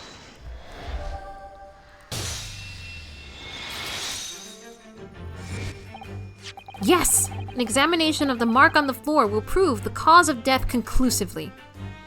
Wait, did I say seduction? I don't know. This particular mark, so prominently visible next to the victim's body, is a deposit of shoe polish. Shoe polish? Indeed. Positively identified by a little analysis device I constructed, which I carry now as a matter of course. No! No! Beeswax, tallow, and dye were my results. The undeniable ingredients of shoe polish.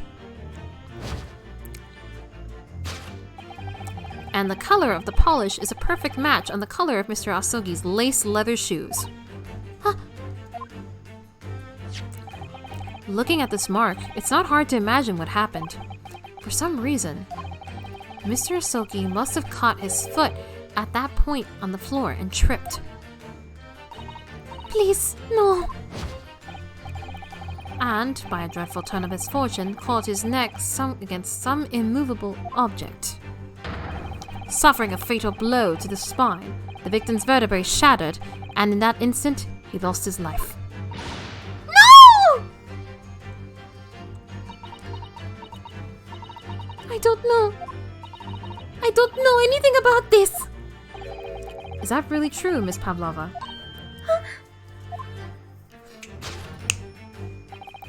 What about the evidence left at the scene where Mr. Asogi lost his life? Yes, the facts are as clear as day to me. You did all you could to conceal the incriminating evidence. But now your involuntary glance betrays that hiding place you chose. That's right, you hid the evidence that links to the victim's death in that traveling case. I don't believe it. Kazuma-sama merely tripped over and now he's no more? It can't be true. I refuse to accept it. I know it's hard to believe, but the mark on the floor does seem to suggest that's what happened. But... And if this part of Mr. Sholm's deduction is right, Miss Pavlova is trying to hide some evidence that would prove it. You're in this cabin, somewhere in the direction that she just cast her eyes. I refuse to. Where, I wonder? Let's have a good look around. There must be an answer somewhere.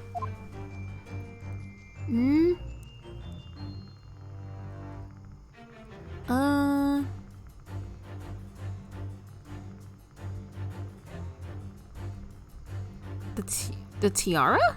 No, can't be the tiara.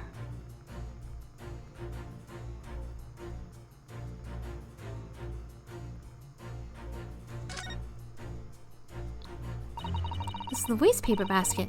Perhaps all the first-class cabins have them. But Miss Pavlova only started occupying this cabin late last night.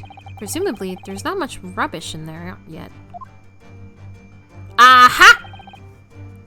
Oh, what's this? It's a broken piece of glass, isn't it? Yes, it is. And I feel like I've seen it somewhere before.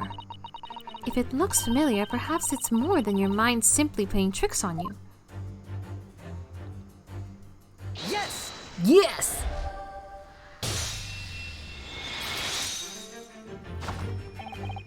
That's right. You hid the evidence that links you to the victim's death in that waste paper basket. Here we have a fragment of some intricate glass object. It would seem one that has a familiar air, in fact. Precisely. We found another piece of broken glass on the floor in Miss Rasogi's cabin. And, as you can see, the two pieces fit together perfectly. Oh no! So, Miss Pavlova, shall we consider what this tells us? Why would it be that part of this glass object, which has evidently broken at the scene of the victim's death, should be found in the waste paper basket in your cabin?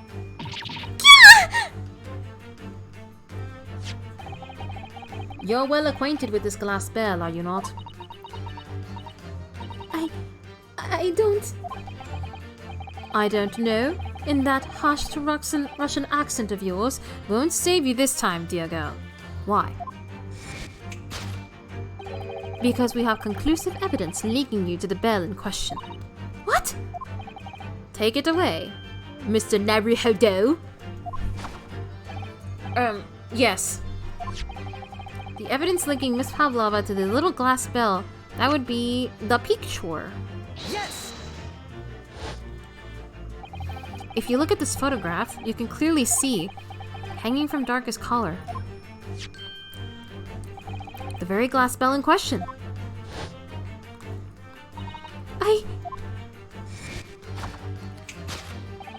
The truth has caught up with you, Miss Pavlova. The young man who lost his life last night did so after a truly inauspicious fall. And the cause of that fateful stumble?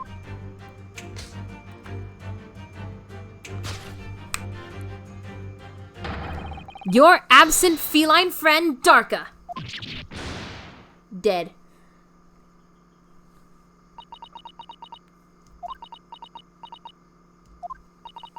I couldn't tell anyone.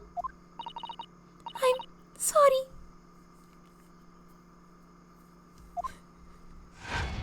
Yeah. Death by tripping over a cat. A black cat, no less. Talk about bad luck. Elementary, my dear Pavlova.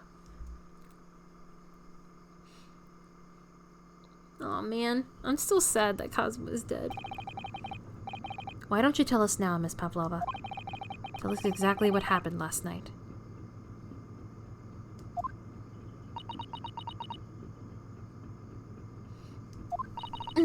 It was a little after 1 in the morning.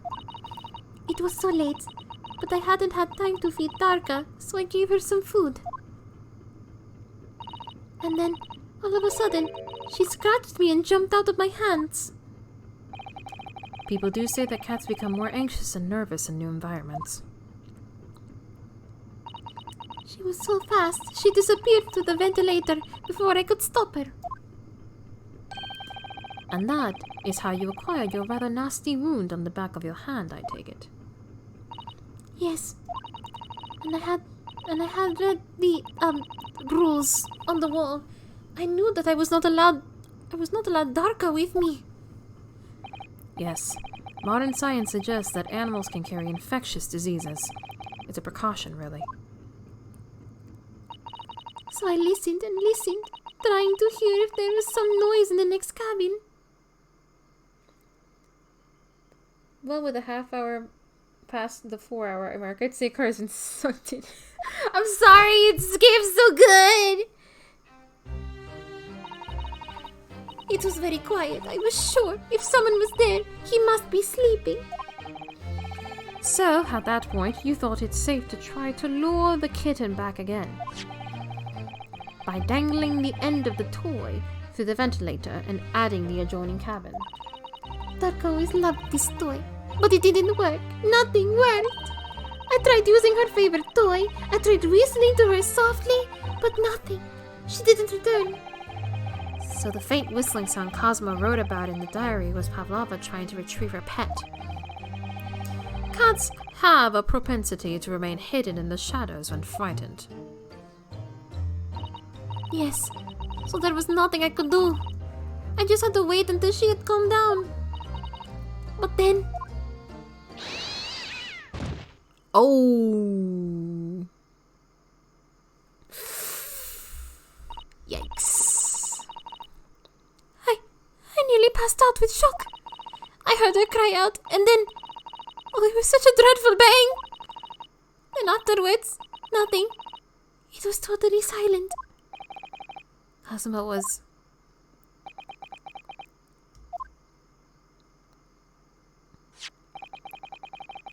From the appearance of the brown mark on the floor, it seemed likely that what you heard was the victim stepping on the glass bell and tripping up. The SS Buria is a large vessel, but even she can pitch and roll violently without warning.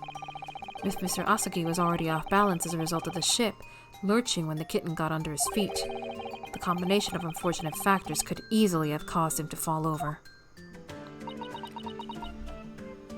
Oh, thank you. I'm glad I'm doing the accent right. I was worried I sounded silly. But what became of the kitten afterwards? In the end, I managed to get her to come back through the ventilator. Yet Daga is nowhere to be seen. I must have forgotten to lock my keys. And now she's disappeared again. Gracious, that cat is insufferably restless as I am. Well, he knows something about himself at least. When I woke this morning, I heard that the young man in the cabin next to mine had died, but I couldn't bring myself to tell anyone what had happened. I was too scared. Scared that they would send me back. Oh, hold on a minute. What about the snake? You're right, where is it? If the snake isn't your friend, Miss Pavlova, then whose is it? And where did it come from? What on earth is such a dangerous creature doing aboard a ship? Oh my god, is it his? Is it his? Oh, I didn't say. Snake is my friend. His name is Pirosco. What? What? That snake belongs to you? He escaped from cage when the emergency alarm sounded. I was looking for him. I did not expect to find him in here. Yes, how did that snake get into this cabin? But animals are not permitted on board. We are at sea for 1 year. You want to be so long without close friend? Without someone who understands? Couldn't you find someone a little more human who understands you better? But my dear belly fellow, a gargantuan venomous snake. Surely you can appreciate the danger you're putting everyone in. No venom. Oh, is it a python? Pirosco does not have venom. He is harmless, very long but very gentle. He is adorable, like Granny. Okay, I can agree with that. Snakes are really cute. Snakes are super cute. Like, have you seen a little snakey?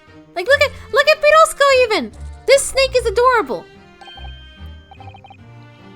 Nice snakes. 10% less hate towards him. He's so hot. I love him. Stroganoff? Hey, you might not want to be so attached to Stroganoff because he was pretty rude to us for being Japanese. Coming from a frog lover, snakes are just long frogs. It's venomless. Yes. Yeah, this game does tackle racism. We've already encountered some racist characters. And this guy was like a... Yeah, it was like a while ago, but he was pretty rude to us for being Japanese. Especially to Susato. I think he called her something like a third-rate, like, Eastern maiden or something? I don't remember. But he was really rude to her especially. It's like, whoa, okay, back off, dude. Yes, now he is hungry, so he is in bad mood. But once I feed him, you will see big smile. And you feed him what? Milk, I suppose? No, mice, dummy. Ha! Like they say they make chickens? It's ridiculous. Snakes that drink milk are only in stupid stories. Pirosco eats mouses. Big, fat, round mouses.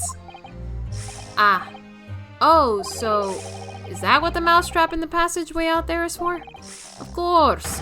How else can I catch my friend's favorite food? Nothing says top of the food chain like the look in their eyes right now.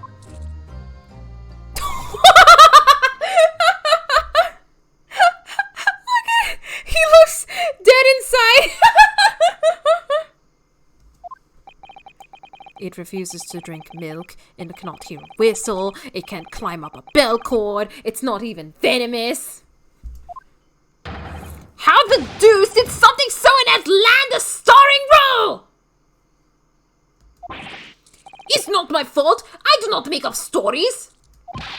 My Pirosco has nothing to do with this incident. Sholmes confirmed Snake Eater. So that's what happened. That's the truth about my best friend's tragic death. Aw man, poor Kazuma though. I'm so upset. At least he wasn't killed, but the fact that he died of an accident before we could even reach Great Britain, that's so upsetting! Aw man!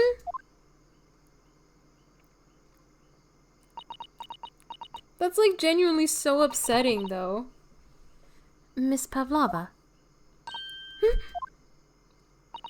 I understand the difficult situation you've found yourself in, and I do sympathize. But please remember this. A young man lost his life. If you're going to attempt to cover up your guilt with lies, then no matter what the circumstances, I cannot forgive you. But what are you talking about, Miss Mikotova? What lies? Miss Pavlova just confessed everything. It was just a series of unfortunate events. An accident.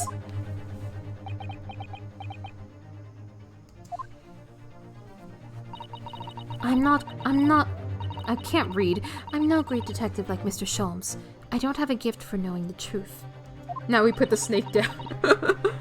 But even I can see that was not the truth. Don't you agree, Mr. Naruhodo? To be perfectly honest, yes. There's a discrepancy in Miss Pavlova's story. I'm sure of it. I just can't quite put my finger on it. Oh?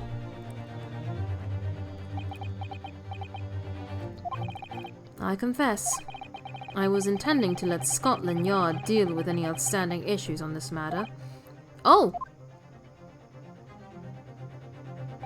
I am only present here for a very specific reason. The truth is, you, Mr. Naruhodo, are simply a distraction. A distraction? I do hope you've not been finding your shackles too uncomfortable. Not again! When did he do that? Especially as they're on your wrist as a result of my intervention. I was rather hoping I could resolve matters before we made our next port call. You were Mr. Sholmes? Yes, but I overlooked one important detail. The deceased young man was a very close companion of yours. Was he not? Yes. Kazuma was my closest friend. I owed him my freedom, even.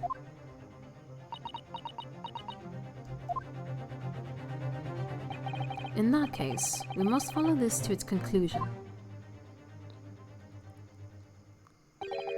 No further distractions. You must uncover the real truth here, Mr. Naruhodo. Yes, whatever that may be. The key to this is the discrepancy in Miss Pavlova's story, I'm sure. What discrepancy, though? If I can chase that down, maybe the truth will become clear. Kazuma! The truth about how you really died. About how that scene in your cabin really came to be. Kazuma! Alright, I'll see what I can... Oh wait, that's Ryunosuke. Alright, I'll see what I can do. Excellent. Thank you, Mr. Naruhodo. So then, shall we begin? Yes! What should we ponder first? Is the victim who lost his life in the cabin that was bolted shut from the inside? Was this truly an unfortunate accident? Or was it in fact no accident at all? That is what we must establish in the first instance. But we've already established it, haven't we? The man tripped over the kitten that had climbed into the cabin via the ventilator. Tragic, yes, but still an accident. Hold it! Oh. Wait, let's just take a step back. It doesn't make sense if that's really what happened, does it? I'm going to have to ask you to spell it out for me, I'm afraid. At least he's honest. Yes, it's starting to take shape now. There's a clear contradiction between the facts and Miss Pavlova's story here. The evidence is right there in Kazuma's cabin. It's undeniable. His death couldn't possibly have been a mere accident. Okay, I'm just gonna go look through the court record because I'm like, what?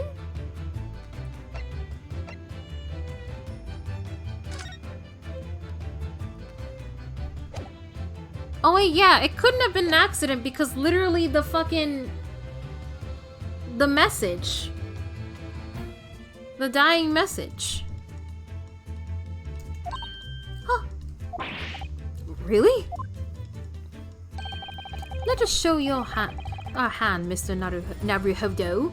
Time to present the evidence. Before I make a fool of myself, just in case.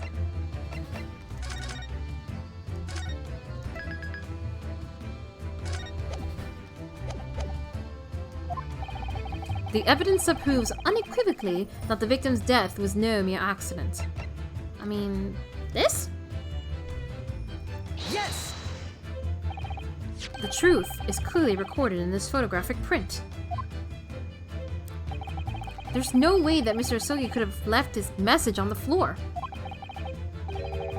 That script, it's Russian, isn't it? Indeed it is. The word written means wardrobe. I see what you mean. Most people would leave a dying message in their native tongue. Japanese in this case. But maybe he was studying Russian! It is a simple language. He could have picked it up very fast. That doesn't seem likely. That's actually not the point. It makes no difference whether he knew Russian or not. Sorry? What do you mean? Exactly what I said before. There is no way Mr. Asogi could have left this message on the floor. And the reason why is clearly explained in here. Damage to the cervical vertebrae resulting in instant death. Instant death. Ah! Which means, after the victim fell to the floor, he couldn't possibly have written anything. Because he was already dead. Oh, the text disappeared! That's not the only reason either. There's something else we found in Mr. Asogi's cabin. A remnant of something that couldn't possibly have been there if what Miss Pavlova told us was true. What? So Sato-san has noticed it too then. Putting this message on the floor aside, there's something else that gives the truth away. Another piece of evidence that proves this was no accident. In other words...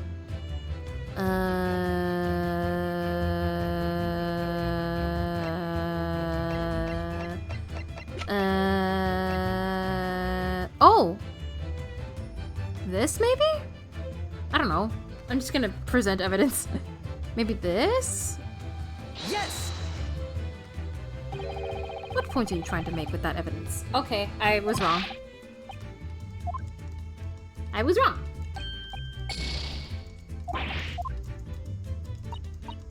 Blah blah blah blah blah blah blah blah blah. Let me look through the evidence again. So it's not that.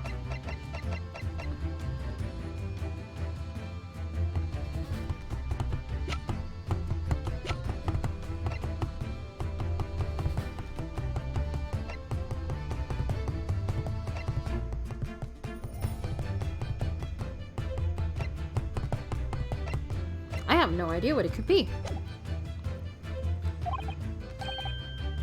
It's really late where I am. Okay, thank you for stopping by to watch Jacob's Ladder. You have a good night's sleep. Goodbye. I see. I confess your rather languid I see doesn't fill me with confidence, Mr. Nebri Havdo. Aw, thank you. Bye. Don't worry, Mr. Naruhodo. I believe in you. Well, more than Mr. Sholmes does anyway. Yes, I'm starting to take shape now. There's a clear contradiction between the facts and Miss Pavlova's story. The evidence is right there in Kazuma's cabin. It's undeniable. Quoting the message on the floor side, there's something else that gives the truth away. Another piece of evidence that proves this was no accident.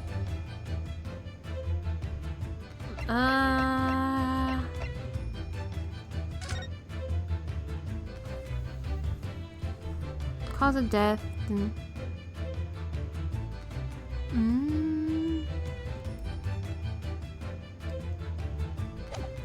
Oh, wait, can I review the scene?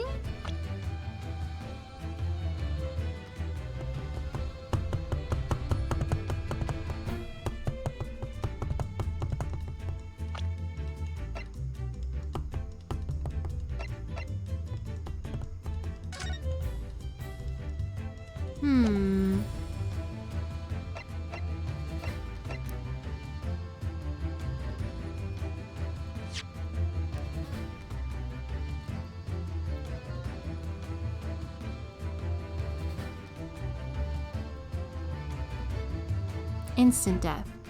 Which means you couldn't have possibly written a message.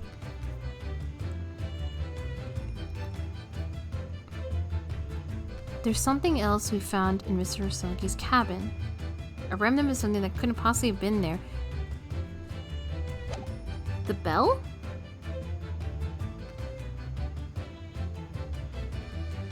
Let me save, because I don't want to be stupid.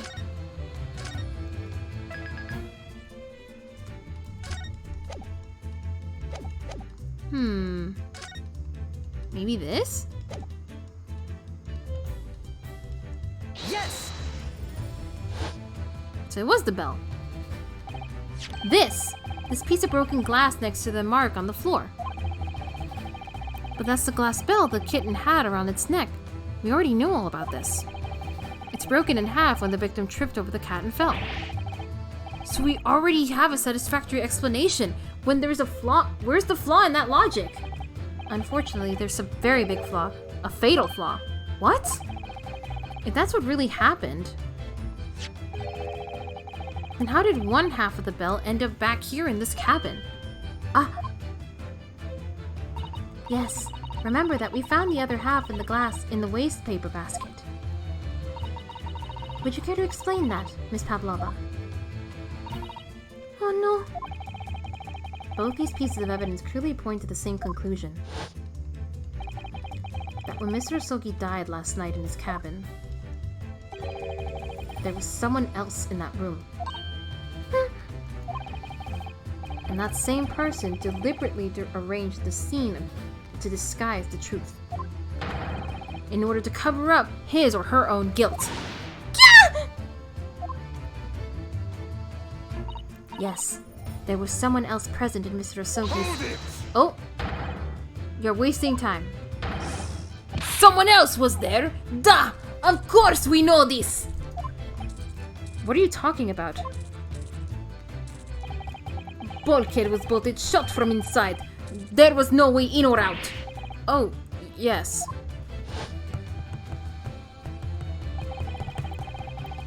The only other person in the cabin when... The only other person in cabin when young student died was you! Yes! It's true. I was in the cabin when it happened. You were shot inside the cabin wardrobe, to be precise, about the details. But I don't know Russian, and there's no way I would have left a message! Not would have, there's no way you could have left that message, to be precise about the details. Would you mind? Forgive me, my dear fellow. As I was saying,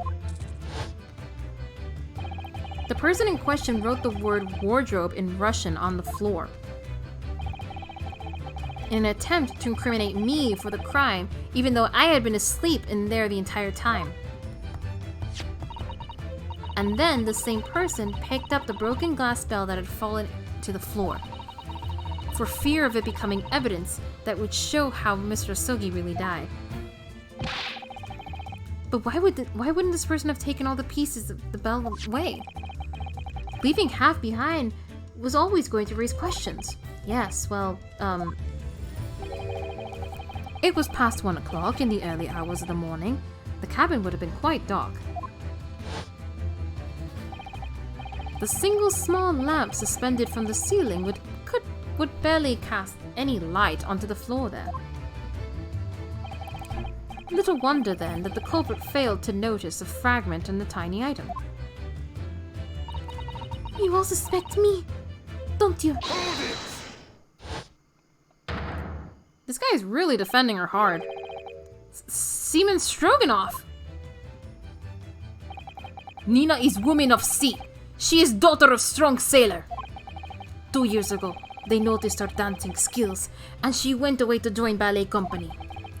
But before, she was dancer on this ship, a member of the ship's band. Are you her dad? Hold on, how old are you? How old are you? How old are you? How old are you? Okay, no, you're like, you're too young. Never mind.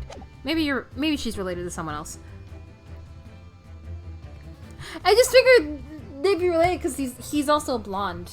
You can see a little bit of blonde, so that's what I thought. You do not accuse ship's angel of being criminal. Ah, so that's it. You say that when young student died, Nina was there in his cabin? But that is not possible! I give my tooth! Well, this is almost interesting. And why would you give your tooth, pray? How can you be so sure? You are a great detective, you should know. Look truth in eyes. Cabin bolthead was bolted shut from inside. Nobody could go into cabin. But not Nina, not anyone. Or you want to tell me that Kira can walk through locked doors? Niet! It's impossible! Ugh, he's right. But wait, we've read about this in detective stories. People often tie thread around door latches so they can open and close them from the outside. Thread? Are you stupid? These bulkheads are not barn doors. Certainly not. These are watertight doors, and as one would expect to find on any modern steamship. Constructed of heavy steel, with not a gap in sight, no threads or needles or magnets could have been used. No, of course not. I thought so too. But Mr. Naruhodo suggested it earlier, so... Susato-san! How could you shift it onto me like that? So Seaman Stroganoff has a valid point. The cabin door couldn't have been bolted shut from the outside. Not necessarily. What? I put it to you that I could bolt this cabin door without laying a finger on it. Huh? And in this very cabin, we can see the traces of the method I have in mind having been used before. I don't believe it. Yep. Well, Mr. Naruhodo, I believe you know what I mean, don't you? Yes. One way does spring to mind, yes. Do you really know what Mr. Sholmes means, Mr. Naruhodo? Yes. And so should you. Because we've seen it happen. Indeed we have. So, would you care to do the honors, Mr. Neruhodo? Point out the telling signs of the method that was used to slide the cabin door bolt across from the outside. With pleasure! Ba-da-da-da!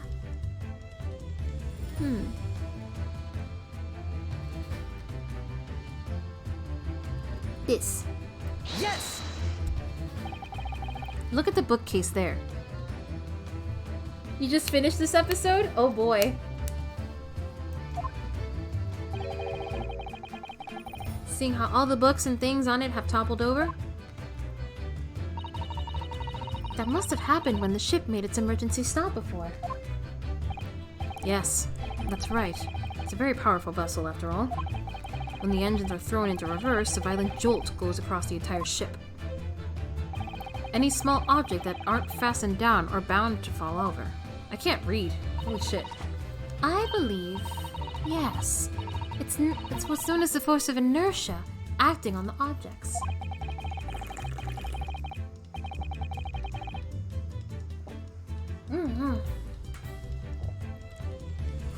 This part goes on for a long time. Oh, part 3? Okay. Oh boy.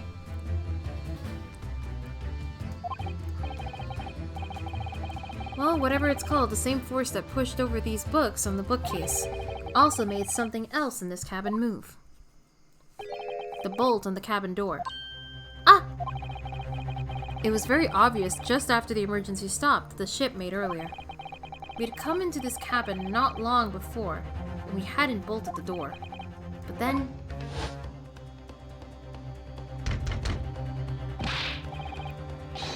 Ba-ba-ba-ba-ba.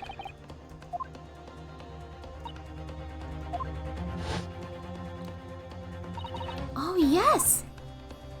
That's it! When the ship stopped suddenly, the bolt flew across the locked door. Yes, it's made of metal, but it's small and light enough that enough to be moved by the ship's sudden change of speed. Or the force of inertia, if you want to call it that. Are you trying to say the last night after Mr. Asogi was killed?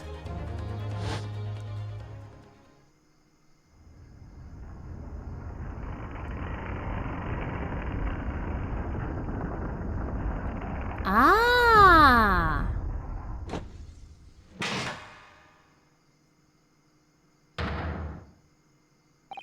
Oh my god!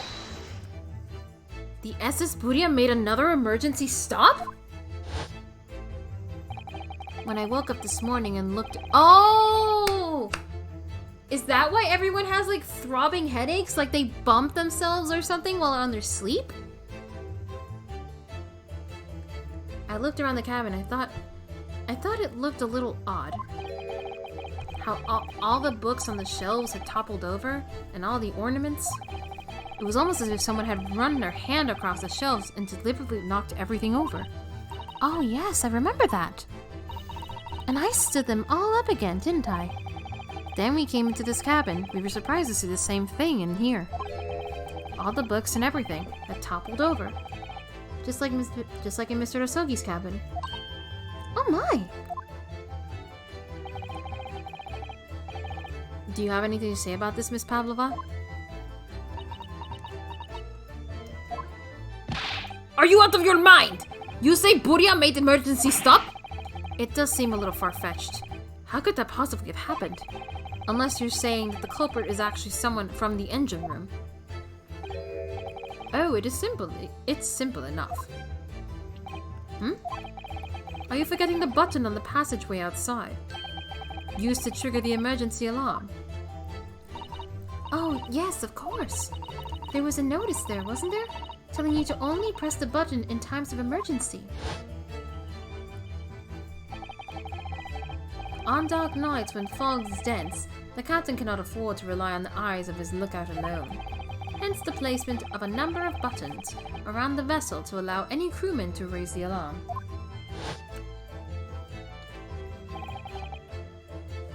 The sort of button one is almost compelled to press to satisfy one's curiosity. Wait, it was you? When the button is pressed, two things happen in the interest of safety. The emergency alarm bell rings, and the vessel comes to a complete stop. As indeed, it did a little earlier today.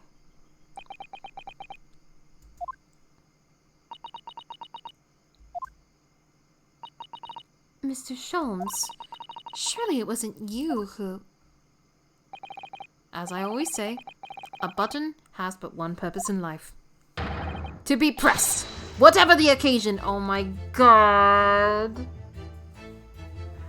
He really pressed the button! He sounds almost proud of himself. How dare you mess with ship! I report you to Captain! You are in much trouble now! He's a bad troublemaker. Hee. Now, I'm sure all that can wait until later. Let us not overlook the fact that we have now learnt a valuable lesson. When the vessel makes an emergency stop, the bolts on the cabin door slide closed. So, what we must now consider... Yes, it all comes down to one thing now. Last night, after what happened to Mr. Asogi, did this ship make an emergency stop or did it not? You are idiots! Buria is a huge ship with many passengers. If we make emergency stop, even in middle of night, there will be chaos everywhere. What are your thoughts, Mr. Naruhodo? Well, it's certainly possible that some kind of emergency happened last night. We have evidence to support that idea. Really? What evidence, Mr. Naruhodo? Fascinating. Do show us, my good man. What evidence promotes the theory that some emergency gripped this vessel last night? Is it the fucking ship's log? Yes! Seaman Stroganoff.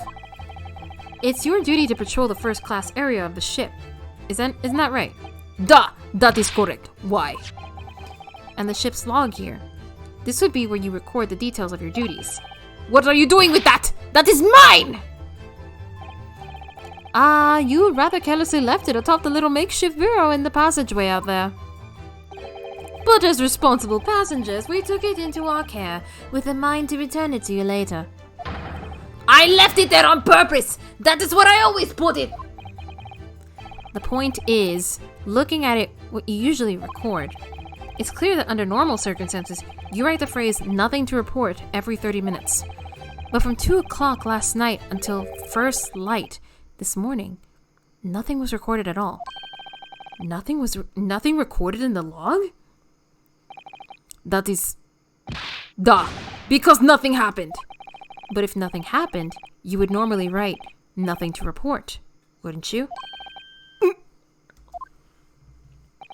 Indeed so, which tells us that shortly after 2 a.m., something happened. Here, aboard the SS Buria. Something sufficiently significant to make you forget to fill in the ship's log, in fact. Are you suggesting that the ship really did make an emergency stop in the middle of the night? Stop talking rubbish! If I'm perfectly honest, I find that a little hard to believe myself. Oh? Why? Well, because if something as major as an emergency stop really had happened, surely all of us would have noticed? That's very true. Thanks to the emergency stop we experienced earlier, we all know what it feels like now. That ship lurched so violently, and the alarm bell was so loud. I can't imagine that anybody would sleep through that, even if it happened in the dead of night. Well, no, that's a good point. What of the throbbing? Sorry? What do you mean? Your head, man. The throbbing of your head since this morning. We have all suffered with it. Oh, yes, I have had a headache, you're right. In fact, I haven't been feeling myself since I woke up today. The throbbing. The Nor have I. My head has been feeling heavier ever since dawn. Yes, you've all been afflicted, haven't you? Just as I suspected. He's right, my head's been throbbing today too. And since eating dinner yesterday evening, everything has felt sort of hazy. I can't really remember anything that happened after I climbed back inside the wardrobe, sorry. Then the first thing I noticed this morning was the throbbing pain in my head. I had already been dragged out of the wardrobe and had those handcuffs put on me by that point. Why did I wake up when all this was happening to me? Tell me, Mr. Naruhodo. You boarded this vessel as a stowaway, didn't you? Oh, well, yes. Sorry. The stowaway class of accommodation doesn't usually include meals. What did you survive on? Well, Kazuma looked after me. He was always happy to share his meals. So you enjoyed some of the whole roast chicken dish that was served yesterday evening, I take it? Yes, in fact. I had all of that. Kazuma wasn't fond of chicken. Oh, really? So the victim didn't eat any of the chicken at all? That's right, he didn't touch it. Is that relevant? He was the only one that wasn't drugged. My dear fellow, does that not strike you? Oh, Mr. Sholmes, do you mean to say that there was something wrong with the chicken? I do. No, really? Is that really true? The meal prepared for the passengers last night had been tampered with. Tampered with by the addition of a soporific designed to induce a very deep slumber in those who consumed it. A sleeping drug? Do you mean whoever did this laced every meal with a sleeping drug so no one would notice the ship's emergency stop? Mr. Naruhodo, of course that's not what Mr. Sholmes means. What a far-fetched idea. Precisely. Lacing every meal of every passenger on board with a soporific drug would certainly be impossible. Unless, that is, every single member of the crew was a conspirator. What? Mr. Sholmes? Well, Seaman? What? I'm sorry to say that any more deception in this matter will get you nowhere.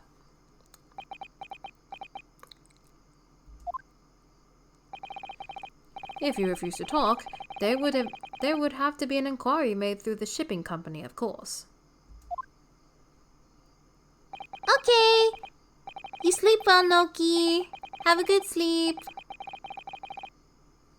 Good night. And were that to happen, every member of the crew and the captain himself would be hauled over the coals for aiding and abiding a renegade.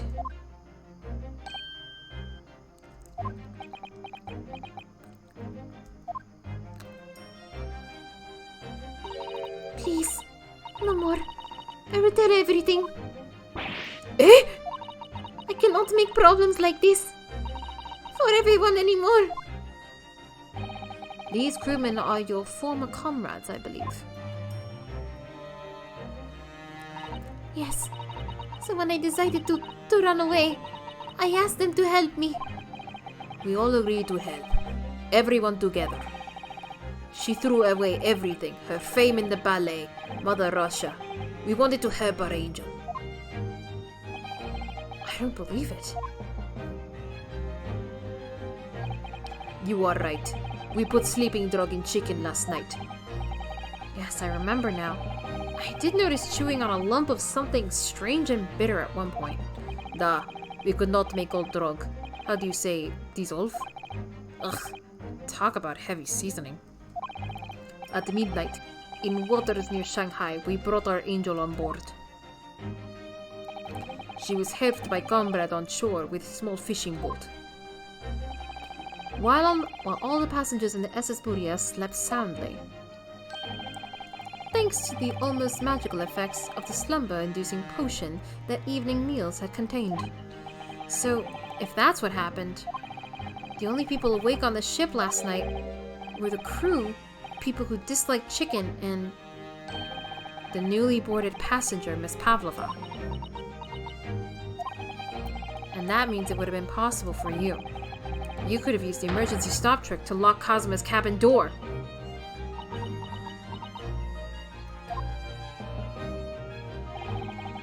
But how does that make sense? Surely every cabin door would have ended up locked in that case, and there would have been the complete chaos.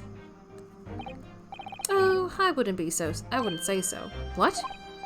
Ah, of course. Just like us. All the other passengers would have eaten their evening meal of chicken in their cabins. After which they would have been overwhelmed by tiredness because of the sleeping drug. Quite. And accordingly, all passengers were already in their cabins for the night. Yes! The overwhelming majority of passengers would habitually sleep with their cabin doors bolted anyway. And so not one of them would have found it remarkable to find the door locked in the morning. In summary, in order to fasten the bolt of a single cabin door on the ship, the culprit brought the entire vessel to an emergency stop in the early hours of the morning. What?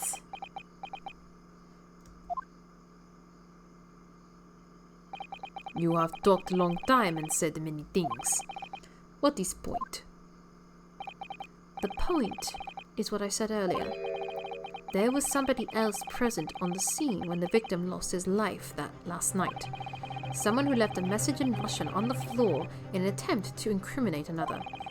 Someone who tried desperately to hide the broken fragments of glass that would reveal the culprit's identity. And someone who abused the ship's emergency stop procedure in order to lock a door. All told, a busy night.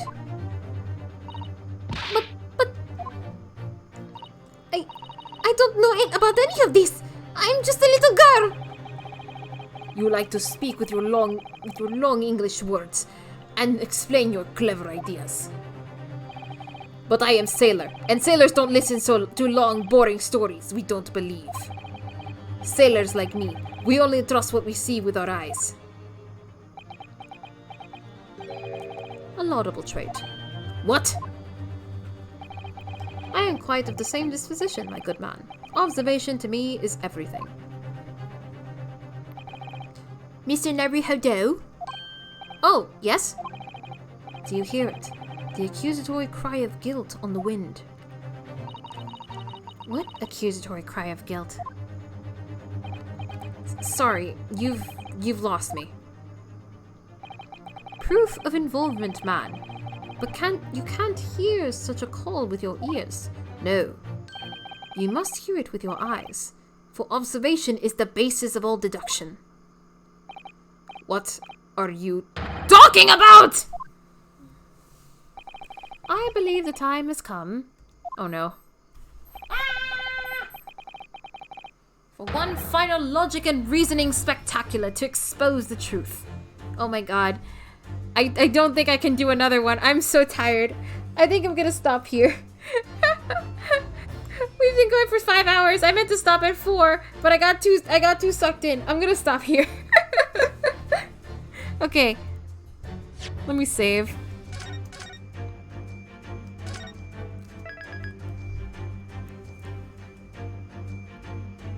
Okay.